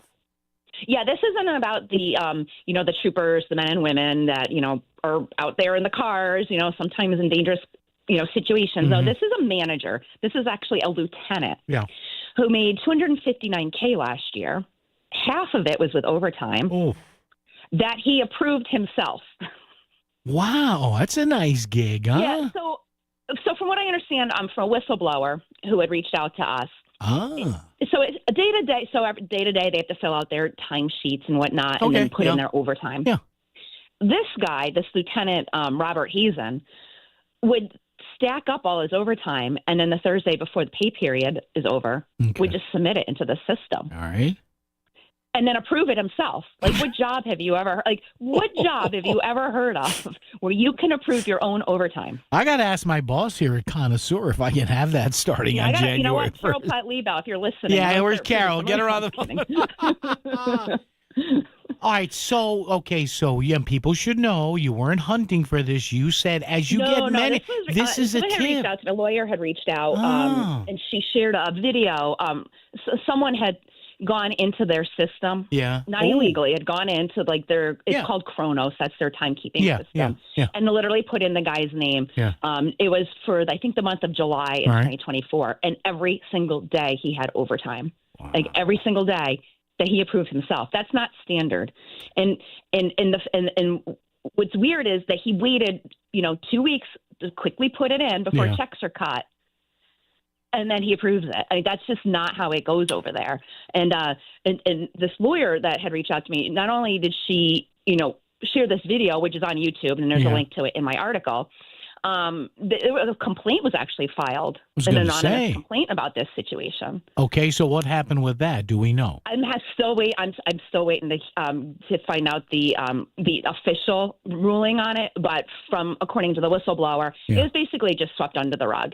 It was someone had said, "This is a hill I don't want to die on." So this is known at the top levels, and it's actually, he called it an open secret. Like, everyone knows about it, and it's so bad that the actual, the troopers, the actual workers, it's affecting their morale to the point where they're just so frustrated. And at a time when we need police officers, we're having a hard time hiring. This is just not a good thing to be happening right now. So, wow, lots of questions here. Well, it gets better. Yeah. Yeah. So when the lawyer had posted this video on YouTube, literally days later, a memo went around, essentially saying, like, all communications, external communications must go through management. And if you're not in compliance with this memo, you can have disciplinary. So they're confident then, correct me if I'm wrong here, we don't want to cast aspersions here. So this contact and this video came from within the state police? Correct. Wow. And if this was just a one-time deal, I'm not accusing the guy of stealing. I don't know if he stole it. He could have worked all of those hours. Sure. It's a little suspicious because I've had jobs where I did get overtime, and that has to be approved because there's a budget. Like, you only have a certain amount of dollars to spend for payroll. Yeah. And you can't go over. You have to constantly monitor. And the state police is one of those departments that just has millions and millions of dollars of overtime a year. But like I was saying, if this was a one-off, it'd be like, okay, maybe, you got to look into this. And there's a way to figure out if this was true reporting or not. But the state auditors just came out with a report this summer. Yeah. And they find so many discrepancies with overtime. There's not enough documentation into millions and millions of dollars that are just getting approved. Now, I'm not saying I'm not blaming the troopers for this. Of course. This is a management and a process issue so that someone needs to look into. Well, I was going to say, so Commissioner Higgins, the governor's office, the budget office, I mean, have you been blasting out these links to people? Do they know that this is out there? Do we know that or not? I mean, I just published it on Friday, and I know it's been on the Capitol Report. Oh, that's good. Friday, and it's still there now. So, I mean, they've seen it. They know. And Tom didn't. They know this is a problem. Tom didn't get and anybody. The lawyer reached out to me over the weekend and said someone had reached out to her, and they were like, they appreciated the reporting, and they were like hoping that something gets done. And this is somebody within. Oh, somebody within. That's it. So we don't know that our buddy Tom Dudchick has been threatened yet or not. We don't know whether that's. No, who would threaten Tom? I know. Such a sweetheart. Hey, one other thing before we go. TikTok. Do we know anything about Le Special Session? Anything coming up? I'm still hearing next week. I saw an article in one of the Westport papers, local papers, by Representative Steinberg was quoted in it. Oh. And he's high up in the legislature, and he still hasn't seen the bill. So apparently there's a housing bill out there that's going to come up. Well, because they know that an off-budget fund for whatever, and they know Listen, as progressive as John Steinberg is on energy and all that, how many of his constituents are going to see that bill and start screaming at him? Come on. Well, he voted. Did he vote against? I know he was against it. Yeah. I know he's come out against it. Yeah. I think he voted no. I apologize, Representative Steinberg, if I'm not correct on that. Right. But I think he voted no on it. But according to the article, he thinks that his issues that he had with the bill are addressed. But sure. nobody knows. Nobody knows because we can't see it. I mean, can you at least do us a solid and do like a Friday afternoon news dump? Come on. All right. Megan Portfolio, check out that story about gobs of overtime. Not alleging any laws were broken, but it's good reading at the Hartford Portfolio. Megan, thank you.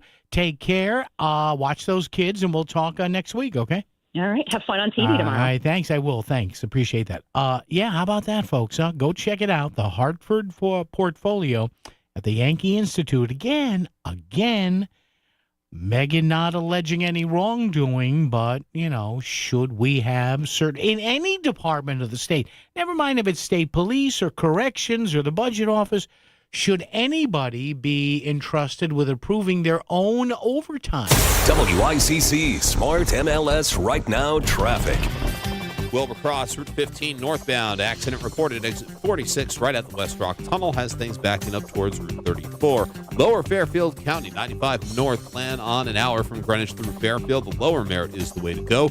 New Haven, 95 south. Jamming through Long Wharf into West Haven. Traffic report is powered by Kitchen Corner in Fairfield. Prepare for Thanksgiving with Kitchen Corner in Fairfield. Roasting, baking, or mashing, Kitchen Corner has it all, including expert knife sharpening. Call 203-374-1118 or visit kitchen-corner.com. I'm Edge Krause with WICC Traffic. Cloudy this evening, clearing after midnight with a low in the mid-40s. Tomorrow sunny with a high near 60.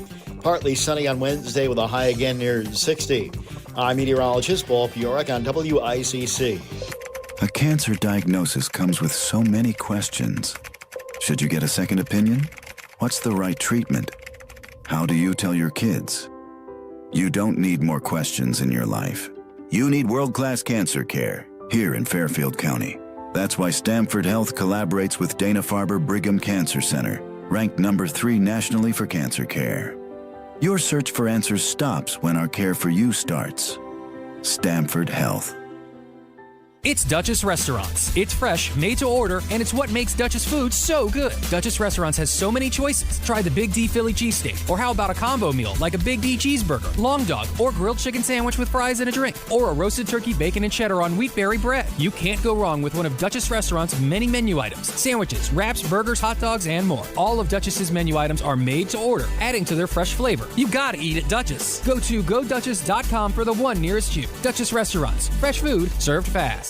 John, what are you doing? Get in my car. So why are you walking to work? Thanks, man. It's these insanely high gas prices. They're draining my bank account. I can't afford to drive anymore. Dude, don't walk. Just do what I do, because I never pay full price for gas anymore. I use the free Upside app that pays you cash back for every gallon of gas you buy. Oh, wait. You're telling me you get paid cash when you buy gas with the Upside app? Yes, I get real cash back every time I buy gas. Does that actually add up to anything? I'll make around $200. Wow, that's serious extra cash. I'm downloading the free Upside app now. Download the free Upside app now to earn real cash back every time you buy gas. Use promo code PROFIT for an extra 25 cents a gallon bonus on your first tank. That's promo code PROFIT. You can cash out anytime right to your bank account, to PayPal, or an e-gift card for Amazon and other brands. Just download the free Upside app and use promo code PROFIT for a 25 cents a gallon bonus on your first tank. That's code PROFIT. This is WICC 695.9, the voice of Connecticut. CBS News Brief. The Trump administration says it will now fund SNAP benefits during the government shutdown, but only partially in November, leaving many beneficiaries to continue their worries. For people like me that pay PS&G, pay rent, transportation, stuff that the kids need, now you're going to have to pick and choose. With the shutdown continuing, the delays at airports are growing, with air traffic controllers and TSA agents working without pay.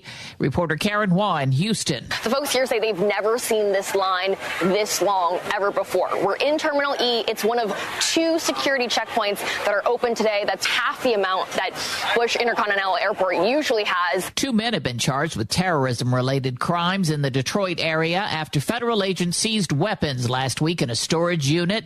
FBI Director Kash Patel announced the arrests on Friday, but gave no other details. CBS News Brief, I'm Cammie McCormick. WICC 695.9, Voice of Connecticut Local News Update. 1 person is dead and 4 others are seriously injured following a wrong-way head-on crash in Orange. Police say the crash happened at around 1:30 yesterday morning on Route 34 at Baldwin Road. A Honda Civic driven by the person who died was going the wrong way in the eastbound lanes of the divided highway and collided head-on with an SUV. The unidentified driver of the Honda died at the hospital. The 4 other people in the SUV are being treated for serious injuries that are not considered life-threatening. A Bridgeport man charged with causing a deadly crash while high on drugs is turning down a plea offer from prosecutors. Solomon Valentine rejected the plea deal that would have sent him to prison for 12 years for the crash that killed a Seymour woman and her 4-year-old nephew. Prosecutors say Valentine was high on PCP and marijuana when he hit a car carrying the victims from behind in 2023. The victim's car was stopped, and Valentine was allegedly going 80 miles per hour on Pembroke Street. A man is facing charges in connection with a deadly September crash in Ansonia. Police say Isaac Saravia of Ansonia was following a vehicle closely at a high rate of speed when that car crashed into a utility pole on Pershing Drive. The crash killed the driver of the vehicle that hit the pole, identified as 27-year-old Adonis LaPuppet Blygan. Saravia is charged with reckless endangerment and reckless driving and is free after posting $75,000 bond. The Westport Traffic and Pedestrian Safety Task Force said that a number of safety measures have been added to town roads this year. Rumble strips and chevrons, which alert drivers that are veering out of the lane, have been installed in the Old Hill area on Kings Highway Road near a problematic sharp turn which took the life of a Staples High School student last year after he collided with a dump truck. Hearst Media reported that the town is also receiving 12 intersection enhancements, including traffic signal equipment, pedestrian accommodations, and a vehicle detection system. 2 federal judges have ruled that the Trump administration must fund the Supplemental Nutrition Assistance Program, commonly known as SNAP. A coalition of 25 states, including Connecticut, sued the administration over the president's alleged unwillingness to tap into a contingency fund that would continue the program.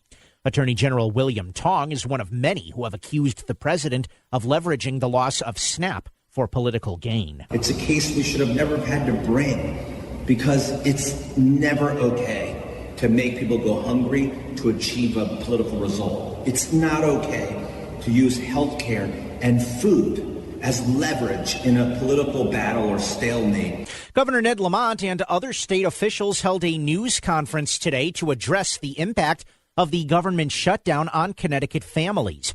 In addition to the loss of SNAP benefits, over 150,000 Connecticut residents also saw their health insurance premiums go up by an average of 26% following the loss of Affordable Care Act tax subsidies. Senator Richard Blumenthal added that it was his belief that the president would be able to expedite the process. If the president of the United States says, make those cards work today, yes, it can happen. Tomorrow is Election Day, an off-year vote in Connecticut where municipal races are decided. Early voting has been underway statewide since October 20th, ending yesterday.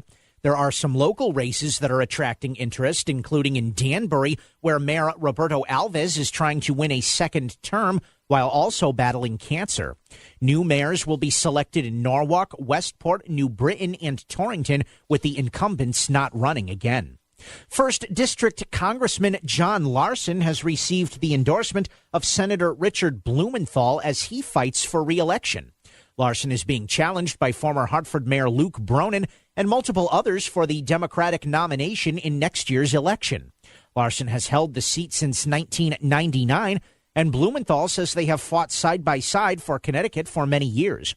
Blumenthal appeared with Larson yesterday to announce his endorsement. And now that the time has changed, AAA wants to make sure you're aware of the risks driving in the evening.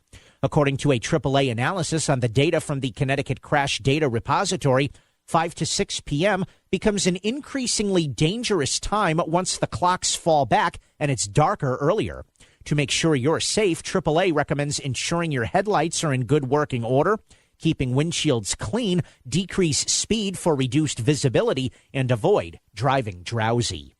I'm Chris Williams with WICC News. WICC Smart MLS Right Now Traffic.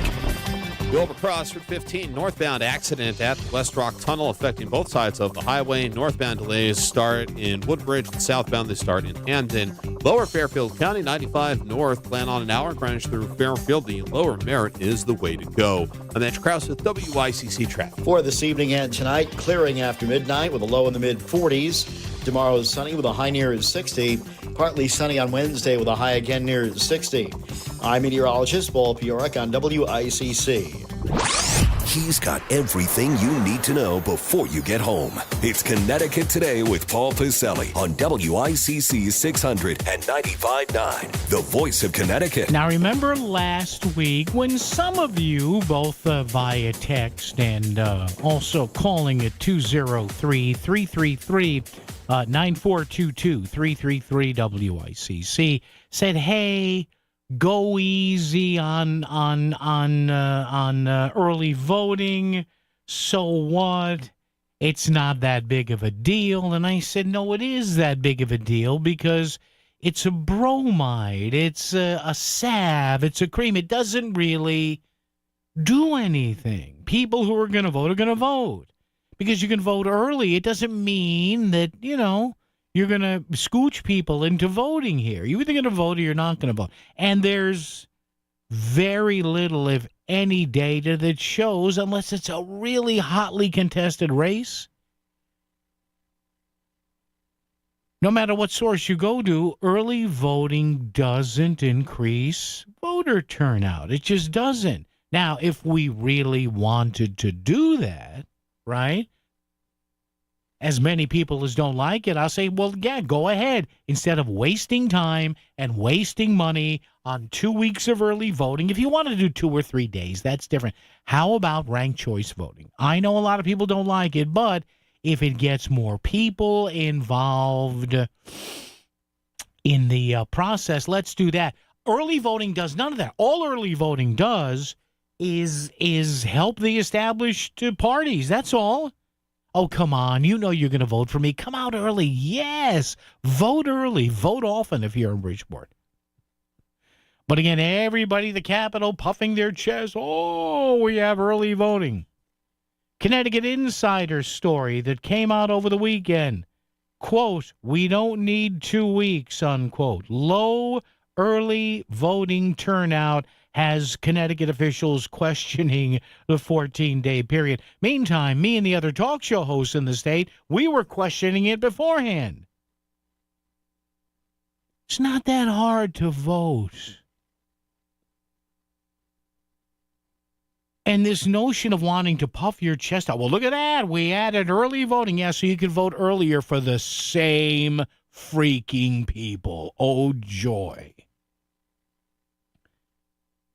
As of Friday, early voting has accounted for 15.5% of what Secretary of the State Stephanie Thomas's office expected for the overall turnout. It's empirical. Now, we'll see what the final numbers are. Maybe I'll be wrong here. But what they're saying is, yeah, we're going to get about 15, 16% for the regular vote and 15, 16% for the early vote.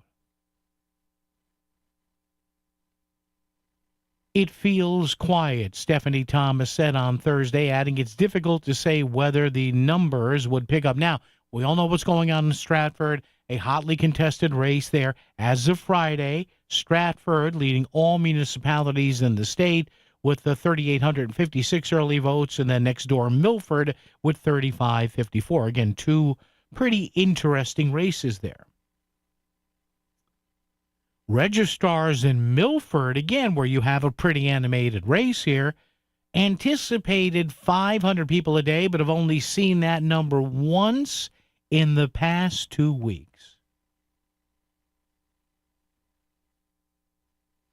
203-333-9422, 333-WICC. The Republican Registrar of Voters in Milford, Deborah Fellenbaum, saying, quote, you have all these poll workers sitting around. Quoting again, we were sending people home in the middle of the day because we can't pay them just to sit there with no voters coming in. And remember, if you're doing your early voting, it costs money. It's not like the volunteers you have on a single day of Election Day coming up tomorrow. Despite the low turnout and the excessive work, Milford's Democratic Registrar, Kerry Rowland, said that offering more opportunities to vote is a priority. Okay. But again, I will ask this, and I'm not trying to be a creep just for the sake of being a creep and filling time here. I'm not. But where is the proof that early voting does anything? That's not to say I'm against voting, early voting, maybe, I don't know, the Thursday and Friday before Election Day, or maybe the Saturday before Election Day, but I knew this was going to happen. Now, maybe it'll change. Maybe I'll be proven wrong here, right? Wrong, right, wrong, wrong, right. If you're going to vote, you're going to vote. If you feel you have a civic duty and want to exercise your civic responsibility and get involved here, you're going to do that. And they're going to lament the number. Now, again, set aside. Now, there are some interesting races, Milford, Stratford, also in New Britain to, succeed the outgoing mayor there, Aaron Stewart, who still has not officially said whether or not she's running for governor, even though she has well over $300,000 and could, I guess, qualify for matching funds. Maybe she still wants to see if she actually has a chance to win. But having said that, the odd year municipal turnout is going to be 15 to 19%. So we'll say, and Lord knows what I love to be proven wrong. And I know a lot of people don't like it. They think it's a gimmick. But one way we honestly could, and remember the governor was for we need to pass a bill to allow ranked choice voting. Governor, come on. You know this has no chance. There's no way your party, Governor, the Democratic Party of Connecticut, either for the General Assembly, the State House, or the State Senate, and or the local big cities, Hartford, Bridgeport, New Haven, you know, unless some of these cities are doing ranked choice voting, and I don't believe they are, I don't know, but you know, nobody in power, especially in deep blue Connecticut, nobody in power wants, the last thing they want to do is, encourage new faces. But Lord knows, let's give them, hey, I know what we'll do. What's that? Let's give them 2 weeks to vote for the same old people. Selling your home is a big decision. You deserve someone who truly listens and picks up the phone when you call. I'm Jonathan Carbeauty with Carbeauty Real Estate, and we make real estate simple. Whether you're ready to sell, just exploring your options, or even want a cash offer on your property, call me directly at 203-980-6886. No pressure, just real results. Sell your home smoothly when you call Carbeauty. Go to CarbeautyRealestate.com. Evolve your vehicle ownership experience with Cadillac of Greenwich. Take the hassle out of vehicle maintenance and choose mobile service, where our technicians come to you. We can replace your brakes, change your oil, and update all your maintenance at your home or office. No lines, no traffic, and no inconvenience. We meet you on your terms at CadillacofGreenwich.com, where world-class technicians and superior hospitality come standard. That's CadillacofGreenwich.com. Constipation with belly pain that keeps coming back and back and back. If your symptoms keep coming back, talk to your doctor. It could be irritable bowel syndrome with constipation or IBS-C. Linzess could help you get ahead of it.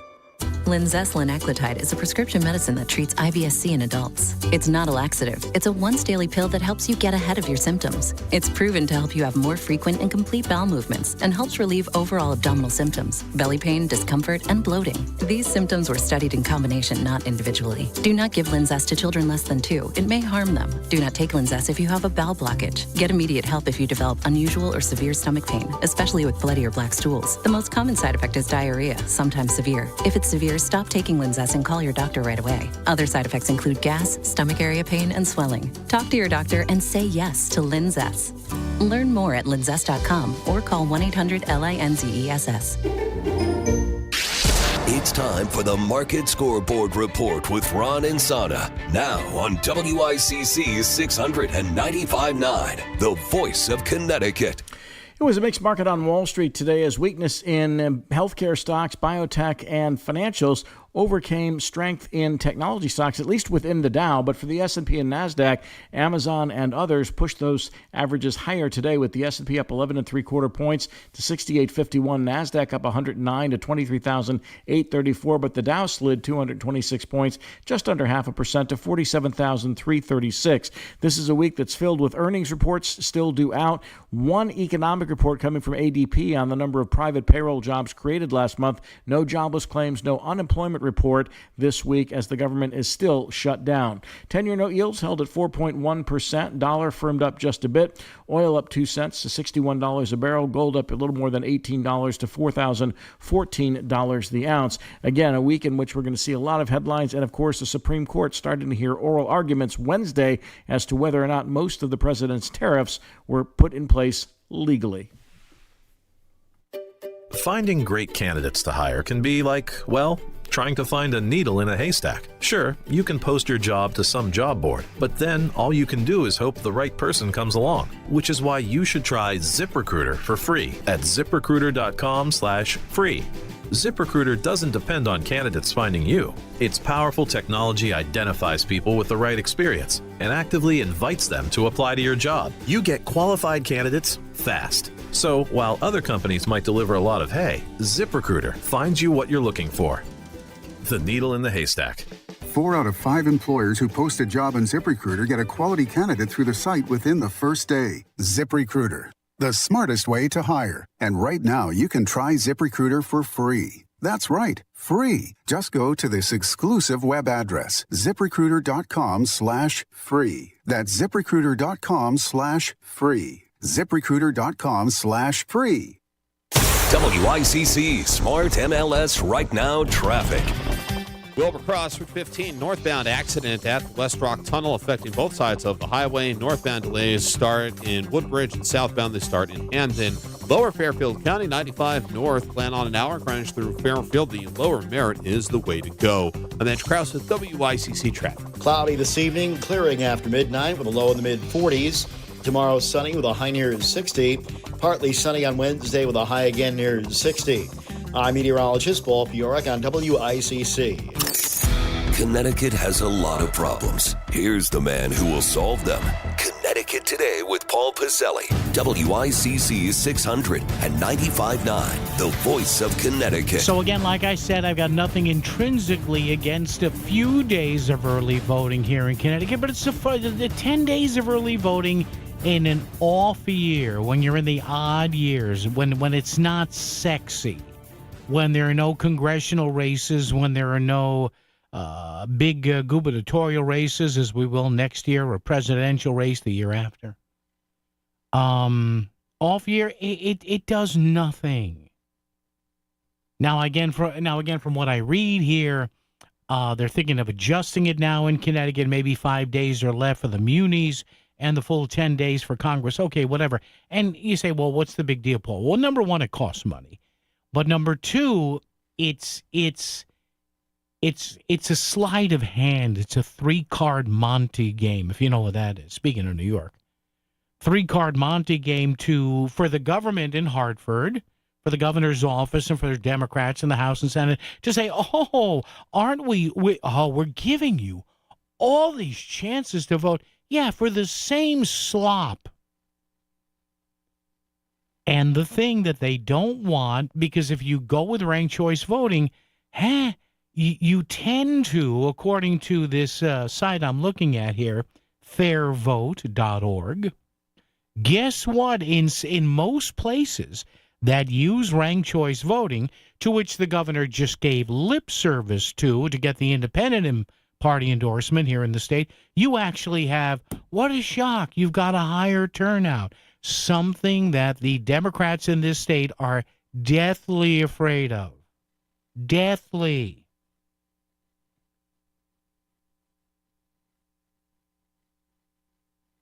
Evidence shows that ranked choice voting elections often generate a relatively high turnout.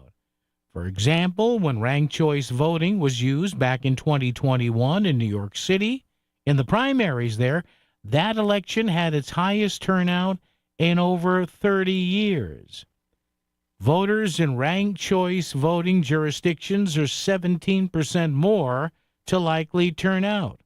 Youth turnout in ranked choice voting cities was generally higher than non-ranked choice voting cities.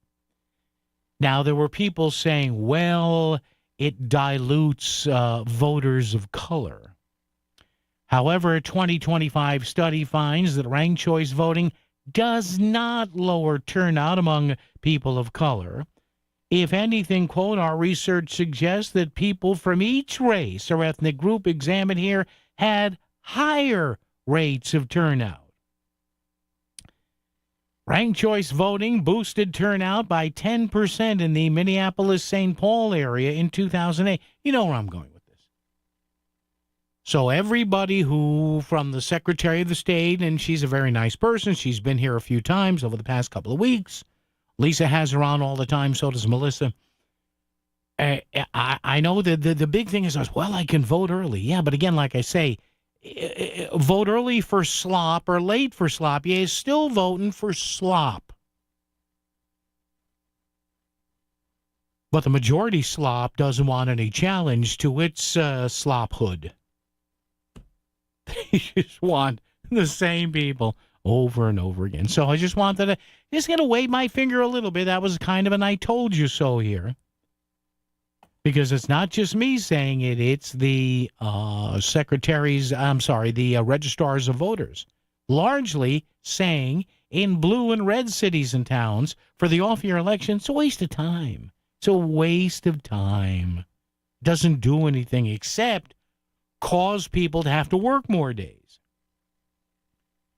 Now, will it be better next year? Gosh, I hope so, with the congressional races and a governor's race, but we don't know. 203-333-9422, 333-WICC. And by the way, speaking of races, did you see who the Washington Post, now I understand the Post is owned by Jeff Bezos now, and I know that he's told the newsroom there in the op-ed, hey, be a little more, be a skosh more even-handed in your coverage, whatever. All of a sudden, the lead, folks, you can't script this. Well, maybe you can. 203-333-9422. The Washington Post, the famed Washington Post, even the Post is scared by Zohran Mamdani. Lead editorial in the Post today, quote, headline, Zohran Mamdani's success is a warning. Subhead, this is beautiful. This is exactly what I'm saying, folks. The subheadline, the secondary headline in the Post lead editorial of the day, how did a socialist with almost no governing experience become New York's mayoral frontrunner? Yeah. New York City. Look, you can bitch and moan and hate past mayors. You can go back to Jimmy Walker and Fiorello LaGuardia and Abe Beame and Ed Koch and Rudy Giuliani and even Mike Bloomberg, 3 terms, 1 left, 1 right, 1 to the center. Those people all had jobs. See, that's the thing that really frightens me. They're about to elect a guy who's done nothing. Imagine that. 8.5 million people. Now, again, I hope he surprises me. I do. What are the odds of these guys? He got elected to the state assembly. Okay, so have a lot of other people. He was a housing advocate, whatever that is. I advocate for housing, yes. Everybody, hey, you get a house, and you get a house, and you get a house. Oh, my God. A housing advocate. And he tried being a rapper out there. There are rap videos of Zohran Mamdani. I know Andrew Cuomo is a creep to a lot of people. I get it. I know Curtis Sliwa, people are tired of maybe, although he makes the most sense out of all 3 of them. I get it. But all of a sudden now, And by the way, over the weekend, too, did you, and I give him credit, did you hear what former President Barack Obama said to, or the offer, this is great, that he made to Mom Donnie? You talk about a backhanded endorsement. I'll tell you what Mr. Obama said coming up right here on WICC. WICC Smart MLS Right Now Traffic. Wilbur Cross, Route 15, northbound accident at the West Rock Tunnel affecting both sides of the highway. Northbound delays start in Woodbridge, and southbound they start in Hamden. Lower Fairfield County, 95 north, plan on an hour crunch through Fairfield. The lower Merritt is the way to go. And then Krause with WICC traffic. For this evening and tonight, clearing after midnight with a low in the mid-40s. Tomorrow is sunny with a high near 60. Partly sunny on Wednesday with a high again near 60. I'm meteorologist Paul Piorek on WICC. Just about every day, we hear unsettling news about the economy and global events, things that affect our lives here at home. It's natural to feel uncertain, but when it comes to securing your family's future, there is something you can do. Here is attorney Christine Tenor. Do you ever feel like your medical or financial decisions are out of your hands? In times like these, most of us would answer yes. The good news? There are legal tools designed to protect you, ensuring that only the people you trust can manage your affairs, should you become unable to do so. Life can change quickly. It's never too early to put a plan in place that reflects your wishes, whether it's a power of attorney, medical advance directives, a last will and testament, or a trust, tailored to your needs. Every person's situation is different. It's important to create an individualized plan before it's needed. We all deserve peace of mind. The Fairfield Law Offices of Eliofson and Tenor. On the internet, ConnecticutElderLaw.com. Call 203-336-2566. That's 203-336-2566. Back to the news and talk. Thanks to Smart MLS. Smart sellers ask, is my home on Smart MLS? The voice of Connecticut. WICC's 695.9. It's Connecticut Today with Paul Piselli. So apparently, former President Barack Obama had a phone call the other day. And I don't know whether he did any sort of Zoom with him or not. But Mr. Obama, and good for him if he's actually doing this, because he does have a lot more sense than this joker does. He is offered to be a sounding board for Zohran Mamdani. Didn't come out with a full-throated endorsement. So you know what that means? A sounding board, meaning, if I think you're on the verge of screwing this up, you better answer the phone when I call. Yeah. And he said, well, the campaign has been impressive to watch. And that means, Mr. President, sir, exactly what we all know what it means. That this could be an implosion. WICC Bridgeport, WFOX Southport, WEBE HD2 Westport, WPLR HD2 New Haven, locally owned by Connoisseur Media.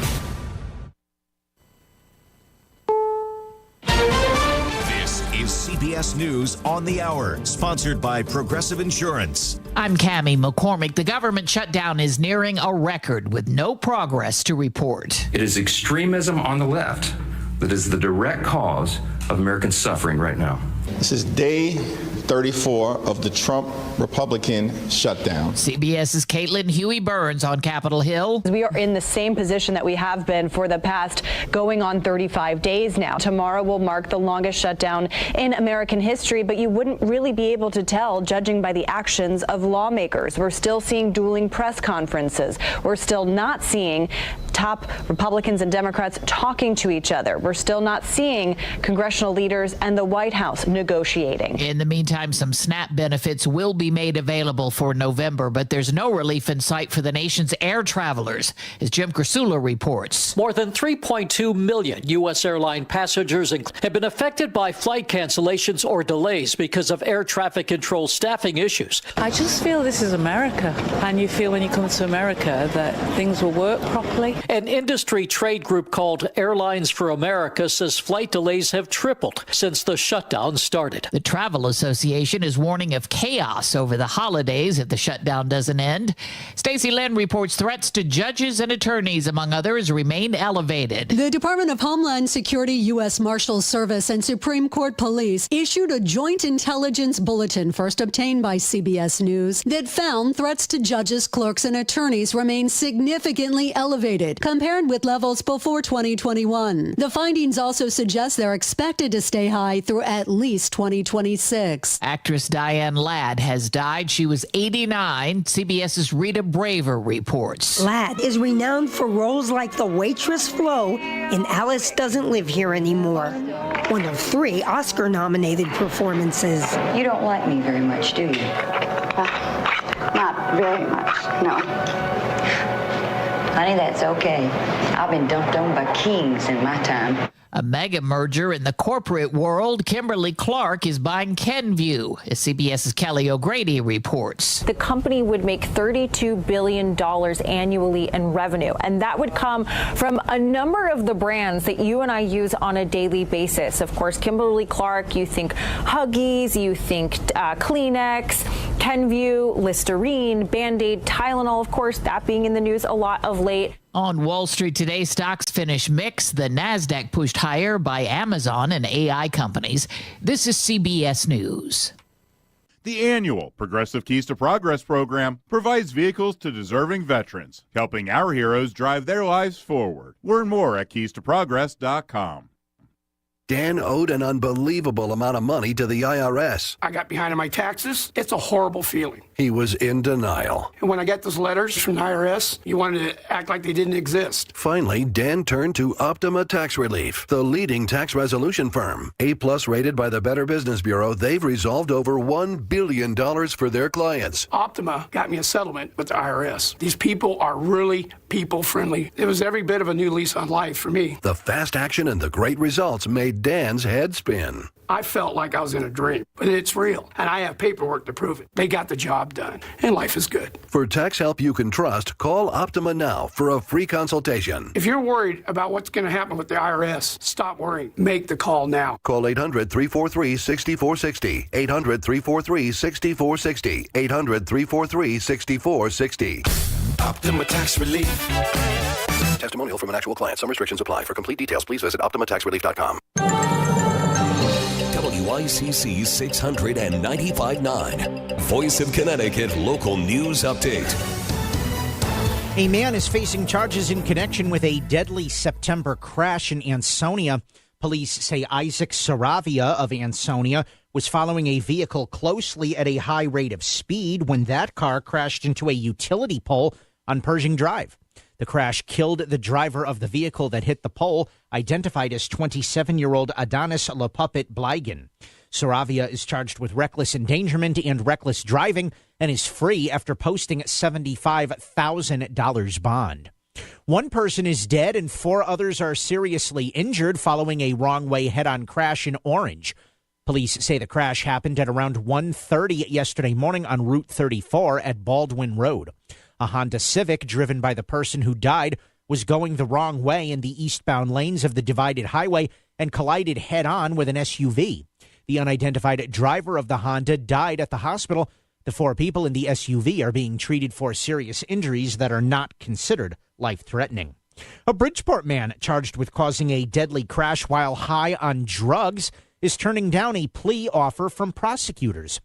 Solomon Valentine rejected the plea deal that would have sent him to prison for 12 years for the crash that killed a Seymour woman and her 4-year-old nephew. Prosecutors say Valentine was high on PCP and marijuana when he hit a car carrying the victims from behind in 2023. The victim's car was stopped, and Valentine was allegedly going 80 miles per hour on Pembroke Street. And the Westport Traffic and Pedestrian Safety Task Force said that a number of safety measures have been added to town roads this year. Rumble strips and chevrons, which alert drivers that are veering out of the lane, have been installed in the Old Hill area on Kings Highway Road near a problematic sharp turn, which took the life of a Staples High School student last year after he collided with a dump truck.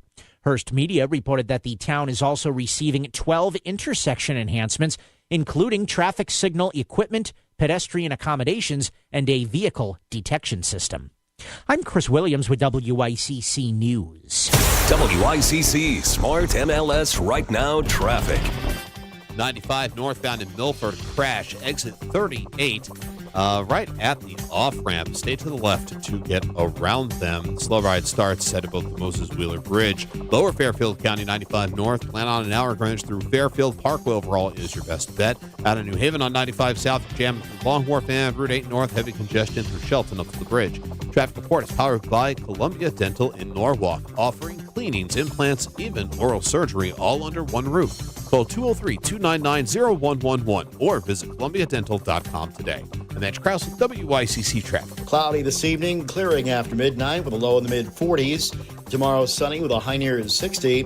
Partly sunny on Wednesday with a high again near 60. I'm meteorologist Paul Piorek on WICC.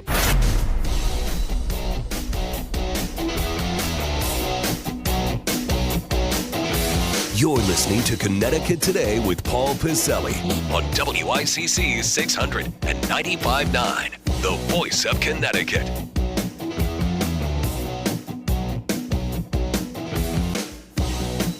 All righty, doodly do, how to do. It's 3 hours down, 1 to go right here at Connecticut Today. Chris Williams on the other side of the glass, Paul Piselli here, your humble servant at 203-333-9422, 333-WICC. Now, more news just broke.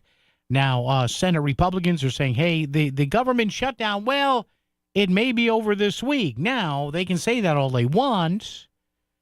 We can have that list of 8 Senate members, Senate Democrats who may say enough is enough, but then are they going to have I Guglioni? Are they going to have the Hueros? Are they going to have, excuse my French, the balls to, figurative lady for you, I want to be proper here, genetics and all that. Are they going to have the guts to stand up to the AOC and the Bernie and the Chris Murphy wing of the party?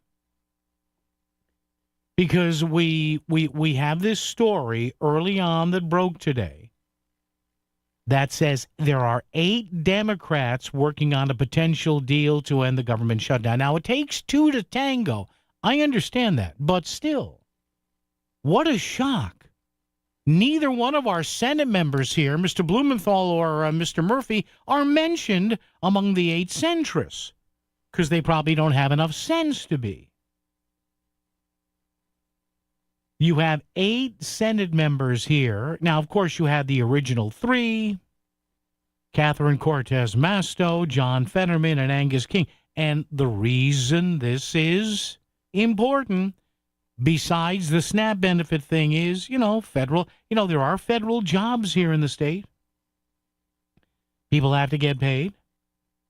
So it says here, the Senate members seen as most likely to vote for a clean continuing resolution. Again, just to reopen the government, get those SNAP benefits going, get the air traffic controllers paid, get the federal people paid. By the way, I just got an email from somebody who works for the government. I'm not going to get to it, but he said, hey, I'm not going to see you at an upcoming game on Friday night. Okay. Jean Shaheen of New Hampshire, John Ossoff of Georgia, Gary Peters of Michigan, Mark Kelly of Arizona, Maggie Hassan of New Hampshire, Peter Welch of Vermont, Tammy Baldwin of Wisconsin, and Alyssa Slotkin of Michigan. Notice Mr. Blumenthal's name was not there. Notice Mr. Murphy's name were not there. Now, I wonder if that happens, if from our delegation, and well, that's probably why we don't see Richard Blumenthal's name mentioned there, no agreement with him or Chris Murphy, because maybe they buy into this lunacy that we heard last week or a couple of weeks back from Congresswoman Rosa DeLauro. President Trump has decided that they do not feel bound by this responsibility. They have determined that their duty as public servants does not include providing food assistance for hungry families. They have decided, yes, to let people starve. Oh.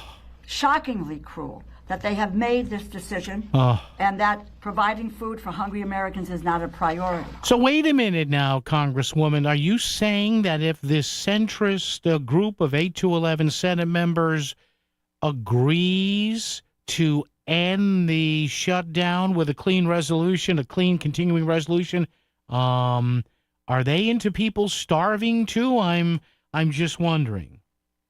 I'm just wondering.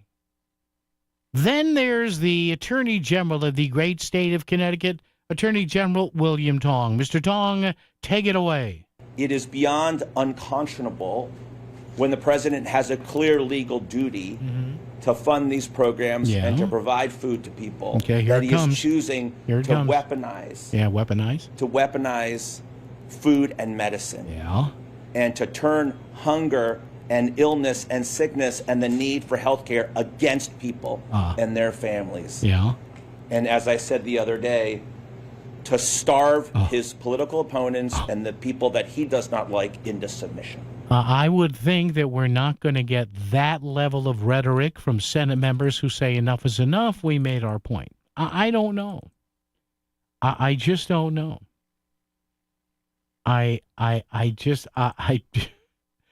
Sometimes, kids, the words escape me. Now, this is even better. Before we go to the break, earlier today, there were state officials gathered. Now, I got to explain this. Earlier today, there were state officials gathered, and this audio, by the way, is courtesy of the fine folks at CTN, the Connecticut Network.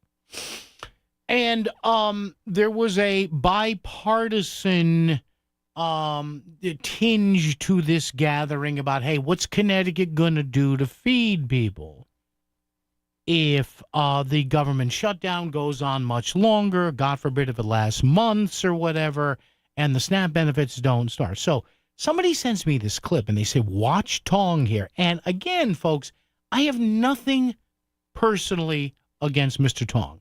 I've never met him. I've never spoken. I don't think I've spoken to him. I may have interviewed him on the phone once years ago. I don't know. I don't care. I just judge him on the stuff that he puts out there for everybody to consume. So picture this. Mr. Tong is gathered at, I guess, I should tell you where this was. I'll find it. Food bank today to talk about, hey, he's there with the governor. Now, the governor is answering a question, and apparently the governor and some Republican legislators there and some other food pantry people had mentioned something about doing things on a bipartisan basis.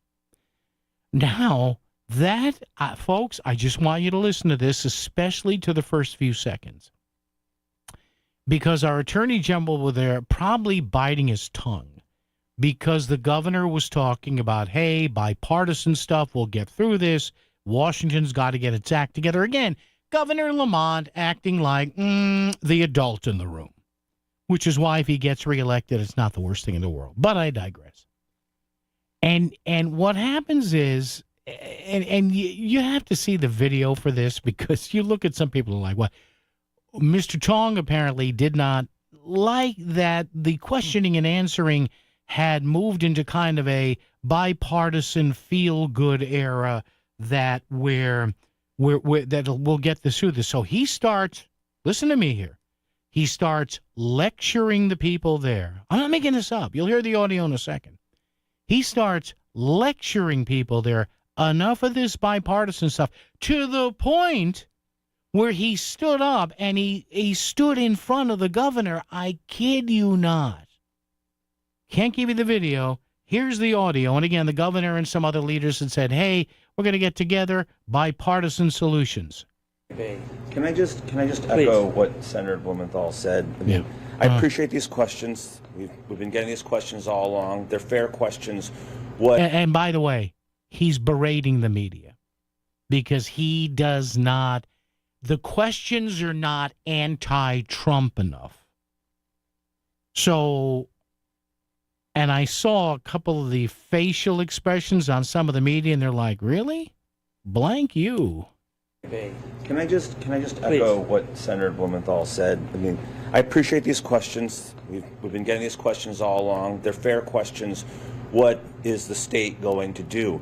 But it's the wrong question because there's one person who can fix this right now, the President of the United States. All right, I'm running a little late here, so William Dong, you're asking the wrong questions. Believe me, I've been in enough press gaggles to where if this happens, trust me, folks, I know how these people in Hartford think. These people who have been there a lot of years, there was probably muttered under their breaths a big blank you.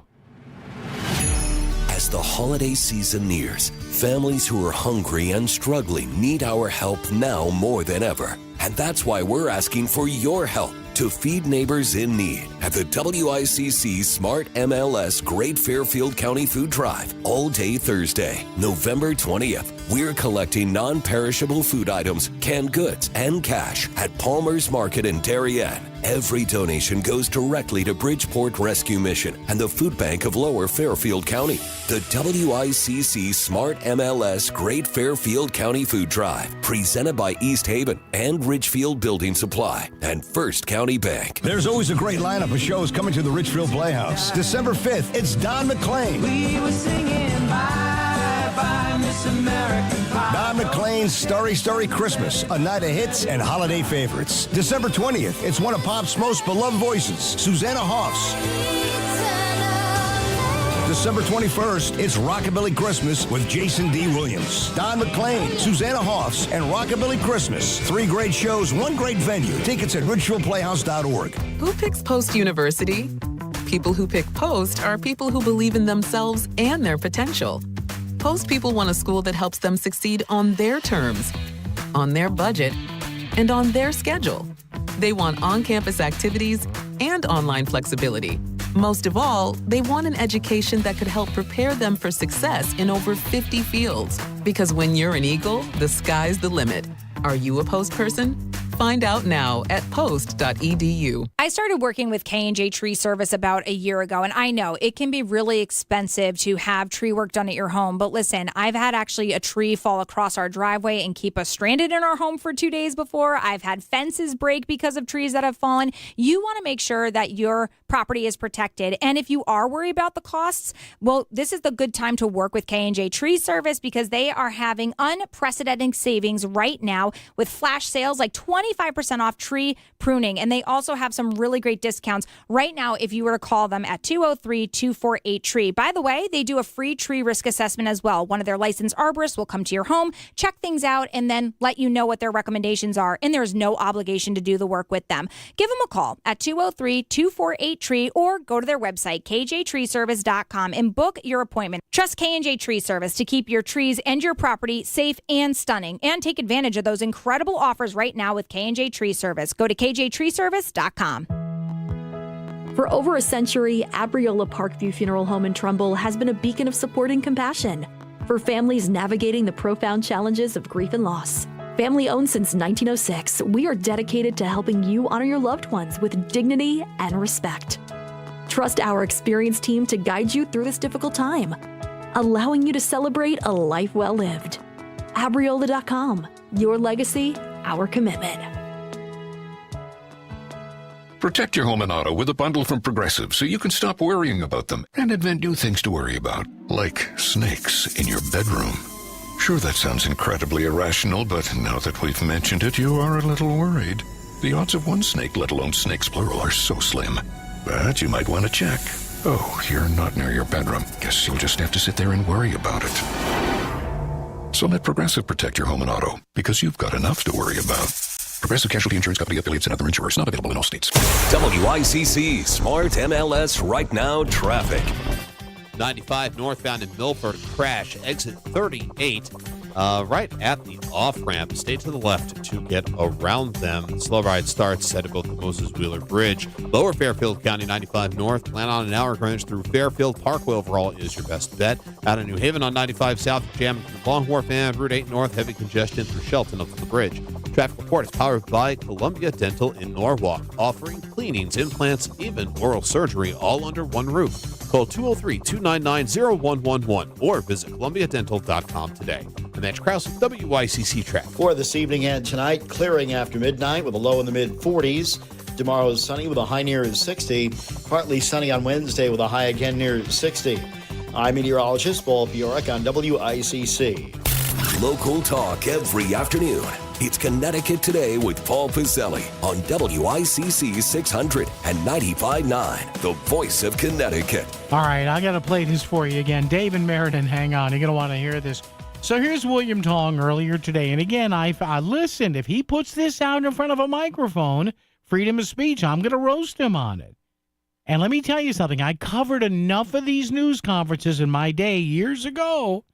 Drive set up your microphone, test it out, make sure it works. Wait for the people to come in, blah, blah, blah, blah, talk, blah, blah, blah, blah. I hate, blah, blah, blah, blah. She sucks, blah, blah, blah, blah. And then have to go back to the station, leave 3 or 4 reporter raps on it and 2 or 3 cuts, whatever. And I like doing that. But here's William Tong chiding the Hartford Press Corps because they're not asking the right questions. Can I just echo what Senator Blumenthal said? I mean, I appreciate these questions. We've been getting these questions all along. They're fair questions. Thank you. What is the state going to do? Yeah. But it's the wrong question. Oh. Because there's one person who can fix this right now. Let me guess. The President of the United States. We should not be fighting amongst ourselves. You mentioned bipartisan, I hope. But we should not be fighting amongst ourselves as to how we're going to comply or capitulate, right? And live with his unlawful actions. They're unlawful. Calm They're down. wrong. Calm down. And there's one person who can stop this right now. And it's the president. Stop this. And so, yes, we're going to do what we can, but one person is responsible for all this pain and suffering. Suffering. Mind you, he stepped in front of the governor to say that. It's like you or I at a staff meeting that you don't like the questions the staff. So you get up and you say, hey, boss, excuse me, boy, I got to tell them. Oh, my God. What an embarrassment. Oh, my God. Buddy of mine in Hartford sent me this. It's not an AI video. It's off of CTN. And he's like, just watch this. Wow. Dave in Branford. Dave, how are you? How you doing, Paul? Right, I got to look. My look around the corner. It's a little bit inside, but it's not highly secret. Yeah. They had a news conference I think it was Friday. Yeah. It might have been Halloween Eve. Yeah. And I heard that intentional starvation quote for the first time. And I think it was Bob Duff who said it at the news conference up in Hartford. Yeah. And so Rosa DeLauro, who, a little props to her, always has the staff answer the phone. Oh, They don't sure. tell Yeah, you no, yeah. They don't tell you they'll call back, when you give your phone number. And so I said, this is a little overheated, the rhetoric. And William Tong, he could have said, we would like to cooperate or compromise with the president. Yeah. Instead, he uses a warlike term, capitulate to the president. Yeah. He's just awful. But the point is, when I mentioned that intentional starvation is way overheated, and the person that answered the phone said, oh, Rosa said that last week. And so when all of us secretly think the email goes out with the word of the week, that is the feeling that I Password. got. It's like passwords. Somewhere the great Alan Ludden is smiling. The password is. Right? So that's my little, sort of insider story. Yeah. The intentional starvation, kind of like Stalin with the wheat and the Cossacks, will starve millions. Well, on purpose, they'll starve to death. And, the president's not really even in the loop for solving this problem. Congress funds all the money. Yeah. Trump, I suppose he could call them into the room, but he has no power. He can't spank them. Well, yeah, I mean, and Dave, thank you for the call, my friend. Appreciate it. Yeah, but yeah, and the Republicans do it too. But again, they say that it's what they call talking points. Use starvation. Weave in. Yeah, because we did our focus groups, and Boy, starve or starvation. That really ranked high on the Richter scale there. Dave and Meriden. Dave, how are you, my friend? Oh, not bad, Paul. Hey, William Tong is a good example of the Dick Blumenthal playbook. Boy, yes. There isn't an issue that he doesn't pontificate on, and there isn't a camera he doesn't have to get in front of. This guy is out of control. And listen, Dave, if you have an opinion, I'm all for that. People can listen if you're an elected official. But again, you're right. Use the most hyperbolic terminology you have, and it's a joke after a while. It really is. Oh, I know. You stop taking him seriously. Yeah, and Dave, thank you for the call. Now, see, Dave brought up a good point.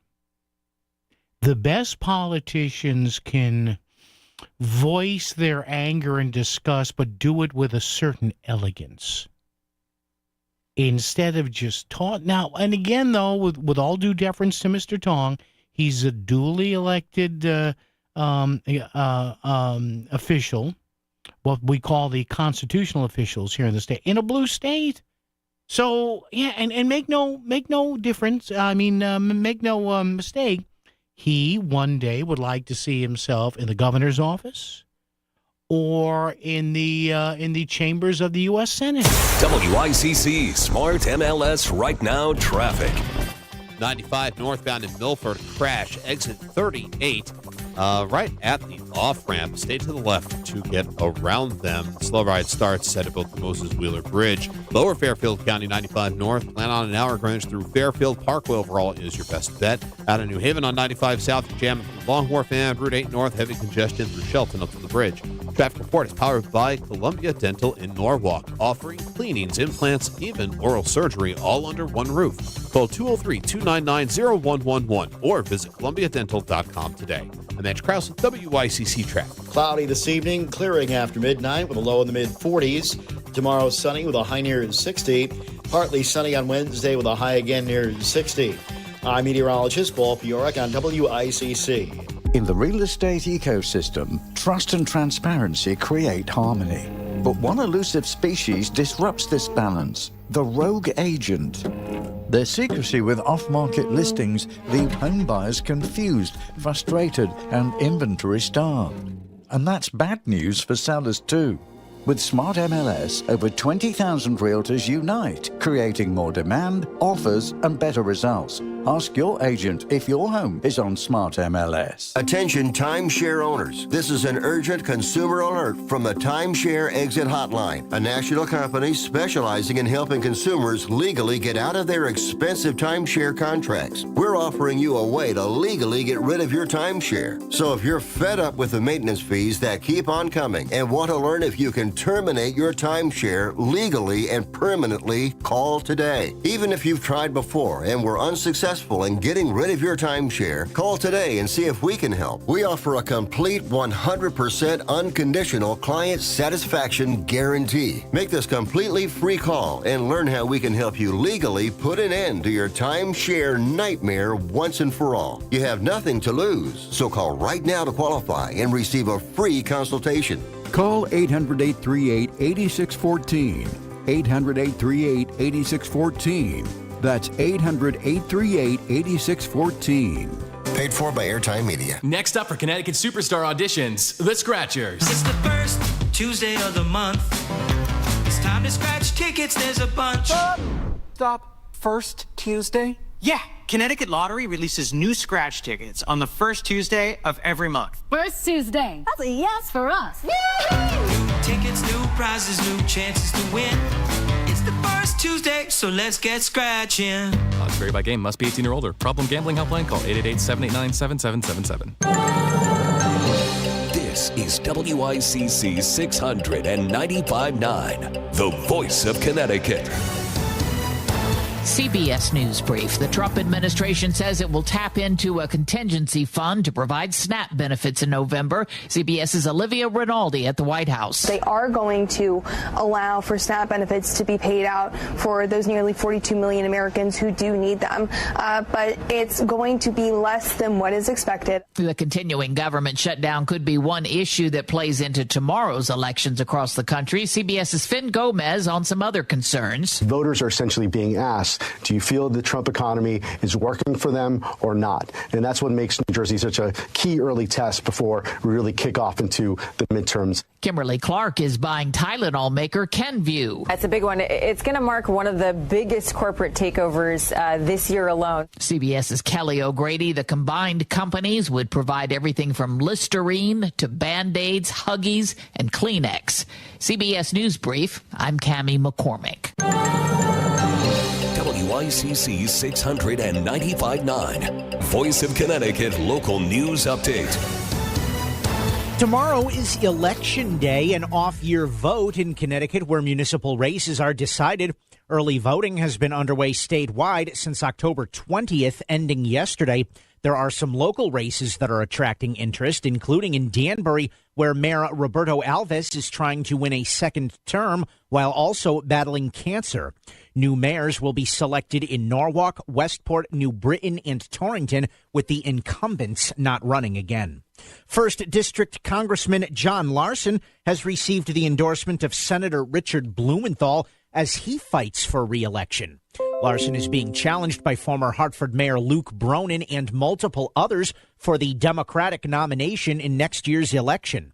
Larson has held the seat since 1999, and Blumenthal says they have fought side by side for Connecticut for many years. Blumenthal appeared with Larson yesterday to announce his endorsement. A school bomb threat in Westport is being investigated. A text message to the Fairfield County Regional Dispatch Center around 7:45 a.m. prompted a 2-hour delay at the Coleytown Elementary School. Coleytown Middle School was temporarily placed under a shelter-in-place. No explosives were found. An 8-year-old boy and an elderly man are dead as the result of a fire early this morning in North Haven.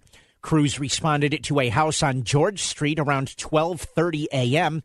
4 other members of the family, 2 adults and 2 children, safely escaped before first responders arrived. The cause of the fire is under investigation.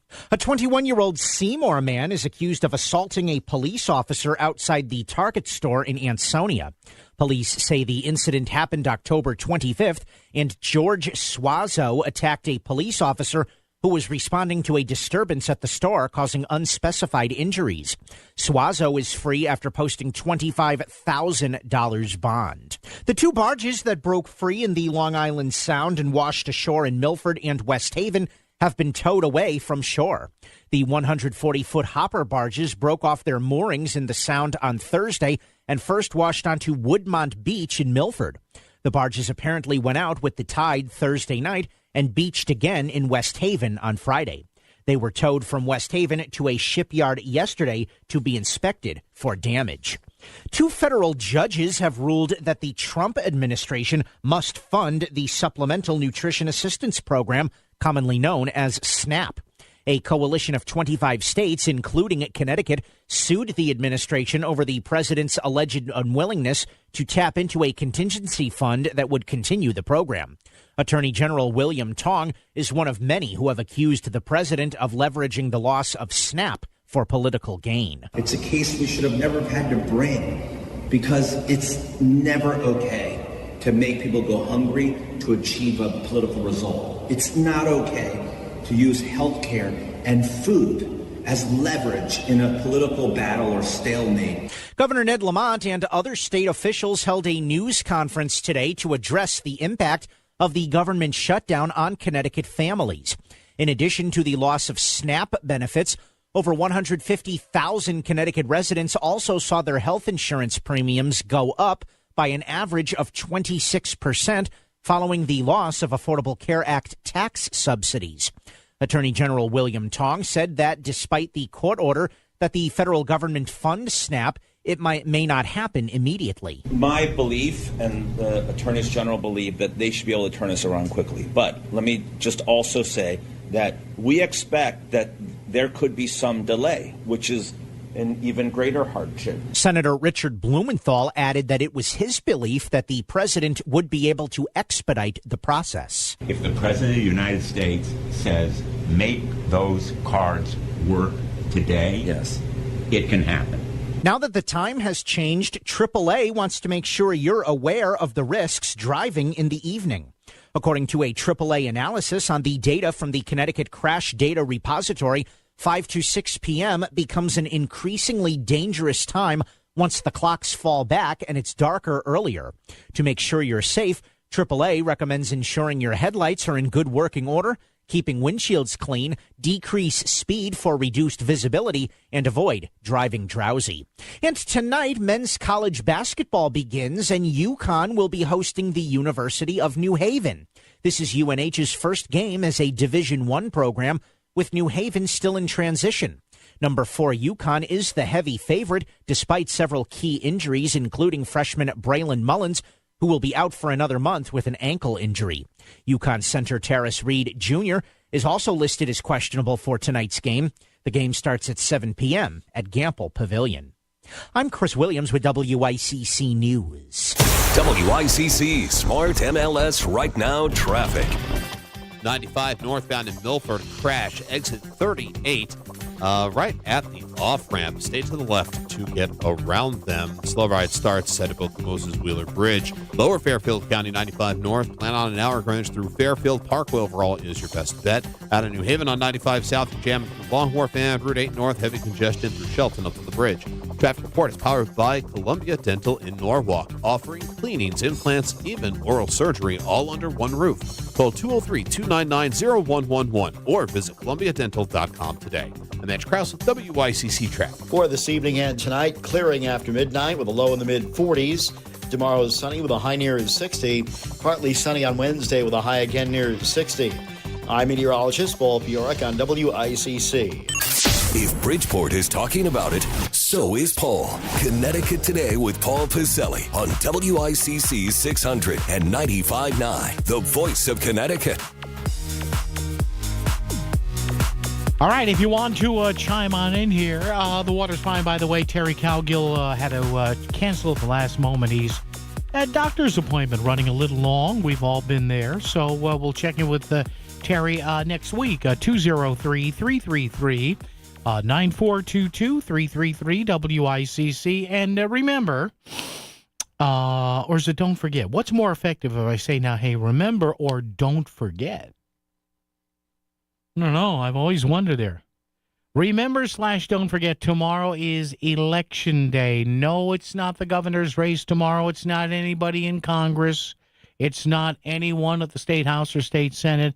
You may have local elections. So maybe, depending upon where you are, could be your first select person's, I don't know, the first selectman, but some women, I've dealt with all. Women who say, no, please, Paul, let's go with first select woman. Okay, first select person.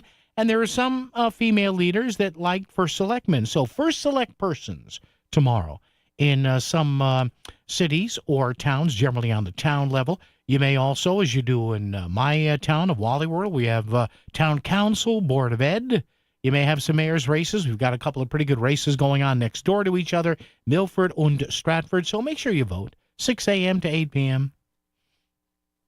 And again, I know the off year, the odd year, what we call the 1, 3, 5, 7, 9 elections are not sexy, but you know, as much as people get juiced up about a White House race or a congressional race or a Senate race, no, the races that really matter to you, I always say that, the races that really, really have the most direct impact on your everyday life are the races in the odd years that we are right now. You know, and it's not maybe, you know, it's not necessarily a mayor or a first select person or a town manager where you are, but could be your town councilor or city councilor or alderman or board of alders or alder persons and, you know, maybe board of education. if you have kids in the public school system, but even if you don't, because remember, whatever the city or town school budget is, it's going to affect your taxes. So I always say, and then in the even years, next year, yeah, I know the governor's race is big, but that's only once every 4 years. But next year in the even years, all 151 members of the state house, men and women there, and all 36 members of the Connecticut State Senate. So when you think about it, at least on a state level, on a macro level, not a heck of a lot of people govern us. You've got a governor, a lieutenant governor, some of the constitutional offices, secretary of the state, treasurer, comptroller, attorney general, and all that. And combined 187 people, and that is it.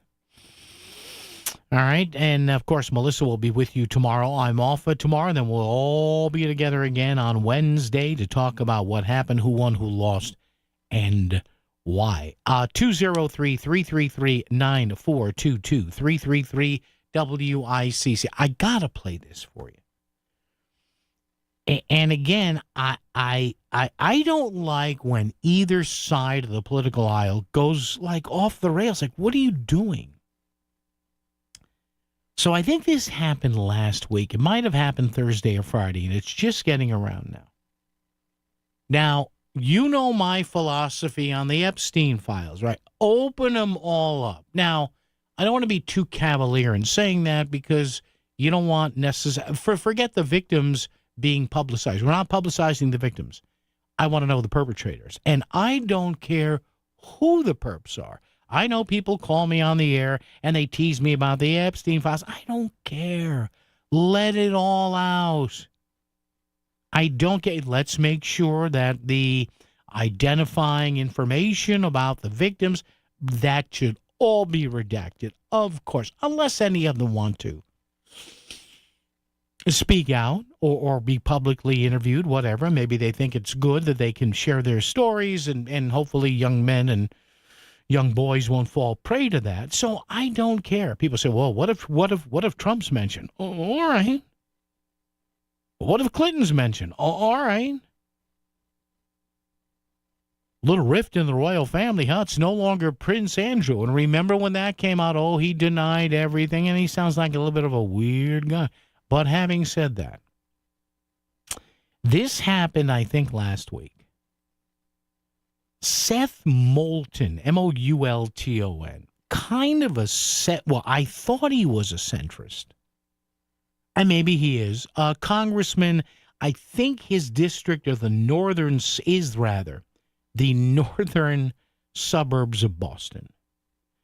So they were talking about why isn't the House in session or whatever, which is a separate thing. And if they swear in this woman that was just elected in Arizona, I think she took over for her father, there would be enough to call for the Epstein files to be open. I don't care. Open them up. I don't care which political dynasty it burns down. Burn it to the ground and leave the ashes. What if it's Trump? I don't care. How many times do I have to tell you? I don't care. However, on Morning Joe on MSNBC, hosted by former Congressman Joe Scarborough, who's not a Trump fan, obviously, although he and Mika did go to have dinner at the White House, whatever. He threw the brakes on Seth Moulton, basically calling Trump a pedophile. Now, I want you to listen to this. Moulton goes on for about 10 or 15 seconds until probably somebody in the control room starts, yelling in Scarborough's earpiece, "No!" All right, here you go. Listen, this is has the Democratic Party lost it this much that now we're on to the pedophile thing? Really? You're not opening? I mean, would you be Trump sues everybody Could you blame him on this one? If you are one of the people like him who took advantage of young girls with Jeffrey Epstein. Well, I want to start that again because that first voice is Seth Moulton. Listen to what he said. Oh, my God, the lawyers at MSNBC must have screamed. If you are one of the people like him who took advantage of young girls with Jeffrey Epstein, then we're going to sort of make that go away. I mean, fundamentally, Speaker Johnson... We don't have evidence that he took advantage of young girls with Jeffrey Epstein. Right. Just common sense be damned. I'm not saying common sense be damned. I'm saying facts. Let's look at the facts. Is he in the Epstein files? He's obviously in the Epstein files, and the reason that fundamentally Speaker Johnson has us on vacation is because he does not want to seat the newly elected Democratic representative. Right, but you said he Arizona. took advantage of young girls. You have absolutely no evidence of that. I think it's pretty obvious that that's what's going on. You think it's pretty obvious? I do. Was this guy nuts? I mean, now, again, understand something here. Seth, well, you know what? Let's take the break here. I don't want to get Chris mad here. When we come back, I'll tell you why he's probably doing this. And it goes back to something he did that, guess what? That ticked off the AOC wing of the party. I'm telling you. But I'll play this again. Is he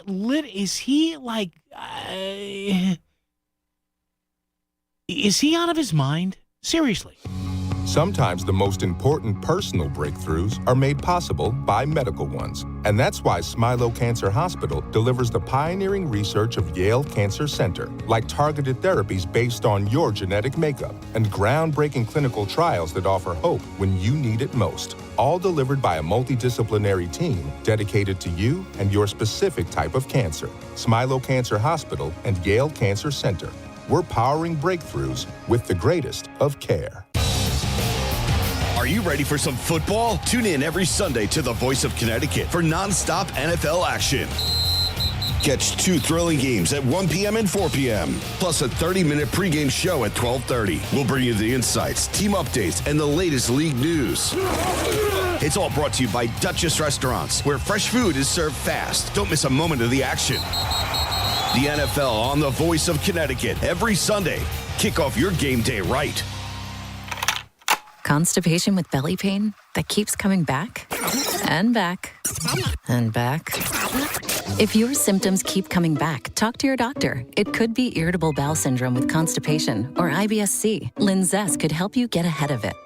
Linzess linaclotide is a prescription medicine that treats IBS-C in adults. It's not a laxative. It's a once-daily pill that helps you get ahead of your symptoms. It's proven to help you have more frequent and complete bowel movements and helps relieve overall abdominal symptoms, belly pain, discomfort, and bloating. These symptoms were studied in combination, not individually. Do not give Linzess to children less than 2. It may harm them. Do not take Linzess if you have a bowel blockage. Get immediate help if you develop unusual or severe stomach pain, especially with bloody or black stools. The most common side effect is diarrhea, sometimes severe. If it's severe, stop taking Linzess and call your doctor right away. Other side effects include gas, stomach area pain, and swelling. Talk to your doctor and say yes to Linzess. Learn more at linzess.com or call 1-800-LINZESS. WICC Smart MLS Right Now Traffic. 95 northbound, just about an hour from Greenwich through Fairfield. The lower Merritt is the way to go. Heavy congestion there starts in Norwalk. Out of New Haven, 95 south, jamming through Long Wharf, Route 8 north. Heavy congestion as well going up to the Commodore Bridge on 84 eastbound side. Plenty of company from Danbury and Newtown. Traffic report is powered by Courtesy Carpet Flooring Design Center. Now's the time for a fresh new look for your home. Save on top flooring brands at Courtesy Carpet. No big box gimmicks, just fair, honest prices. Courtesy Carpet, Route 111 in Monroe. Mitch Krause with WICC Traffic. Cloudy this evening, clearing after midnight with a low in the mid-40s. Tomorrow, sunny with a high near 60. Partly sunny on Wednesday with a high again near 60. I'm meteorologist Paul Fioric on WICC. Paul wants to hear from you. Call 203-333-9422. It's Connecticut Today with Paul Pacelli on WICC 600 and 95.9, the voice of Connecticut. Now, as soon as hopefully the government gets reopened, they're predicting now maybe by the end of the week. John Thune said we could have a deal. And from what I'm reading, at least at this point, it doesn't. What a surprise, huh? As Gomer used to say, surprise, Sergeant Carter. So, right, Mr. Blumenthal and Mr. Murphy are not mentioned in the deal. No, I'm just shocked. So we might have it. Anyway, now, once this all gets figured out with the SNAP cards and the SNAP benefits and reopening the government and coming to an agreement, which they will on the Affordable Care Act subsidies, they're going to go back to Trump's a pervert thing. Now, again, I want you to hear this again because Seth Moulton, a Democratic congressman, considered a centrist from Massachusetts, he floats this out there. And I heard this last week, and I said, why the hell would Moulton say this? And I figured out why. And again, you can doubt me on this. Look it up. Right after Trump won, President won in last November. God, it's been a year already. Seth Moulton gave an interview in which he said, hey, maybe our party needs to recalibrate. And I'm kind of paraphrasing what he said. But he said, hey, maybe we need to recalibrate here. And he actually said in so many words, we really need to, and again, I'm paraphrasing, we need to dial it back on the transgender participants in girls and women's sports. And I remember reading it. In fact, I read it to you on the show here a couple of weeks after the election. I said, all right, maybe he's getting it. Well, he was a dirtbag, scumbag, Nazi, Republican wannabe. So now all of a sudden, I honestly think this, the AOC wing of the party and the Jasmine Crockett wing of the party and the Ayanna Pressley wing of the party and Pramila Jayapal and Ilhan Omar and the far nutcase lefties in the party, they issue threats. So here Seth Moulton goes from saying, yeah, well, maybe we should recalibrate and understand why Trump won. We're not happy about it, to Trump's a pedophile. Again, I'll let you hear this because this is stunning.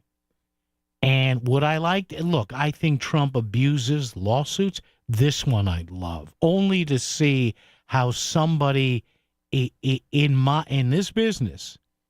I love to see big wigs in the Uber broadcast business, like when they're confronted with this stuff, and somebody was probably yelling, screaming in Scarborough's earpiece, no, don't jump in. Here it is, Seth Moulton again. If you are one of the people like him who took advantage of young girls with Jeffrey Epstein, then we're going to sort of make that go away. I mean, fundamentally, Speaker Johnson... We don't have evidence that he took advantage of young girls with Jeffrey Epstein. Right. Just common sense be damned. What? I'm not saying common sense be damned. I'm saying facts. Let's look at the facts. Is he in the Epstein files? He's obviously in the Epstein files, and the reason that fundamentally Speaker Johnson has us on vacation is because he does not want to seat the newly elected Democratic representative. Right, but you said he Arizona. took advantage of young girls. You have absolutely no evidence of that. I think it's pretty obvious that that's what's you going on. You think it's pretty here. obvious? I do. Now, look, one of two things is going on here. Because it has to be. What else can it be? You have a sitting member of Congress calling, and I'm surprised this didn't get more traction on the news. But again, I can see a lot of outlets saying, no, we're not going to touch that. We're not. Now, you either have a scenario here where another Democratic member of Congress is so crazy and out of his mind, he's saying something that could get him and an entire network sued, or he knows what's in the files.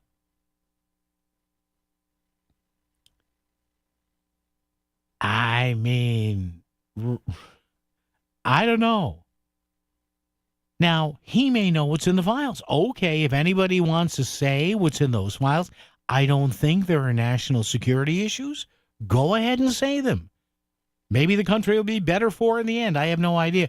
But you better be damn sure that what you're saying is true and not hearsay when you're not talking about, with all due respect to bartenders, Joe and Mary bartender here.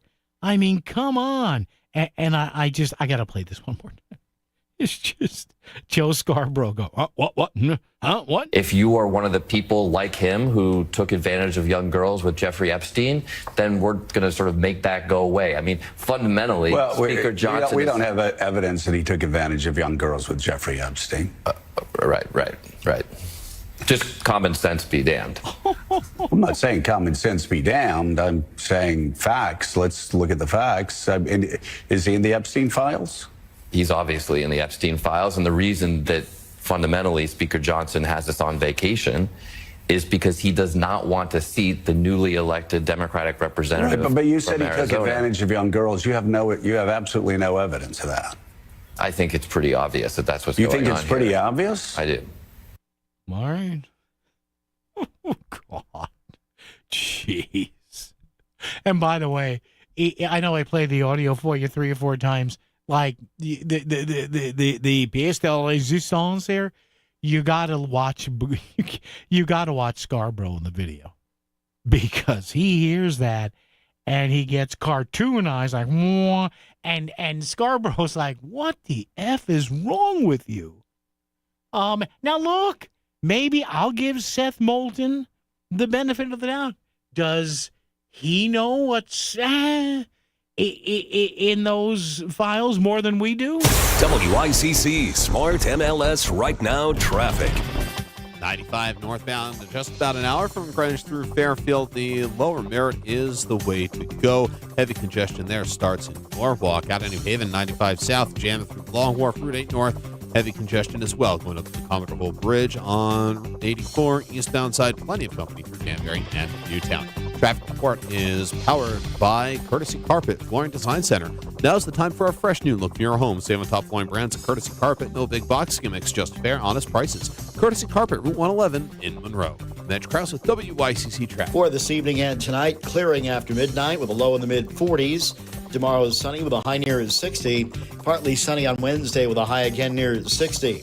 I'm meteorologist Paul Piorek on WICC. Do you have questions about real estate? Learn the secrets of real estate investing and get your questions answered during the Real Estate Show with Pat Civitella. Listen Sunday mornings from 9 to 10 for expert information about real estate investing, downsizing, and improvements before selling. Pat will help turn your real estate dreams into reality. Tune in and call The Real Estate Show with Pat Civitella. Sunday mornings from 9 to 10, right here on WICC 600 and 95.9. Fall is here, and so is the flavor you've been waiting for. Frank Pepe Pizzeria Napolitan's Patata Rustica Pizza is back. Baked on their legendary coal-fired crust, topped with mozzarella, seasoned potatoes, bacon, their 3-cheese blend, and a touch of pecorino romano, finished with olive oil. It's comfort by the slice. Cozy up to fall today at any Frank Pepe Pizzeria Napolitan location. Frank Pepe Pizzeria Napolitan, celebrating 100 years of Abits. FrankPepePizzeria.com. Back to the news and talk, thanks to Smart MLS. Smart Sellers Ask, is my home on Smart MLS? The voice of Connecticut, WICC 695.9. It's Connecticut Today with Paul Pacelli.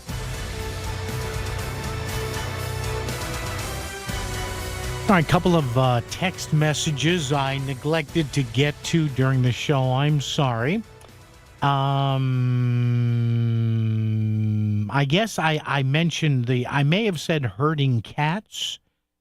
Did I say that? I guess I must have. And somebody texted me and saying, did I mean herding cattle? Maybe. I have heard herding cats.